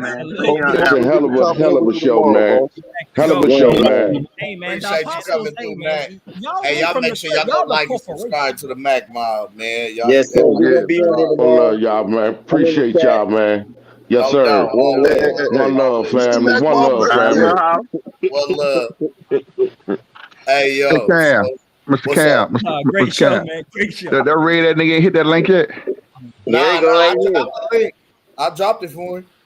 There you go, right there. That nigga hit that motherfucking link. You hiding the goddamn shit. There you go. Hey, Oh, hold on. We call that DC Cook. Check this out, Young Africa. Since you said we were in Hollywood, check me out. We did go a little bit Hollywood. Yeah. This is what we got. We got the merch, man. We got merch now. We got merch now. Hey, man, I see you. We did go. Deuce did go Hollywood. Since you want to talk, we got merch now. I like that, man. I like that, man. You got your paper up. That's a nice hoodie, man. I might actually cop that, man. Shout out to y'all, man. Look, hey, man, the Apostles, man, went from the church to the bank, bro. We the corporation now, man. I see y'all. Listen. Hey, Cam. We got another Boots fan in the building. My dog. Shout out to the homie out there in Detroit. We got Detroit Boxing Coalition in the building. One love to the homie Detroit. You're back on with the Apostles. How you feeling, family? What's happening, fellas? What's going down, man? What's the deal? We can't hear you. What you got on? Hey, as always, fuck one nigga go. Man, nobody can hear your ass. We can loud, nigga. Turn your shit up. Hold on, turn your mic up. Turn your mic up. Hey, he said, you heard what he said. Yep, I hear you. Tell her that nigga turn her broke ass mic up. You get that out, Blue. Damn, Mr. Golden. You get that cash out, Cam? Yep, I just got it. Oh, hold up. We got, one love. My guy, Bill's Boot Camp with the Cash App donation coming through. Look. Hold up, man. I gotta find the Cash App dance of some sort For We gotta cash that down. Fuck this. What that red that nigga doing that ugly ass shirt on? That is crazy.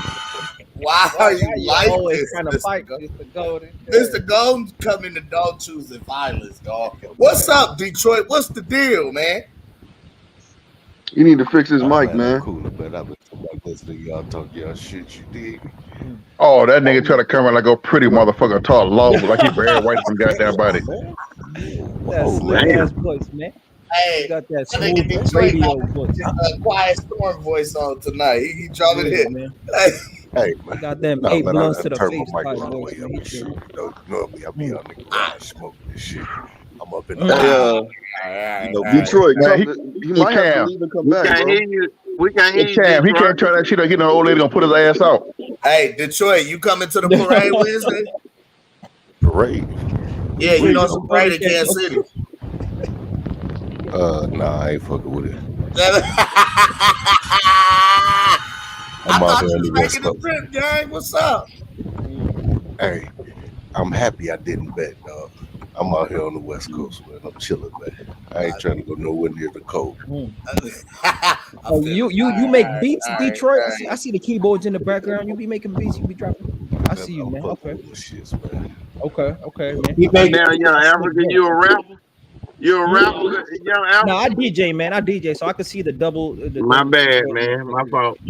I don't know, Young Africa. The way you being here, the way you was filibustering earlier, you might be able to put some words together, dog. You put some words together, homie.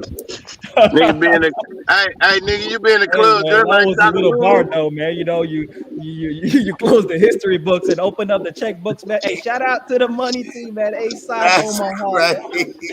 A-side Omaha is insane, Young Africa. Y'all That deserve is it, man. crazy, bro. Hollywood on the real shit though. On some real shit. I hope y'all niggas ain't discouraged. I hope y'all think Canelo gonna do all this world beating shit and put your money up. You can send it to Gooch. You can send it to Cam. Whoever you want to send it to. It is a public notice that your boy got this bread on deck. If they sign this motherfucking fight, guess what? Canelo going to sleep for the motherfucking first time, and he gonna take a long nap. You think he gonna come in here on some bullshit? We were trying to make history, man. Where Young Africa go? Oh yeah, I got some breaking news for y'all too. While we looking for Young Africa, it seems as though Errol Spence has possibly left the game of boxing. He has officially, from the looks of it, deleted his Twitter account or his Instagram rather. They said the Big Fish deleted his Instagram. You know who did it? Who deleted the IG? His old lady. His lady. Why she deleted though? Because you ain't making no move, making no money. This all you been about, making money boxing. And now you sitting still, go ahead and delete the whole motherfucking thing. Start over. Damn, that's crazy. She don't want to see her man get his ass whipped no more. That's why she deleted it. Damn, that's like, baby, you gonna have to. You know, he used to cheat on her. He cheated on her, and to talk you into coming back in the boxing and getting your ass whipped again. No, I can't live through that again. Wait, Blue, you said what? Yeah, his bitch cheated on him. I mean, he cheated on his bitch. I apologize. He cheated on his bitch, and she was mad at him. Remember when he was drunk and everything like that, doing those episodes and everything? She was mad at him for cheating on him. Oh wow! Mm-hmm. Wow! How did you come across that information? Don't say that, Blue. Blue, don't say that. Because then they're going to come up with another excuse that, that's why she put something in his drink before the fight. They got all kind of shit to add up. They worked it out, and she stayed with him, as you can see.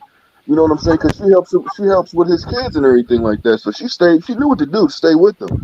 You know what I'm saying? But she wanted him to stop fucking cheating. Because he cheated on her with this one. I don't know who the female was, but he cheated on her with a female, and she found out about it, and she was hot about it. So Big Blunts is saying that he said his Instagram will be back up in a couple of weeks. He ain't paid an Instagram bill.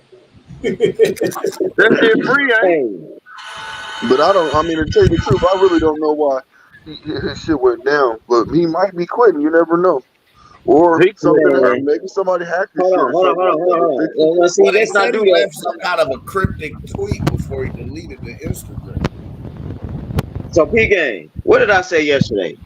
I don't know if y'all watched me yesterday. I was like this, and I'm gonna say it right now. What's Earl big money fight? Who's his next big money fight? Besides, shit, yeah, don't look like he gonna get Canelo. Who's next big money? I said it earlier. I said it earlier. They ain't fighting, bro. But they already said they're not fighting, and that ain't gonna be a big money fight. It's Danny Garcia at 160. Bro, that's still not gonna be that $10 million fight. No, he ain't getting that. $5 million is $5 million, bro.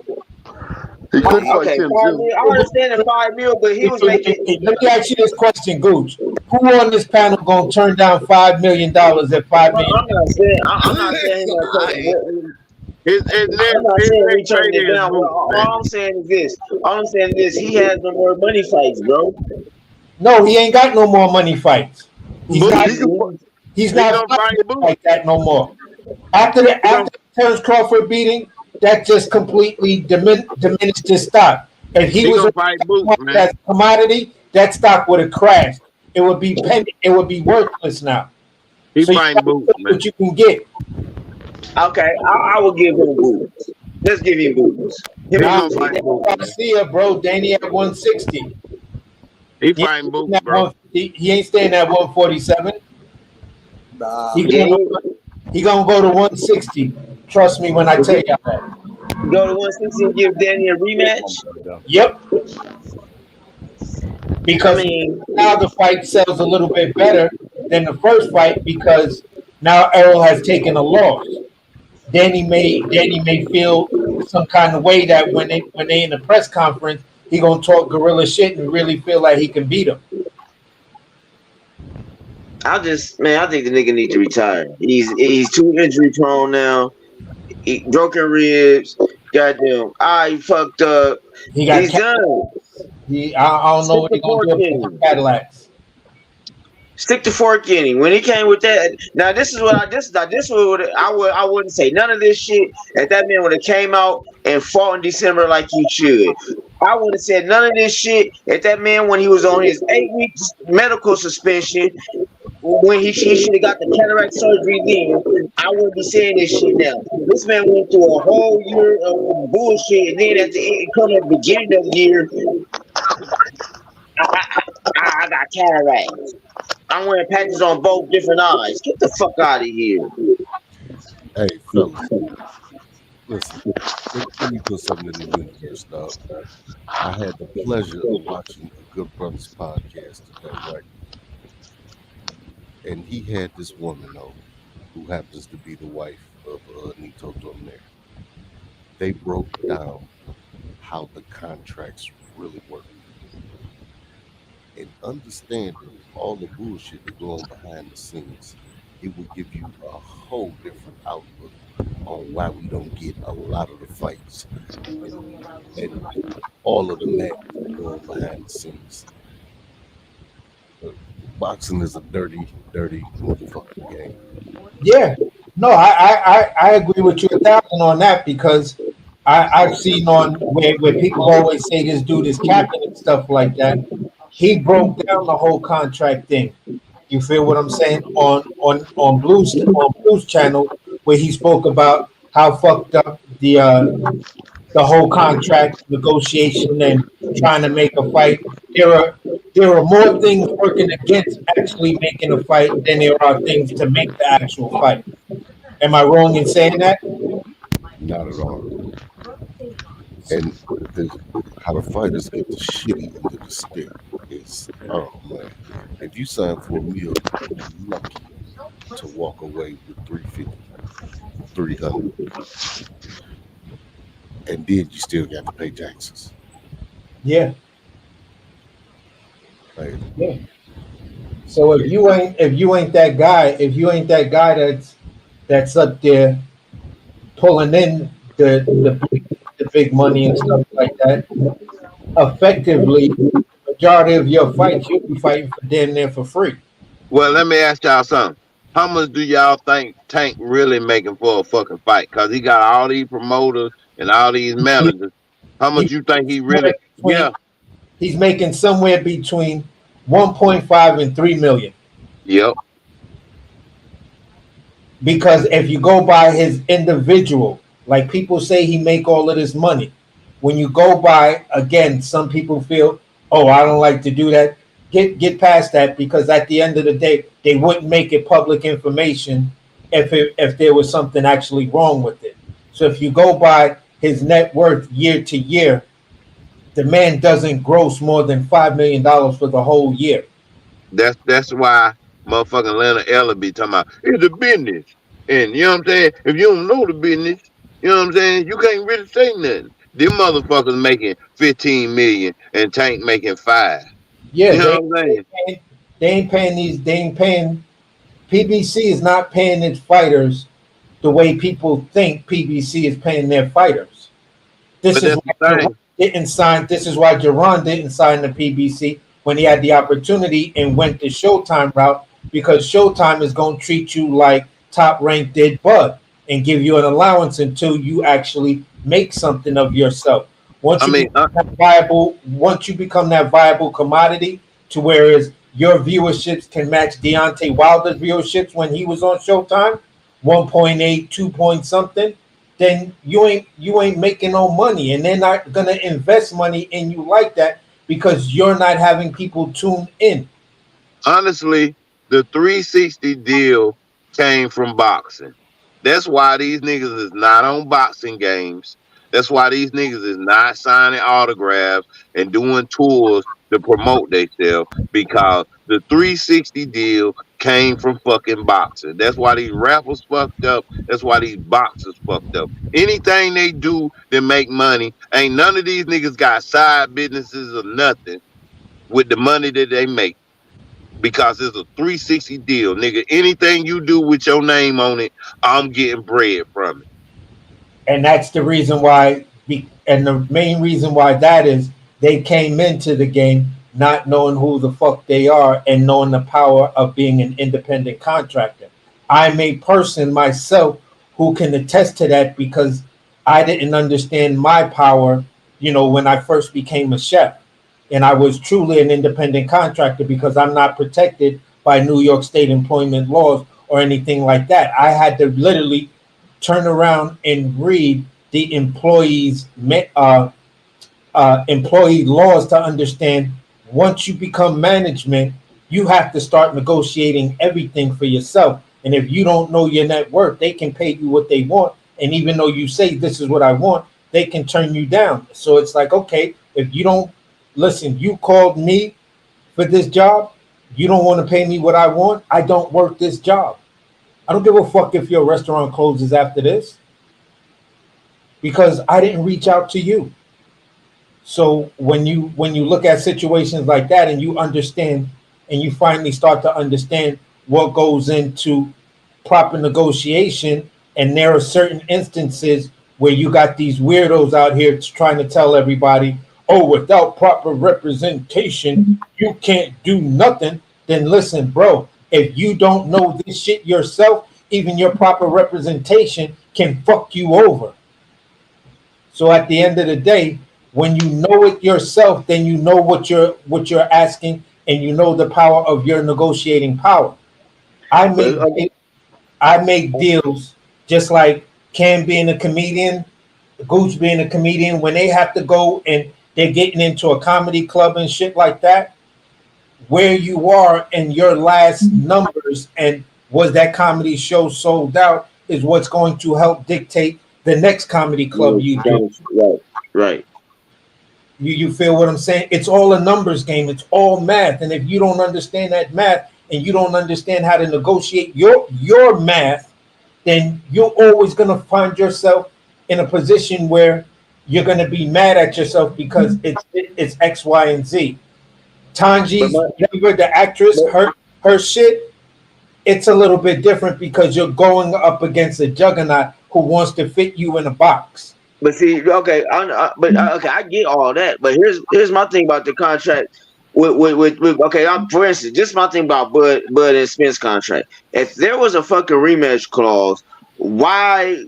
I mean, it was crazy how they drug that shit out. They supposed to fight in December. Not December. Let's do February. They could have fought this weekend. They could have fought Saturday night, made buku money in Vegas.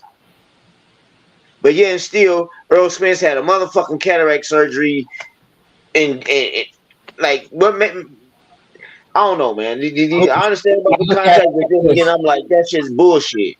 Gooch, because he's trading league. Gooch, when it comes down to the contract thing, contracts are multifaceted. They have different parts. You have principles. You have all of these other things. I understand that. When you have the contract between the two principals, that's Errol Spence and Terrence Crawford. The third principle, which is the most important one, was the network. Once the network doesn't have, once you lose your network deal, you basically don't have a contract. So Showtime couldn't fulfill their obligation looking at the timeline.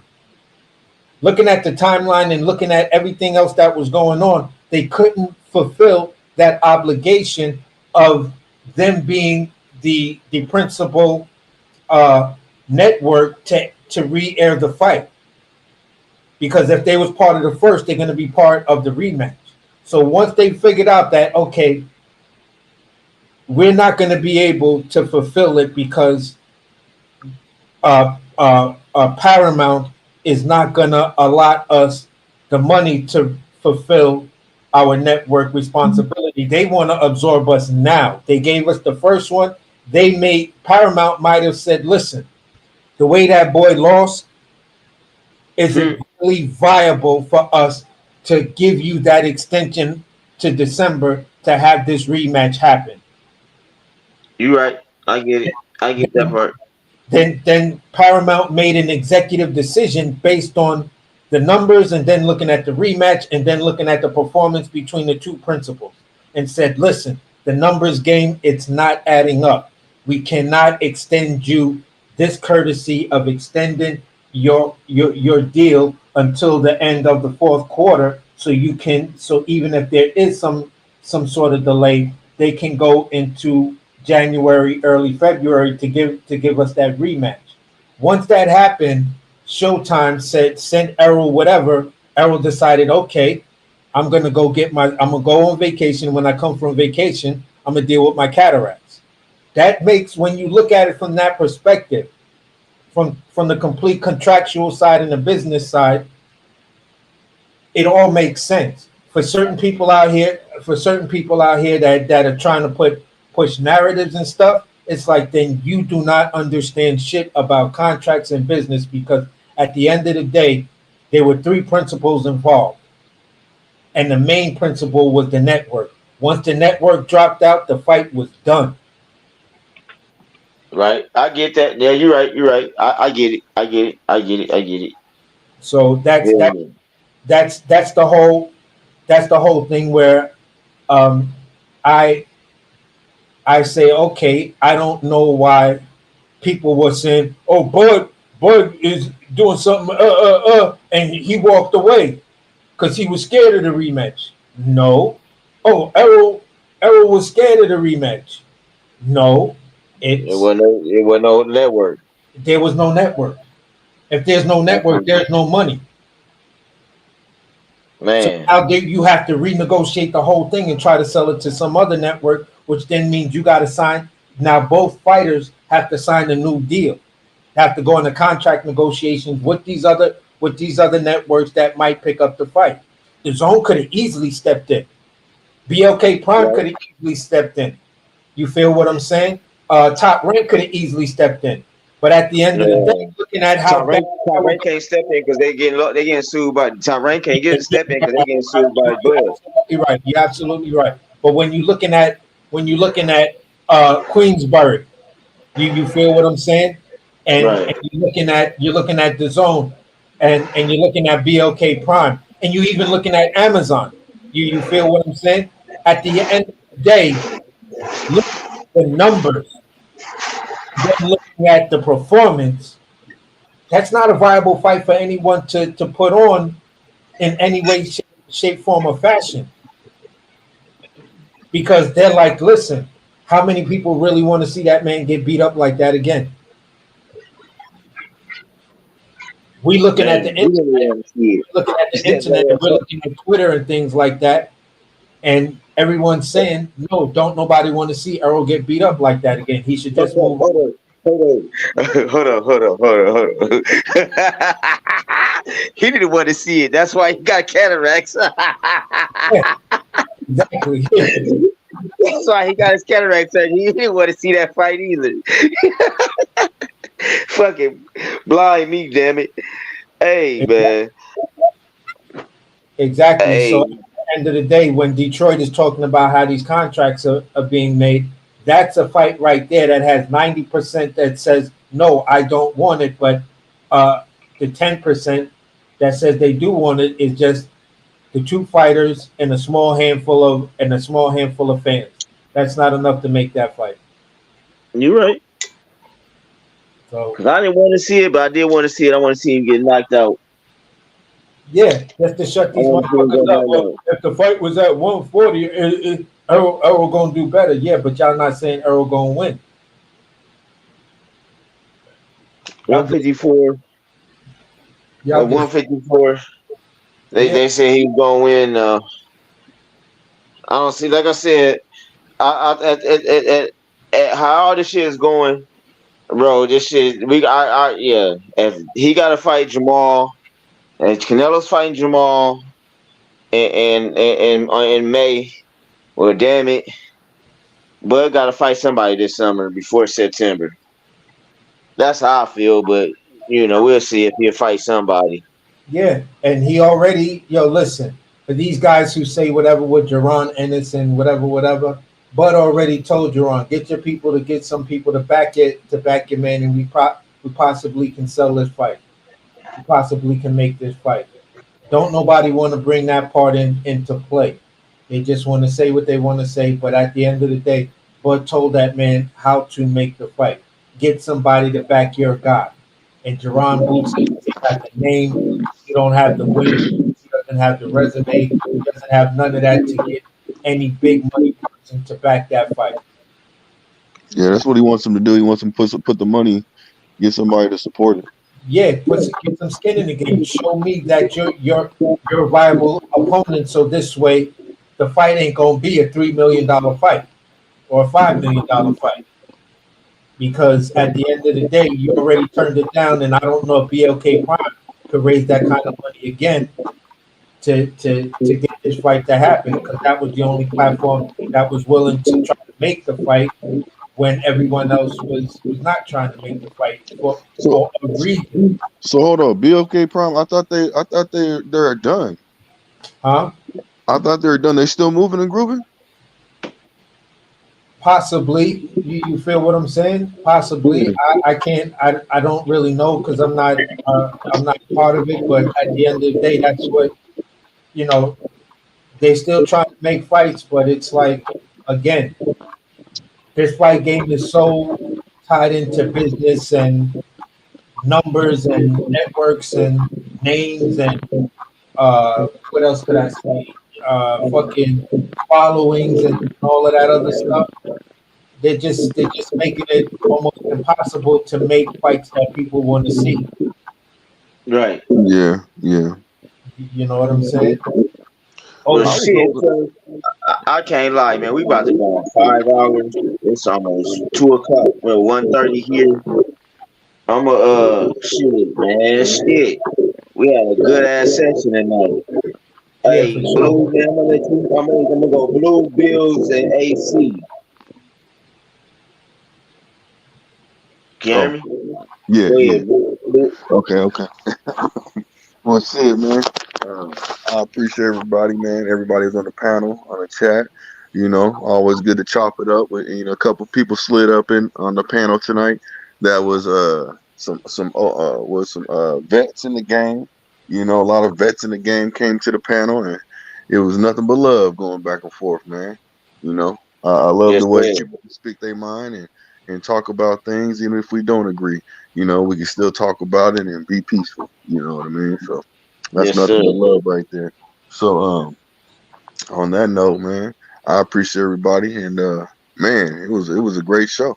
Yes, it was. Thanks, man. You know, Thanks, thanks man. for having me on and tapping in with me. I appreciate you doing what you Yes, did sir. this time. You Yes, know sir. what I'm talking about. You let me know. That's when Yes, sir. you see I hop on. You see I hopped on as soon as you let me know. Yes, sir. Yes, So I sir. appreciate that most definitely. And Appreciate you, family. yeah, you already know, Cam, man. I appreciate you too, man. We gotta chop it up, Cam. You know what I'm saying? We gotta chop it up. Also, Gooch got my number. He's more than welcome to pass slide it to you. You know Yeah, what I'm I'm saying? excited to you because me and Cam talk. Cam, Okay. Cam. Okay. Hold on. Let me get my camera. Cam. You already know. But Yeah. yeah. All right. No, So yeah, I'm gonna go ahead and just fall off. I'm gonna mute my mic and just listen to y'all. Uh, it's you know, already chop understood. it up. I'ma definitely tap in, bro. Yeah, you already know, man. Ain't nothing but love. I appreciate it, man. Tap in with me for sure, for sure. Always, family. Also, Always. you know, I want to start getting certain things out that way and putting the product out there too. So maybe we can work something out. 'Cause Okay. I No run a doubt. business too, so you know that.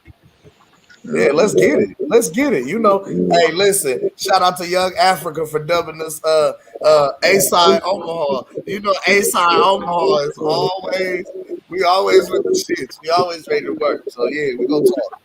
Yeah, you already know, man. And shout out to Young Africa too, man. Just holding it down. He's, even though he be sounding delusional, man, but he be doing his thing, man. That's Hey, that's what my it is. dog. I love Young Yeah, Africa yeah, because because he stands his own ground. He stands on his he 10 toes stand to on his represent. shit, and Yeah, and I love he that. brings a bright perspective to it Mm-hmm. because he holds these fighters he hold their feet to the fire. He hold them accountable. Yeah. Listen. If I'm gonna give the criteria, I'm gonna give it straight across the board, and can't Mm-hmm. nobody toe the line. Goddamn, you either on one side or the other. Ain't no riding straddling the fence with bro. And that's why I They fuck with vou- hey, they vouching for you, Young Africa. I ain't. That's crazy. Yeah. But yeah, man. Cool Shout it out to down. my guy though, man. Cool it down, Tornado. Appreciate you pulling up, Blue. Bills. Bills. Yeah, man. Hey, I done got put out the house. I done got a tour with my old lady. So I'm in Listen. here venting. You know what I mean? So anybody can get it. You know what I'm talking about? I'm putting money on deck. These Wait, do niggas I need about to to pay. leave? Do I Hey, need to these leave it? niggas. Do I need to leave it on for a little bit longer until you get back in there? No. I was trying to put up some rent money for these niggas to motherfucking pay some. Shit. Fuck around, help me move out on these niggas. Shit. Hey, but don't discourage them. Encourage them. You That right. You Canelo right. is that guy. You right. You know.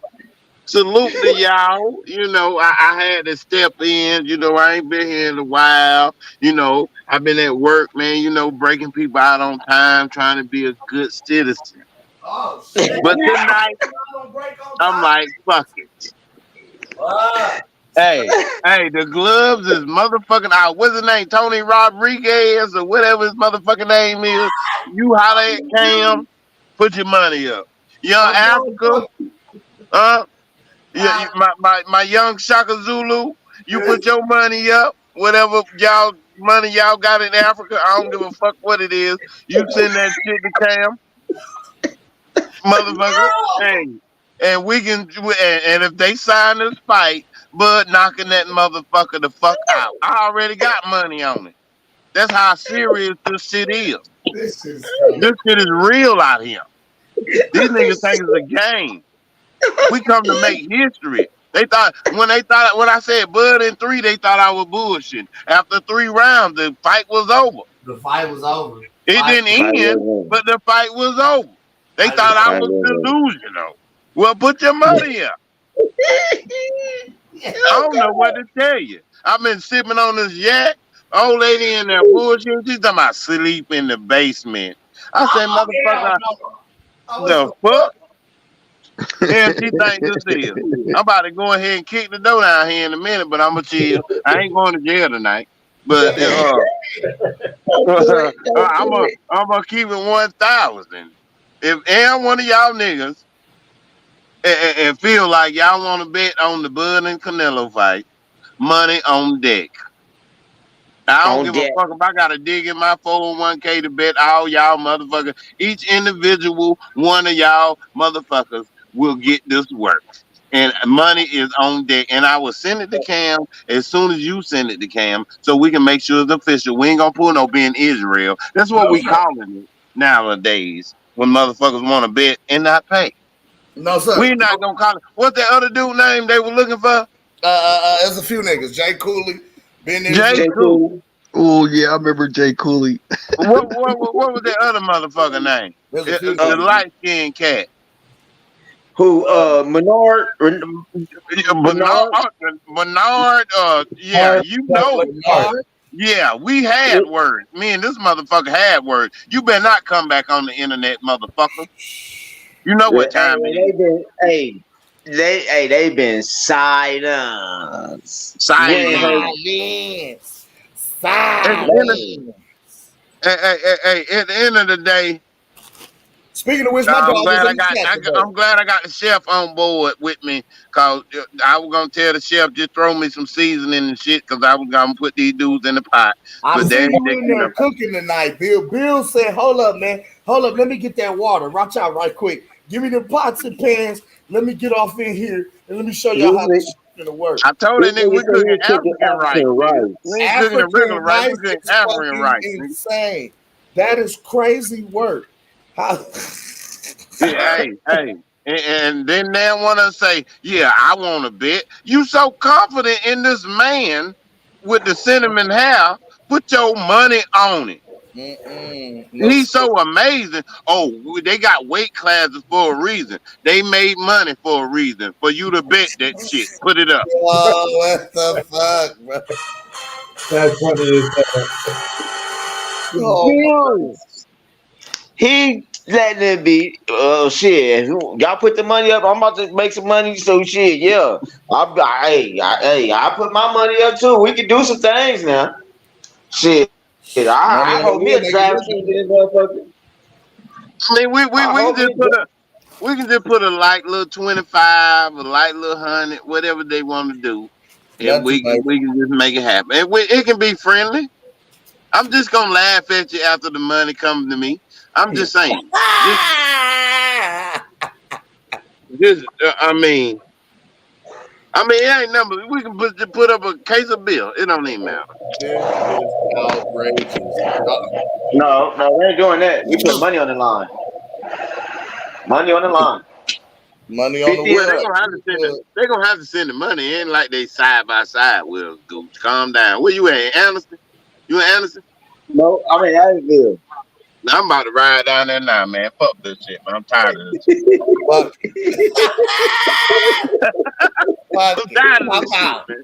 I'm outside tonight. We out.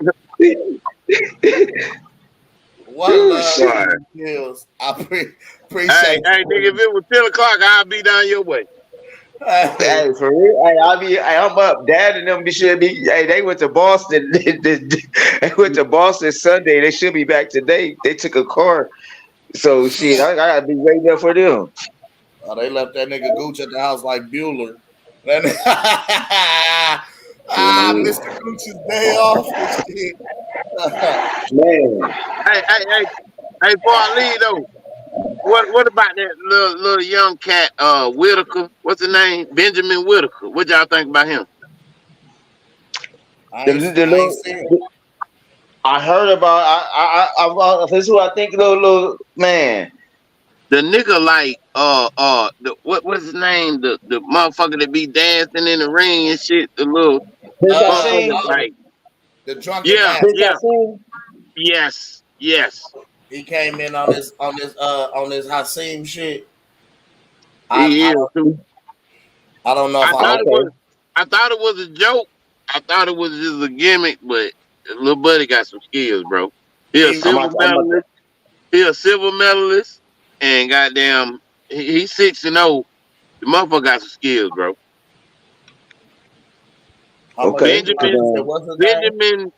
Benjamin Whitaker. That's how I'm looking him up Gotcha. now. All right, Benjamin Whitaker. We gonna I'm gonna check him out. All right, going out to my guy AC the Chef, man. What's your final thoughts before we get up out of here, family? Man, my final thoughts is this: Bud in 10 versus Canelo. Oh, straight like that. You heard him. Put your money up. He said in 10. I said in 8. Motherfucker is going down in 9. Put your money up. Crawford in 9. Crawford in 9. So at the end of the day, man, like I said, if you look at the fight realistically, Canelo only has one path to win. Bud has more than one path to win that fight. Because Bud will be able to take away Canelo's inside game. People sleep on Bud's inside game. People sleep on Bud's strength. They sleep on how Bud can control distance. They sleep on Bud's jab that can come from the right or the left. You feel what I'm saying? They sleep on Bud's chin. Because he took a mean 3-piece from Errol Spence in that fight that put him on the ropes, and he licked his tongue out at the nigga, smiled at him, and then dropped him. That's that 7th round knockdown. You feel what I'm saying? So at the end of the day, man, Bud in 10. Bud in 10. Jaron ain't never gonna take no Bud Crawford fight. You feel what I'm saying? Because if he was built like that, he would have fought everybody else to build his credibility. When I say he on some whole shit like that, I tend to look at different examples. You feel what I'm saying? Tyson Fury's dad was a fighter, shitty fighter, but Tyson Fury is not his dad. You feel what I'm saying? You also had Lomachenko's father, was a fighter, but Lomachenko is a different beast. You have Floyd Mayweather, who was you have Floyd Mayweather. Floyd Mayweather's dad was a fighter, different animal. You feel what I'm saying? Than both of them. So now you look at look at the landscape of Conor Benn. You feel what I'm saying? And you look at his father, Nigel Benn. If you want to make money, bro, you want to put your name on the map like that, you got to go to the UK and fight this guy. Because if we were talking about Keith Thurman making a lot of money off of this, Jaron Ennis is going to make just the same amount of money that they would be willing to pay Keith Thurman for Jaron Boots Ennis to fight Conor Benn. It's not going to be a difference. You're going to get a bag. Every fighter who's actually made a name for themselves in boxing went overseas and had a big fight. Devin Haney did it with Kambosos. You feel what I'm saying? Errol Spence did it with Cale Brook. You feel what I'm saying? Yes, Bud did it with Cale Brook. You feel what I'm saying? Every fighter who has a name for themselves took a fight overseas. So these guys got to stop thinking that the only place I'm going to fight is in the USA. You feel what I'm saying? So with that being said, man, Bud in 10, great show, great chat, man. You feel what I'm saying? Yes, sir. Everybody came with solid points. Everybody came with with a good strategy and for the most part making sense in explaining their points and everything. You know, although some of it just sounded crazy. You feel what I'm saying? But when you look at it from different perspectives, and depending on what fan you are, it has a legitimacy to make sense. And So when you look at how boxing has been happening, shit, anything's possible with some of this shit. yeah, anything is possible. Hell, you know what I'm saying? If that Bud fight and Canelo fight get made in September, you know what I'm saying? We just might. I don't. I'll consider it a miracle, but we just might get a Boots versus Bud fight in the interim. You feel what I'm saying? That would be so dope, bro. He beat Boots, become triple champion, then beat Canelo, quadruple champion. Yeah. And at the end of the day, he'll be lineal champion. He'll be lineal champion for division. Four division champ, four division champ, four division lineal, three division undisputed, and a quadruple champion. That is fucking nasty. Exactly. So at the end of the day, my only beef with the whole Jaron thing is I just want to see a competent fight. Bro, that's like a fight hype. That's like a fight night game career, bro. Yeah, so for me it's like, come on, bro. I don't want to see you get in there and get steamrolled and then turn into an Adrian Broner. You feel what I'm saying? Turn into one of these other fighters, young fighters or Chris Colbert or some shit like that, where you got beat by a well-seasoned veteran. Not to say the guy that beat Chris Colbert is on that level, but at the end of the day, we don't see nothing special from you anymore because now you become trigger shy or whatever. You just scared to punch. Yes, sir. That's my only contention, man. Experience breeds what we always say, skill sharpens steel. So if you ain't fighting steel, then you ain't getting sharp. Ooh, I appreciate you pulling up, man, dropping your gems. AC, one love to the chef out of Brooklyn, man. Hold it One down. love to y'all, man. One love to your family. Appreciate you pulling up. Gooch! Cam. Man, we had another one, man. This was This was an epic one, man. I love this one today, man. This is real epic, man. What you gotta say? I'm about to we. Man, one love to everybody that tuned in today, man. I appreciate y'all coming through. Make sure y'all hit the like and subscribe. Man, we had a full panel. One love to everybody that came through, man, that clicked the link. Make sure y'all hit the like and subscribe. Do the sharing, all of that, man. I appreciate nights like tonight, man, when everybody can come through, everybody cooking, can contribute something, valuable to the conversation. We all can learn something. We all can grow. You know what I mean? And just cook this good boxing news, man. I love it, man. That shit dope. Hey. Then we got shout out to Young Africa.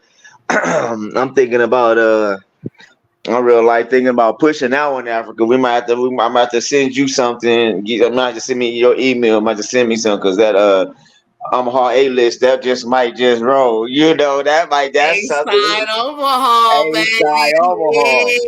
A-side Omaha. Yeah, bro. A-side Omaha. I like that. Hollywood Gooch. Hey, instead of Hollywood Hogan, I'm Hollywood Gooch, nigga. Oh my God. Here we go. Yeah, they done fucked up now. Here we Let go. me tell you something. Let me tell you something, brother. Sweet. Yeah. On her ace. Hey, Yeah. Yes, sir. I might, man. Hey, y'all might see that y'all might see a t-shirt. That might be on a t-shirt tomorrow night. Y'all might be in the morning. Y'all might check in the community. Y'all might see a new t-shirt in the community. Oh, shit. With that being said, though, bro, I'm about to get up out of here. I gotta go hit the streets real quick. I gotta bust a tip. So, yeah. Nigga, I'm about to put the Omaha A side with the knot on it. Nigga, that's what they call. Anyway, man, we had a great panel, man. I love today, man. I gotta push this. Yeah, man, 5 hours. Yeah, we did that. We had fun, man. Young Africa, Toby Bartlett, man. The chat, the Queens, Lisa Bills, Jessica was in here. Detroit, BC, Big Blunts, man. Hold on. And Kid 78 was in through this mud jugger. B Mac, man, shout out to B Mac, man. Shout out to the whole panel. Who we had? B Mac. We had Mr. Golden. We had Tony Reviews. We had AC. We had Boom Boom. Big J. Who else? Who else? There was some. I'm missing somebody. Who am I missing? Who am I missing? I said Blue Man Hustle. Bills. Yep, Blue Bills. Man. Yeah, we had a nice little panel. DC, Blue, yeah. We had a nice panel today, dog. Nice panel. Everybody came kicked it. I appreciate that for real. Man, I appreciate it, man. I had fun, man. We talk good, talk boxing talk. Hopefully, we gotta see what this big announcement is tomorrow. If it is the Charlo shit, fuck it. Hopefully we can hear something, but yeah, man, shit. I'm starting back enjoying this shit. So y'all might see us more often. Fuck it. If you don't see the whole panel, y'all just might see me do it like 13 minutes, like my nigga Rebel Life do sometimes. 13-minute show or some shit. You know what I'm saying? Talking my shit. Check me out on. I gotta get this shit together. I'm trying to wait, but y'all might. Huh? Oh, then I'm shit. Fuck it. It's a lab party, man. Y'all go subscribe to that, man. Check me out on that. I think that's what I'm gonna start kicking it in on, man. So I can start talking about shit, talking shit about everything from Club Say, how man Club Say got to come. Hold on, bro. Before I go, I know we supposed to be going. But man, Club Say got the comedians acting gangster right now. And what the fuck, nigga?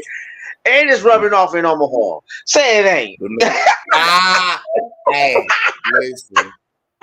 Them niggas ain't really gangster for real. They know who really gangster with this shit. So Man, I'm just saying, bro. My bad. Bro, I'm just saying. I'm coming home, man. I'm letting me know. I'm coming home, man. Put me on the show. Let me host and let me do jokes. One of the two, fam. But man, but yeah, man, I'll be talking my shit now. I just gotta build more content on this live party, man. I'm about to do some shit. But man, one love to everybody, man. Check us out again, man. Shout out to the B&B, man. Bo Mac, once again, man, one love to you. Damn, I forgot to tell my mom. I told her on Facebook. I wanted to tell her on here. Happy birthday to my mom's. You know what I'm saying? Oh, easy. You stop playing with me. Yeah, I did it on Facebook earlier. I forgot to do it on. Yeah. And then man, shit. Jabbing Boys, we still doing our thing down here. Done Right Gutters, Mr. Goose the Gutter guy coming back in March. Yeah, man, doing everything, man. I got shit going, bro. We doing it, man. I ain't talking about I'm showing y'all, man. You know what I'm saying? I ain't telling, you know what I'm saying? I'm done talking. I'm showing. But yeah, man, we had fun, man. We had fun today. Just a guy, Issa Bills. I'm just saying, I was going through the chat, but it froze on me, man. Cooking pills. We was in here, man. We was in here. Hold on, bro. This shit froze on me. Okay, yo. Okay, there we go. Yeah, we was in here, man. So, yup. Okay. I said everybody. Okay, yeah. Mexican boxing the only one. Yup, that's good. Boxing method, PBC. Yeah, okay. I know it's a couple cats I missed. Yeah. But yeah, that's all that went through. And Kid, Tony Reviews. Yes, sir. Big Blunts, okay. Man, one love to everybody, man. Thank y'all for coming through, man. DM Saints, one love to you, man. Check out the playback game. Man, shit the music. I'm out this day. Y'all be sweet, man. Jeez. Two to the side. I'm gone. Hold on.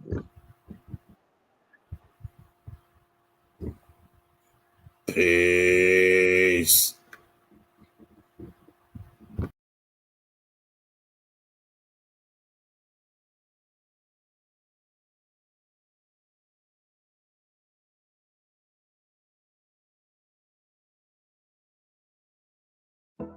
It's the Goose to you, Mr. Goose to you. And I'm with my guys, Sugar J the Wise One and Kim the Baptist. Yes, and we are the apostles of the youth boxing community. And we're bringing It's Boxing to You. It's the apostles and we come to lay of hands. Half step, weave the jab, uppercut, pick up your mans. It's Pastor Gucci Cam, Sugar J the Wise Man.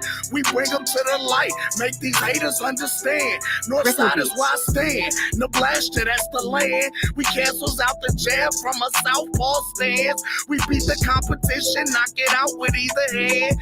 And we drop the link, so come and kick it with your fam. And we drop receipts, so keep your sources on hand. If you can't confirm that this facts, you spread propaganda. Make sure you hit the like when you subscribe to the channel. One love to the playback gang and the panel. It's boxing to you. It's boxing to you. It's boxing to you. It's boxing to you. It's boxing to you. Represent the 402. Being team Crawford, that's what we do. It's boxing to you. It's boxing to you. It's boxing to you. It's boxing to you. What it do? Represent that 402. Team Crawford, B&B, yeah, that's what we do. What up? Y'all know who it is. It's the Goose to you, Mr. Goose to you. They said we weren't gonna do it, Cam. They said we weren't gonna last in this bitch, but we here. The apostles of the YouTube boxing community. We laying hands on their ass. Y'all see what it is. We got young Sugar J, the switch hitter from B&B, coming out 2023. One love. Y'all know what it is, huh? But y'all gonna see what it is. Mr. Gucci, you, Kim the Baptist, Sugar J the Wise One, we are the apostles of the YouTube boxing community.